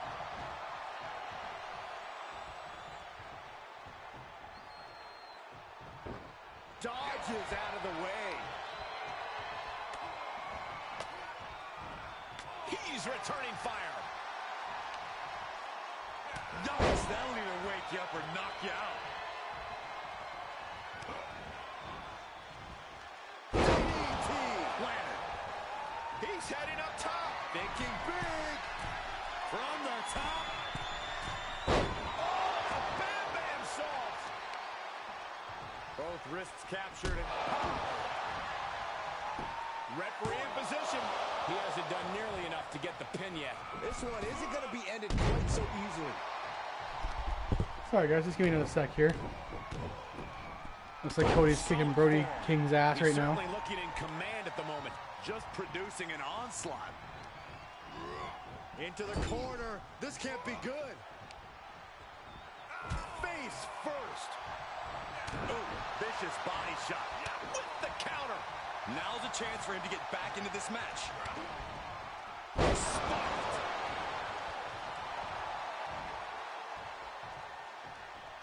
Kick to the gut. No way. No way. This is not going to be pretty. Kudo driver.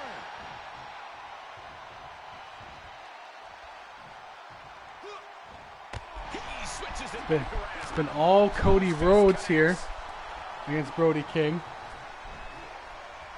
Yeah. So I had to grab something real quick.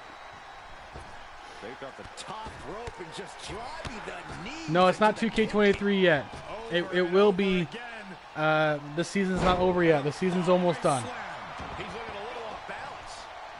Runs the Royal Rumble and then WrestleMania right after that. He misses the target. The boys wanted to finish the season, so we're finishing the season. And he sends him into the corner. But welcome on in, Jin. Jin Shiriki. This match needed a mud hole. Ooh, just relentless. Oh, look at this ruthlessness in the bottom turnbuckle.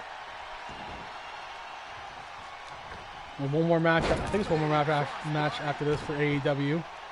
Oh no, two more. We have MJF versus Chef Mike. And Yeti Games defending the TNT Championship against Walter.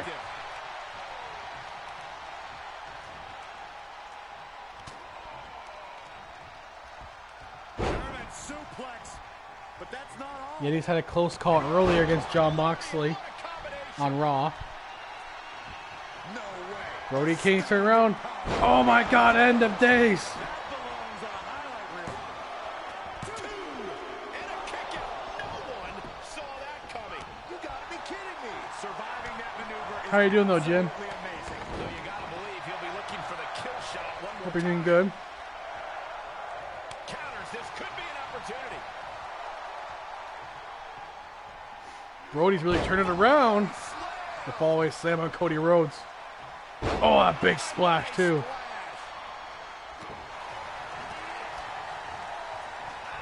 He's got him scouted. Turned that one around. Reversal after reversal. These two are ready for each other.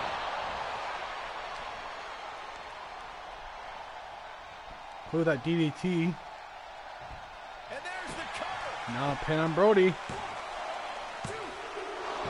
out at two. This is Kick going to out. come down to who wants it more. And I think we just Cody. see. Crossroads. Meet him at the pay window. Crossroads by Cody. The cover. 1, 2, and Brody King still in this. Is he still going? This started as a match. Now it's a test of will. This has been a colossal battle to this point. No superstar is showing signs of backing down. And a power bomb by Brody King. Display, but it might just come down to who Cody with a can take takedown. advantage of a pivotal mistake.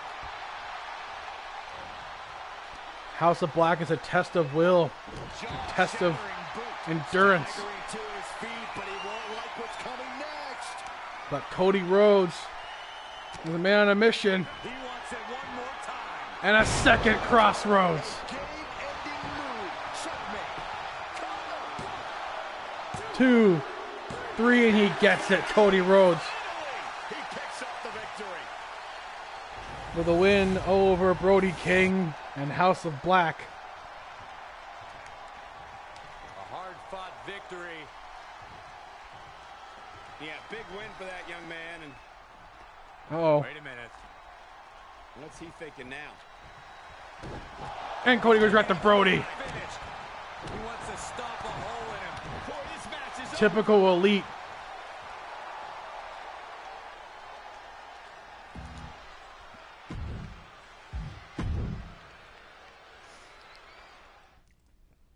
Now have Chef Mike versus MJF. The winner is guaranteed a spot at the Royal Rumble. Chef Mike's career has been a bit downtrodden as of late. MJF hasn't been seen too much. Both these men need this.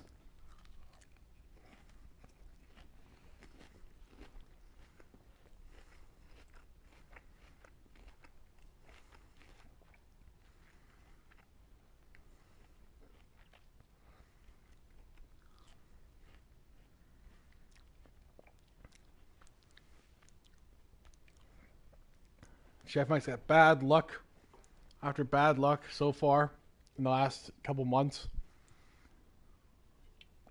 since returning from injury. So he would like to get a win here against MJF, but MJF is definitely no slouch.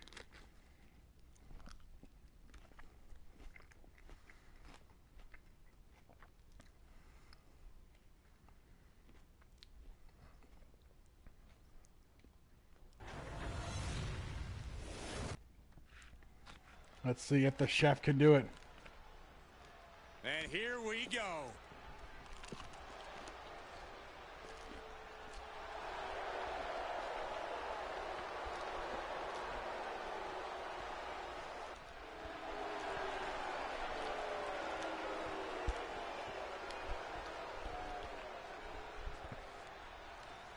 The following contest is scheduled for one fall.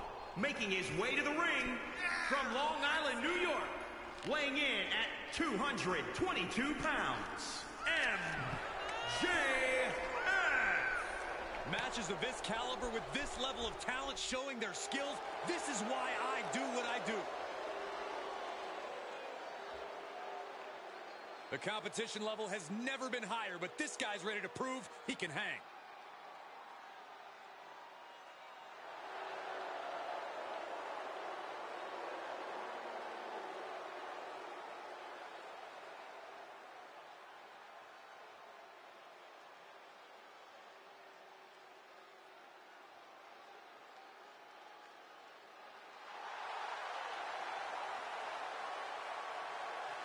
And his opponent from Toronto, Ontario, Canada, weighing in at 231 pounds, the Superstar. Take a look at the talent in competition here. You can see exactly why the WWE Universe is so amped up for this one. This is a guy who always seeks out the highest level of competition, and I think he'll get it tonight.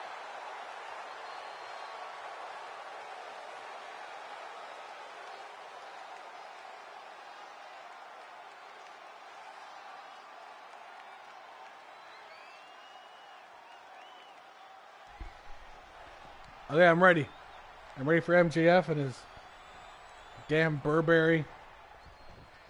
Looking into the eyes of this competitor tonight, you know he understands the significance of this match. This Take is down by an MJF. opportunity to make big headway on the roster. But he'll be facing off against someone who is trying to shut down all the naysayers. Someone ready to claim a spot at the top of our business. Armbreaker.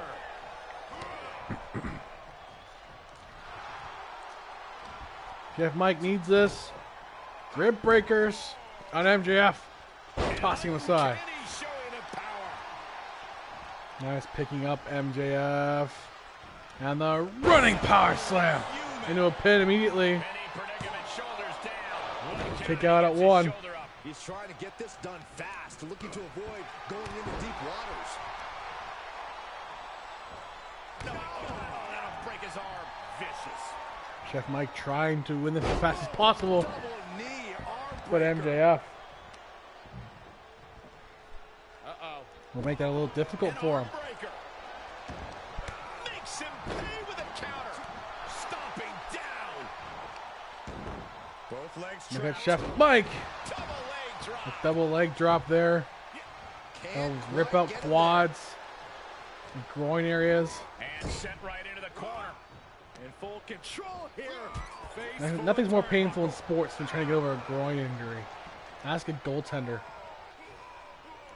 Chef Mike's arm is now in trouble. MJF has that arm breaker, the salt of the earth. What a counter. But Chef Mike fighting him back. Two-handed. Two-handed choke slam.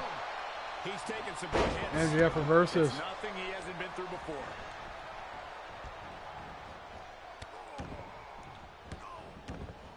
just stomping every single part of his body.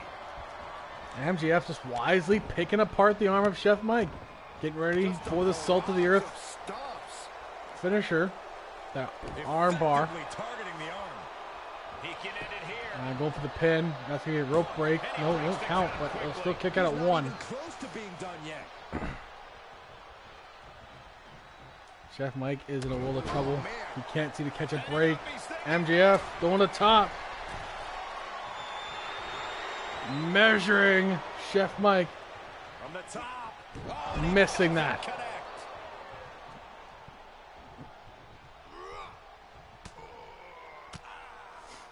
Gets him with the counter. Punch lands. MJF with a pump handle into a driver. Meltzer driver kicks out. At this point in the match, that could have gone either way. Looking for the arm, looking for the arm. The Salt of the Earth. Tap out. Do it now. Live to fight another day. Chef Mike in trouble. Panic button. And he may have felt his grip slipping. So he That could be releases it for Chef Mike. Still He able to produce some is in a considerable lot of damage, trouble. though. Enabled to counter. So he'll have to come back from. Oh, that power, that Dominator, the Dominator. That's gotta be it. 2. Kick out by MJF. Chef Mike thought he stole it. He's tough, but can he win? He's had a hard time. That pile driver, no. MJF flips out of it. He's turning the tables. Turning Oh. the tables. Nice jawbreaker by Chef Mike. What's this Oh gonna my be? God, wheelbarrow, facebuster. Face first. He had it scouted. He's gonna go for it again, but MJF stops him. Oh my God, There's been plenty of action in this match. what a kick. That is really showing now. Kick out by Chef Mike. Time to hesitate. You can feel the end coming. He'll be thinking once again, Salt of the Earth, Submission. and he's got it again. What a unique submission maneuver here. Look at the pain his opponent's in. How much punishment can he tolerate? Oh my God. He let it go. How did Chef Mike survive that again? Why? He survived 2 Salt of the Earths, and he continues to fight. The toughness of the chef. Even when it looks bleak, he tries. Go for the clothesline without beating up arm. Look at Working this over heel. the leg now. This is how you Of punish your MJF. opponent, and he's enjoying every minute of it. He's getting pushed out into the defensive. All things And considered, MJF gets Cole's out. not bad condition to be in at this point in the match. You've got to wonder how much has been taken out of That these pump superstars handle thus driver. And is there anything left? Carlson driver. There's 2. Oh, And kick out again by Chef Mike. So close, so close. And a 3rd Salt of the Earth. There's no way he gets out of this one. will this He's gonna break Chef Mike's arm. He taps. really had to submit? Chef Mike continues to be on a massive losing streak. Finally comes to an end. Now let's take another look at these guys in action.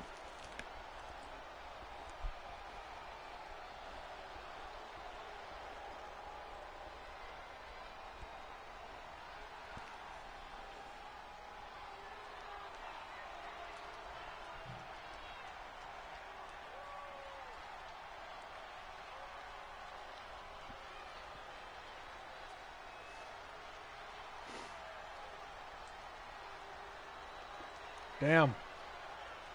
Chef Mike cannot buy a win.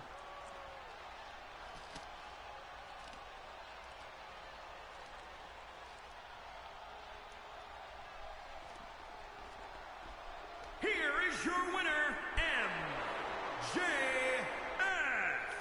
He really wanted this one. MJF going to the Royal Rumble. For him here. No doubt about it. Support for this guy grows by the second in the estimation of the WWE Universe.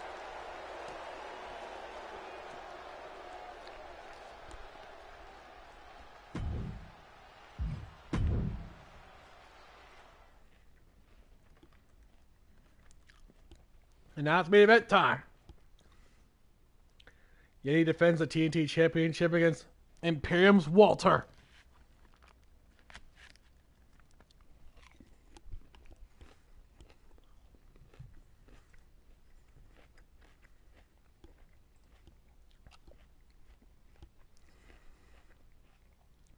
With Slender Man and Baldy escorting him to the ring.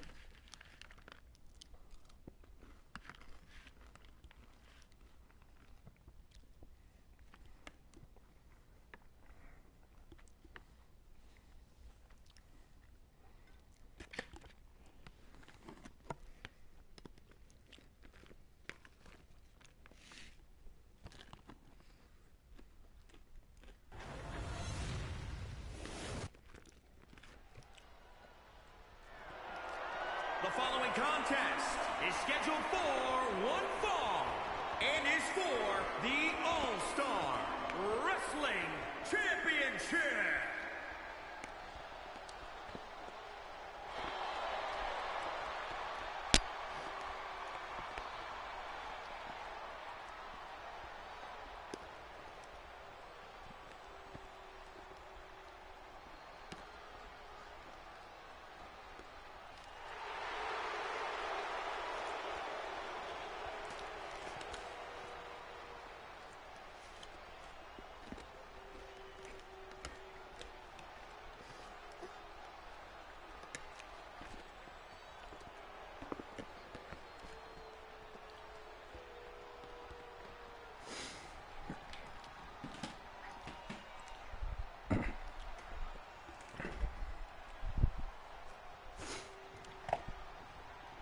Main event time here on AEW Dynamite. For grabs here, and this might be the most highly anticipated title defense in recent memory.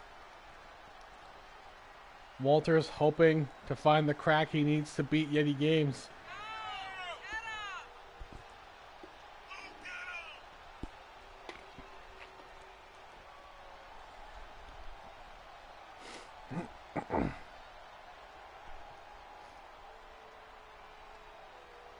The Lean General.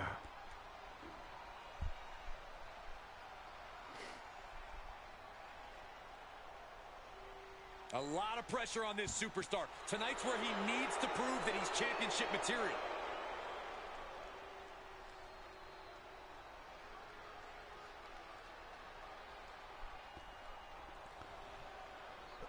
I don't know, Yeti's got a pretty formidable opponent in Walter. He did come close to losing against Jon Moxley. Could have probably lost if it wasn't for that rope break that helped him win.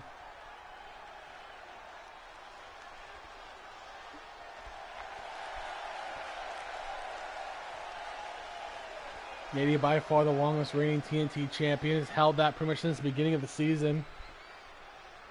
The title that started it all was that TNT championship.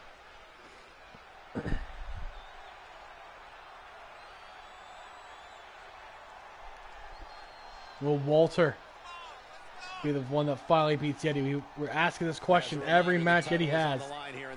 Could be the first one. Going to have an uphill battle, that's for sure.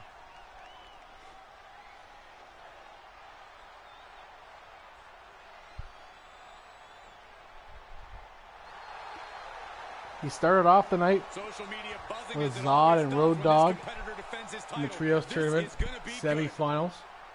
They'll face The Way next week. Jacob Cass, Austin Theory, and Johnny Gargano.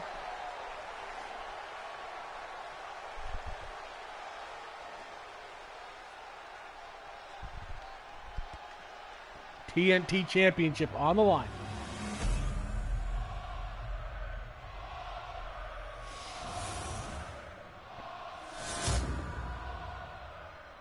Introducing the challenger from Vienna, Austria, weighing in at 297 pounds,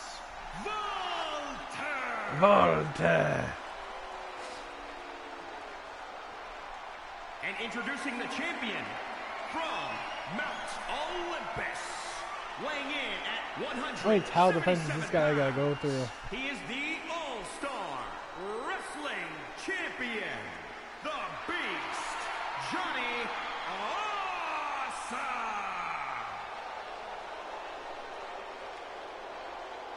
Highly anticipated championship match set to begin. Probably the most successful 1-year wrestling career so far in history of the WWE Yeti Games.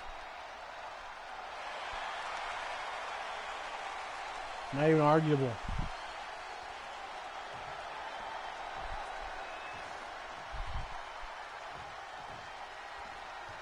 This is 3-time arguably the tag team biggest champion, challenge the 2-time champ has TNT faced champion, yet. 2-time World Champion. Absolutely. We could easily Yeti's resume in just a single we can see season. a champion do whatever it takes to prevent such a thing from happening, gentlemen. Oh. Oh, right to the kidneys. Golly. No, that'll break his arm. Vicious. What a His last singles loss came against Drew Gulak for the TNT Championship. And before that was Chef Mike, both of which have not had the best of luck since. just stomping down. Oh, stop. Well, Walter turned the tides. Yeti reversing him. Yeti going for that neck breaker. Nope. Sorry, that spinning fist. I keep forgetting it's not a neck breaker. It's a spinning fist by Yeti. Going to the top. Dropping that fist on the forehead of Walter. Stirring the pot. Imperium did not like that one. An absolute brute. Walter is a true As they might be throwback. facing Corey, Yeti in the finals. What is it about Walter to make some people consider him one of the most Oh, dominant modern ripcord fist superstars? again. Even without his obvious size and power, Walter is Stirring the still a pot first-class once competitor more. for one Walter reason. this time gets out of the His way. focus. Walter knows how to pick apart his opponent. He focuses his offense to directly target what he sees as a weakness. And a wind up uppercut by Yeti. The challenger eating up some damage. The challenger getting ravaged right now. Aggressive work on that shoulder. Oh boy, ready to strike, guys. What are we gonna see? Time knee for the title. My God. It's just unbelievable. He powers it Kick at up the by last Walter. moment. That one came down to a razor-thin margin. I don't know what else to say right now. This is Yeti with the crossface. This could be it already. Rope break on Walter. Top rope, here we go. Saves the inevitable, I think. Yeti dropping that fist. That was terrible, Byron. Is it enough? The cover. And Yeti Games wins again. Tames.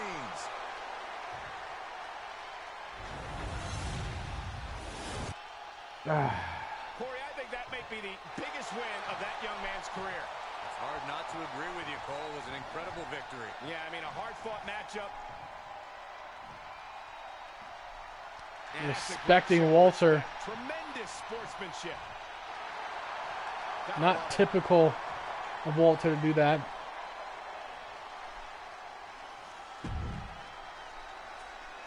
That's it for AEW. I gotta stop putting Yeti in main events because they end really abruptly and quickly. We're now going on to SmackDown at ECW shows. The chaos continues.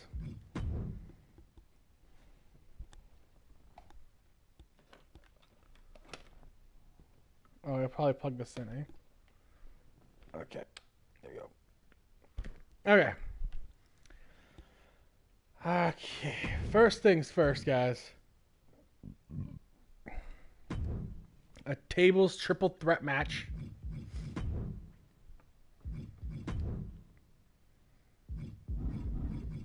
Where the person who goes to the table is eliminated from the match. From contention. The future championship. Which will be the main event tonight. Dominik Mysterio, Jey Uso, and Eddie Guerrero earned their spots here.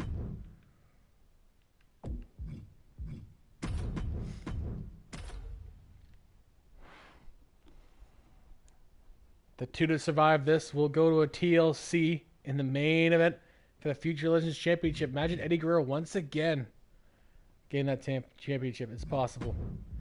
And this just in. Natalya was going to face Ronda Rousey regardless, but now I'm hearing that Ronda Rousey will not only be escorted by Sonya Deville, but also by Yeti and Zot. Should have known. Should have known, guys. Should have known that Yeti will move on from Natalya.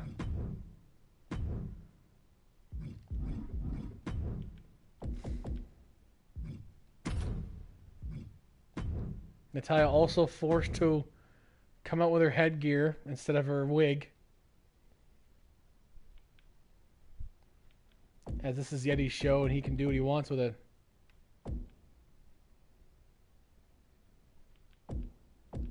Oops, Ronda Rousey.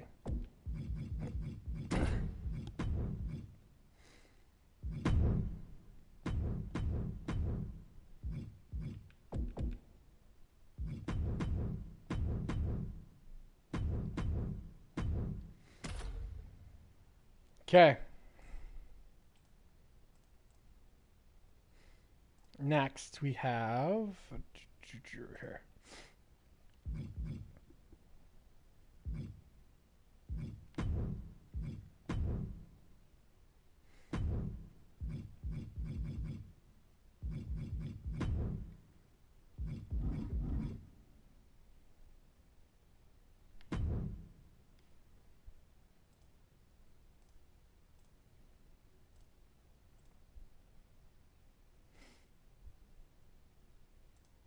Yes. Make sure this is done right.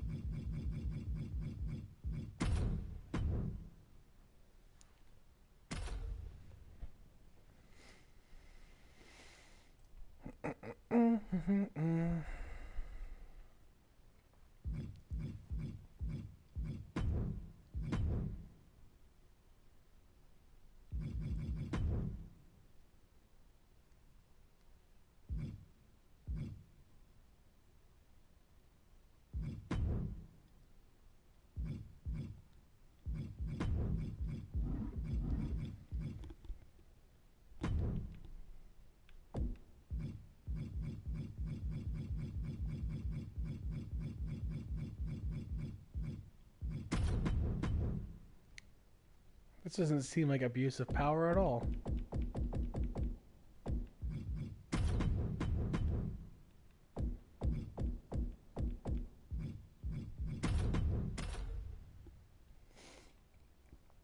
Not in the slightest. Not in the slightest of abuse of power here. Nothing to see here, guys.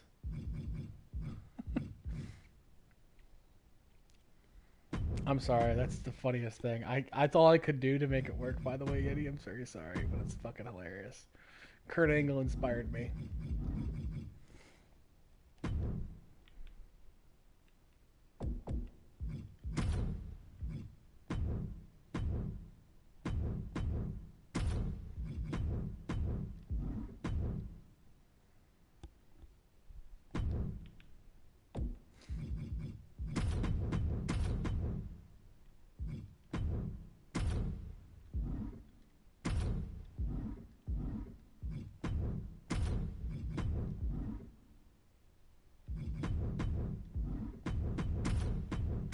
Okay.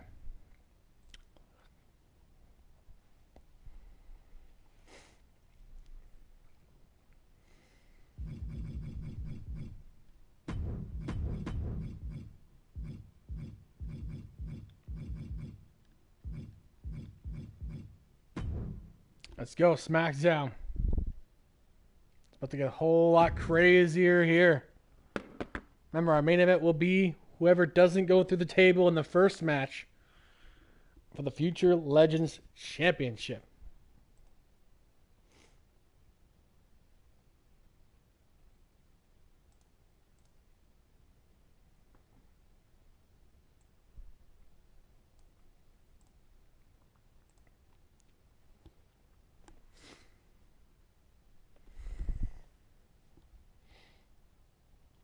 SmackDown has been a very interesting couple months. as Yeti's powers grow. He's kicked out Natalya after last week.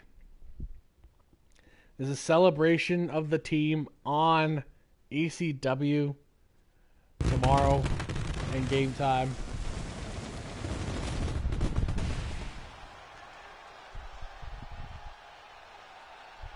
Hello again, everybody, and welcome to SmackDown Live. Michael Cole, Byron Saxton, and, well, the greatest of all time, Corey Graves, on hand, waiting in St. Paul, anticipation Minnesota. for what the SmackDown Live general manager has in store for us tonight.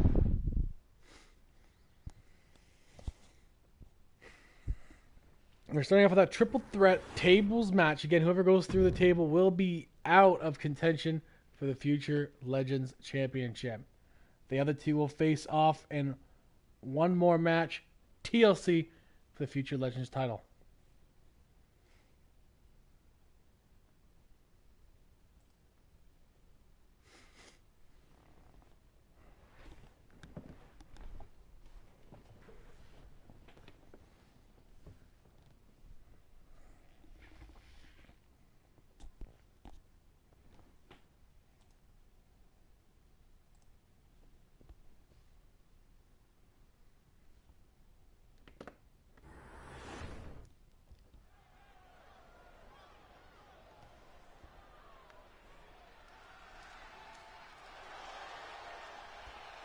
An excellent high flyer, carrying on the Mysterio name.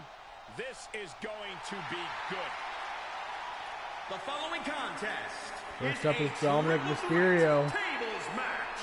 Making his way to the ring. Imagine Dominic Mysterio becoming future Legends champion. He'd be the first actual rookie to hold this championship. Dominic and his dad, Ray, the first ever father and son tag team champions in the history of WWE. Think about this. In his rookie year in WWE, Dominic Mysterio earned victories over the likes of Chad Gable, Robert Roode, even King Corbin.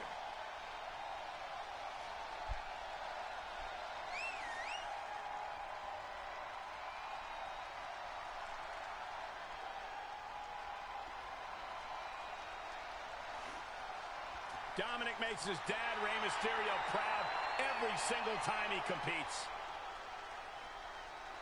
I've got a feeling Dominic Mysterio is facing his daddy, Eddie Guerrero, and Jey Uso, who's trying to win a big one with a bloodline. Imagine Jey Uso holding that championship till WrestleMania weekend and cashing in against his cousin Roman. He's the current Universal Champion.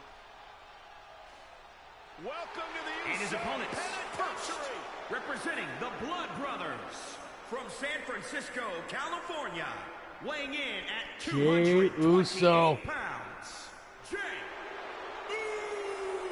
Uso. Main event Jey is hoping to become main event Jey officially tonight. All he's got to do is not go through a table, and he moves on to the main event. It could end quickly. This is the kind of match that could end quickly or go on a while depending when the table comes into play. But we'll see what happens. I'm curious to see how this plays out. Latino Heat. Stacy Keibler, it's been announced that Stacy Keibler is being punished for her transgressions against Yeti for going against his back, going against his commands. She has to go on a 2-on-1 handicap match against Melina and Liv Morgan as her punishment tonight. Good luck, Stacy Keibler, in that handicap match. One of the all-time greats. Just the abuse of power that Yeti is showing by booking that in the first place is incredible. Just astounding to me.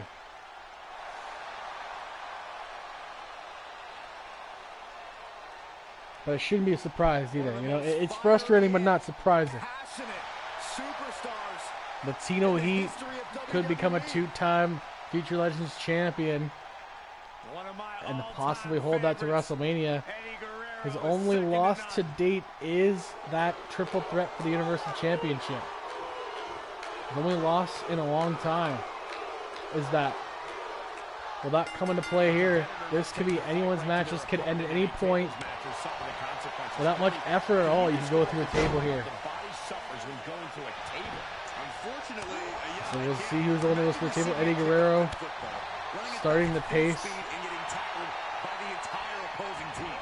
You don't want to be the one going through the table. You want to dictate the match.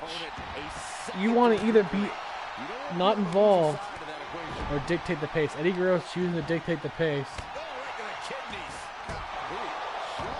Taking on both Jay and Dominic on his own here.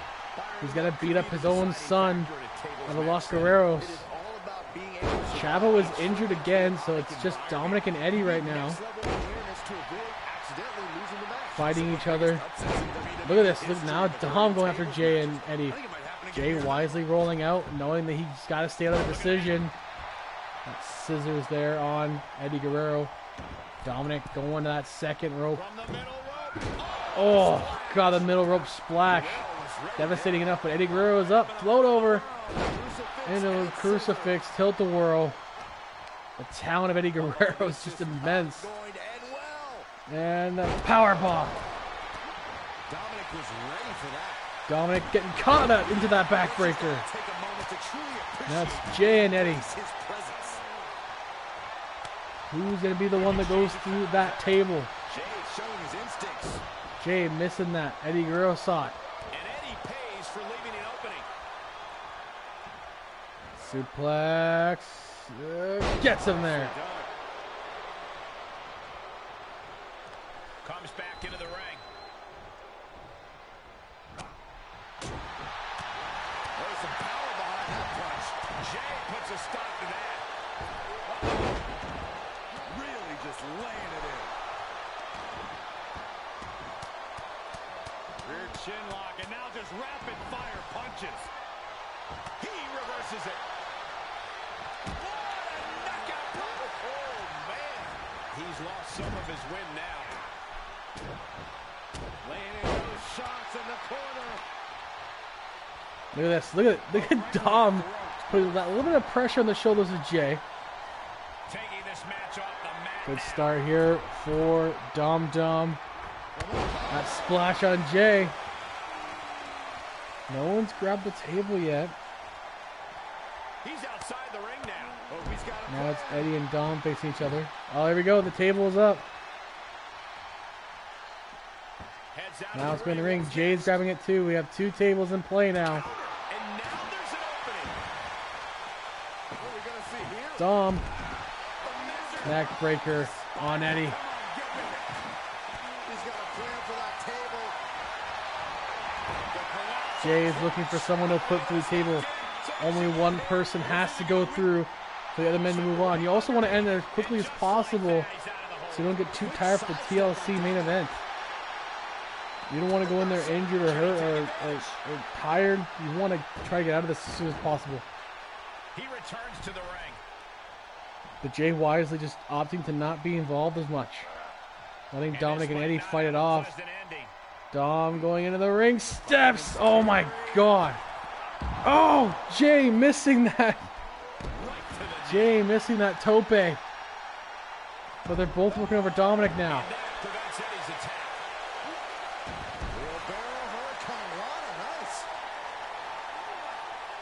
Throwing in Jey Uso.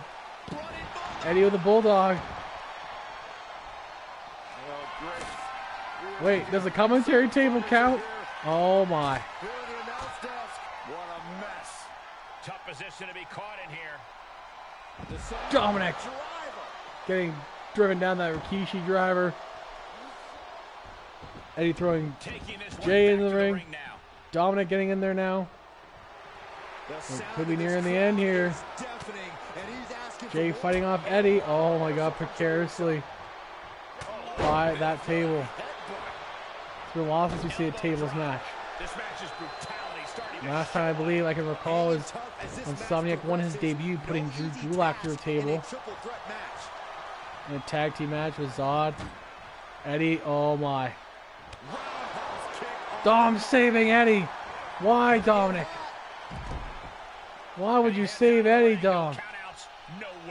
saves his dad, Eddie Guerrero. Point of the elbow finds the mark. Jay showing his instincts. He's taking this to the DDT on Dominic.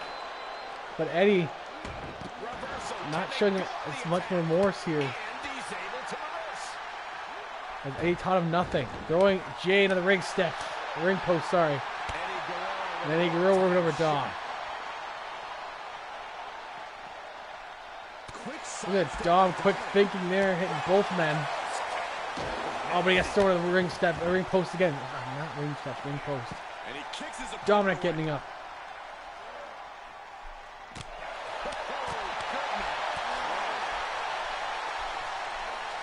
Gotta find a way to get out of this. Oh, this is going to be ugly, guys. Oh my God. Look out. Oh, barricade. into the bear kick goes Jay. Who is going through these tables? He catches Dominic with a counter.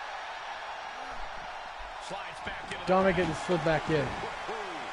double stomp. Well placed kick. Moves outside. What's the plan here? Uh-oh. Oh, Way up there. Eddie getting planted with a flapjack. That'll fillet your chest.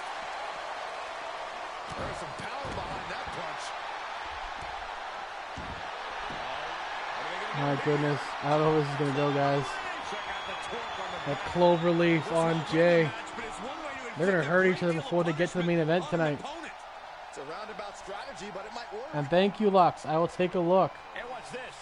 Letting him free? Oh, Wanted him, but maybe cheerleader emote. Colliding with a barricade. All right. You know what, Lux? I'll have to save that one. Face I'll have to save that one. I will. And it is all heart that's keeping That Eddie works for the Guerrero wrestling in streams, this match especially. to this point.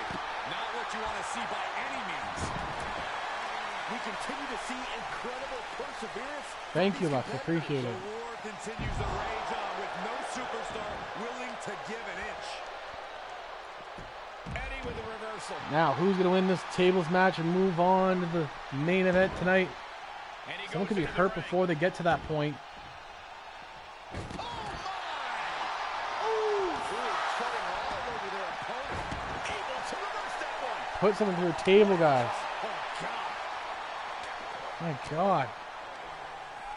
Shifts it back onto him. They're all trying to be very careful at the same time. They got to be careful not to get hurt before we get to that TLC.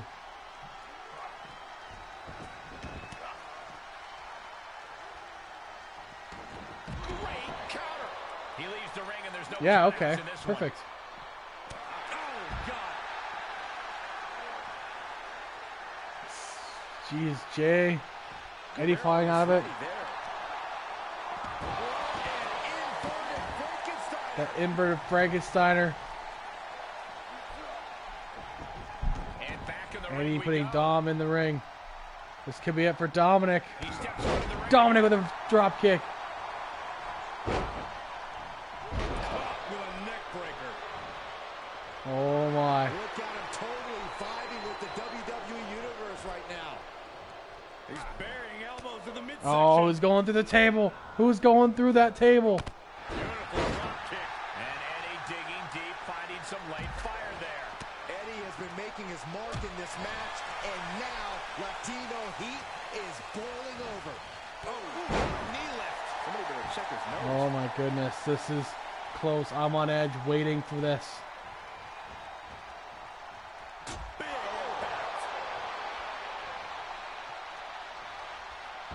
Oh my God. Fadeaway slam. Guerrero has flight in mind. Guerrero going for the frog splash. Hits it. Did Eddie get enough of it? He's getting a huge boost. Oh no. Here we go. It's going to be Dominic and Eddie. It's going to be Dominic and Eddie. Table, and this one's over. Dominic and Eddie will face off in the main event at TLC. Here is your winner, Eddie Guerrero. What a tremendous win in this Guerrero tables and match, Dom one of the move best on. table matches Jay is I've ever out. seen. We knew these three would put on a show, but I do not think anyone predicted just how intense this match would be. It's father and son. And it's the one currently celebrating his win.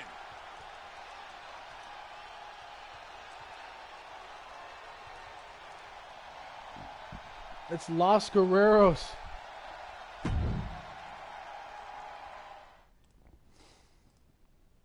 And we're going to change that right now. We have our main event now set for the Future Legends Championship.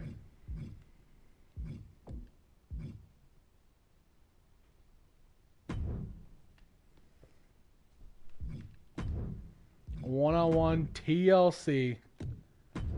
Eddie Guerrero facing his son Dom.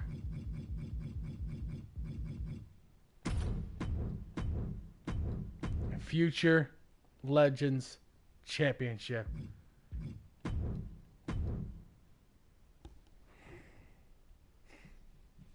Will Eddie Guerrero once again become champion? But now we have Natalya, who has to go out there with her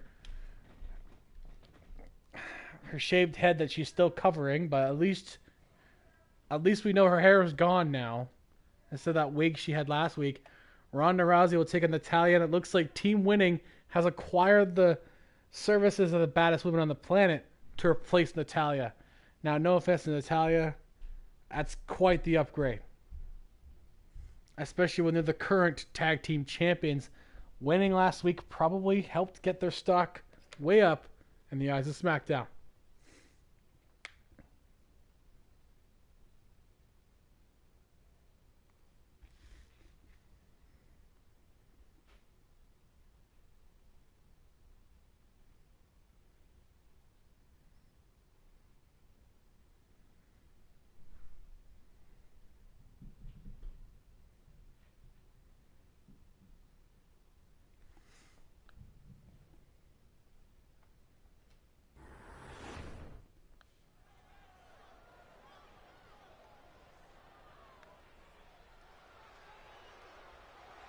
And here comes Natalya.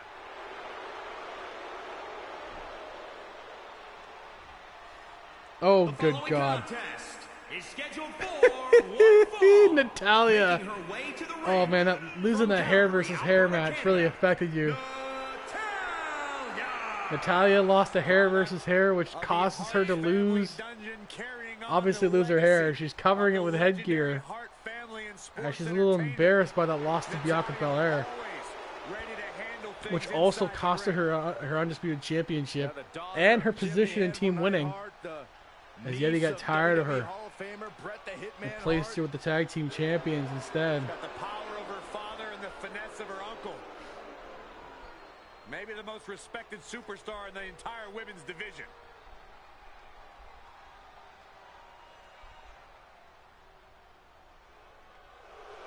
And representing the Bad Girls from Venice Beach, California, one half of the Women's Tag Team Champions, Ronda Rousey, who attacked Natalya, costing her rematch against Bianca and kicking her out. This is the kind of Team Winning. WWE Universe has been dreaming. And of course this is all part of a plan. Of course this is about Team Winning once again getting gold on their team. And now they have a 4th Tag Team Championship in their ranks. Now they have the women's tag team titles on their side. But Natalya could get a win against Ronda Rousey here. And get a little bit of revenge against her former team, but it's Ronda Rousey, man. I don't know.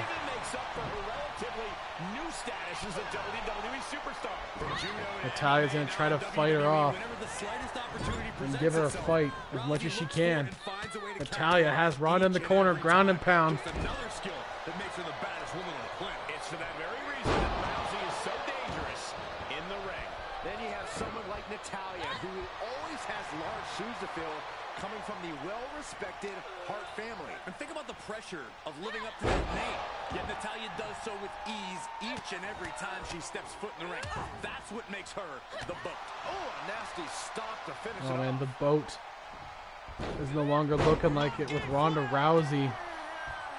Corey, Ronda Rousey has been so Natalya dominant in reversing, WWE. trying to Even when fight it we think off she as long found as a she week this can. summer, she finds a way to overcome. This is a tough Any way to tough circumvent that. call. What You know, strategy works? A good old-fashioned pummeling. Rousey can't tap you out if she's being beaten to a pulp, so just keep doing that and don't stop until the bell rings. The fact that Zod and Eddie are in her corner should not be that surprising. Oh, that half and half backdrop suplex. Right across the shoulders. Natalya putting Ronda in the corner, whipping her off. Stomping. Ouch. Trying to do everything.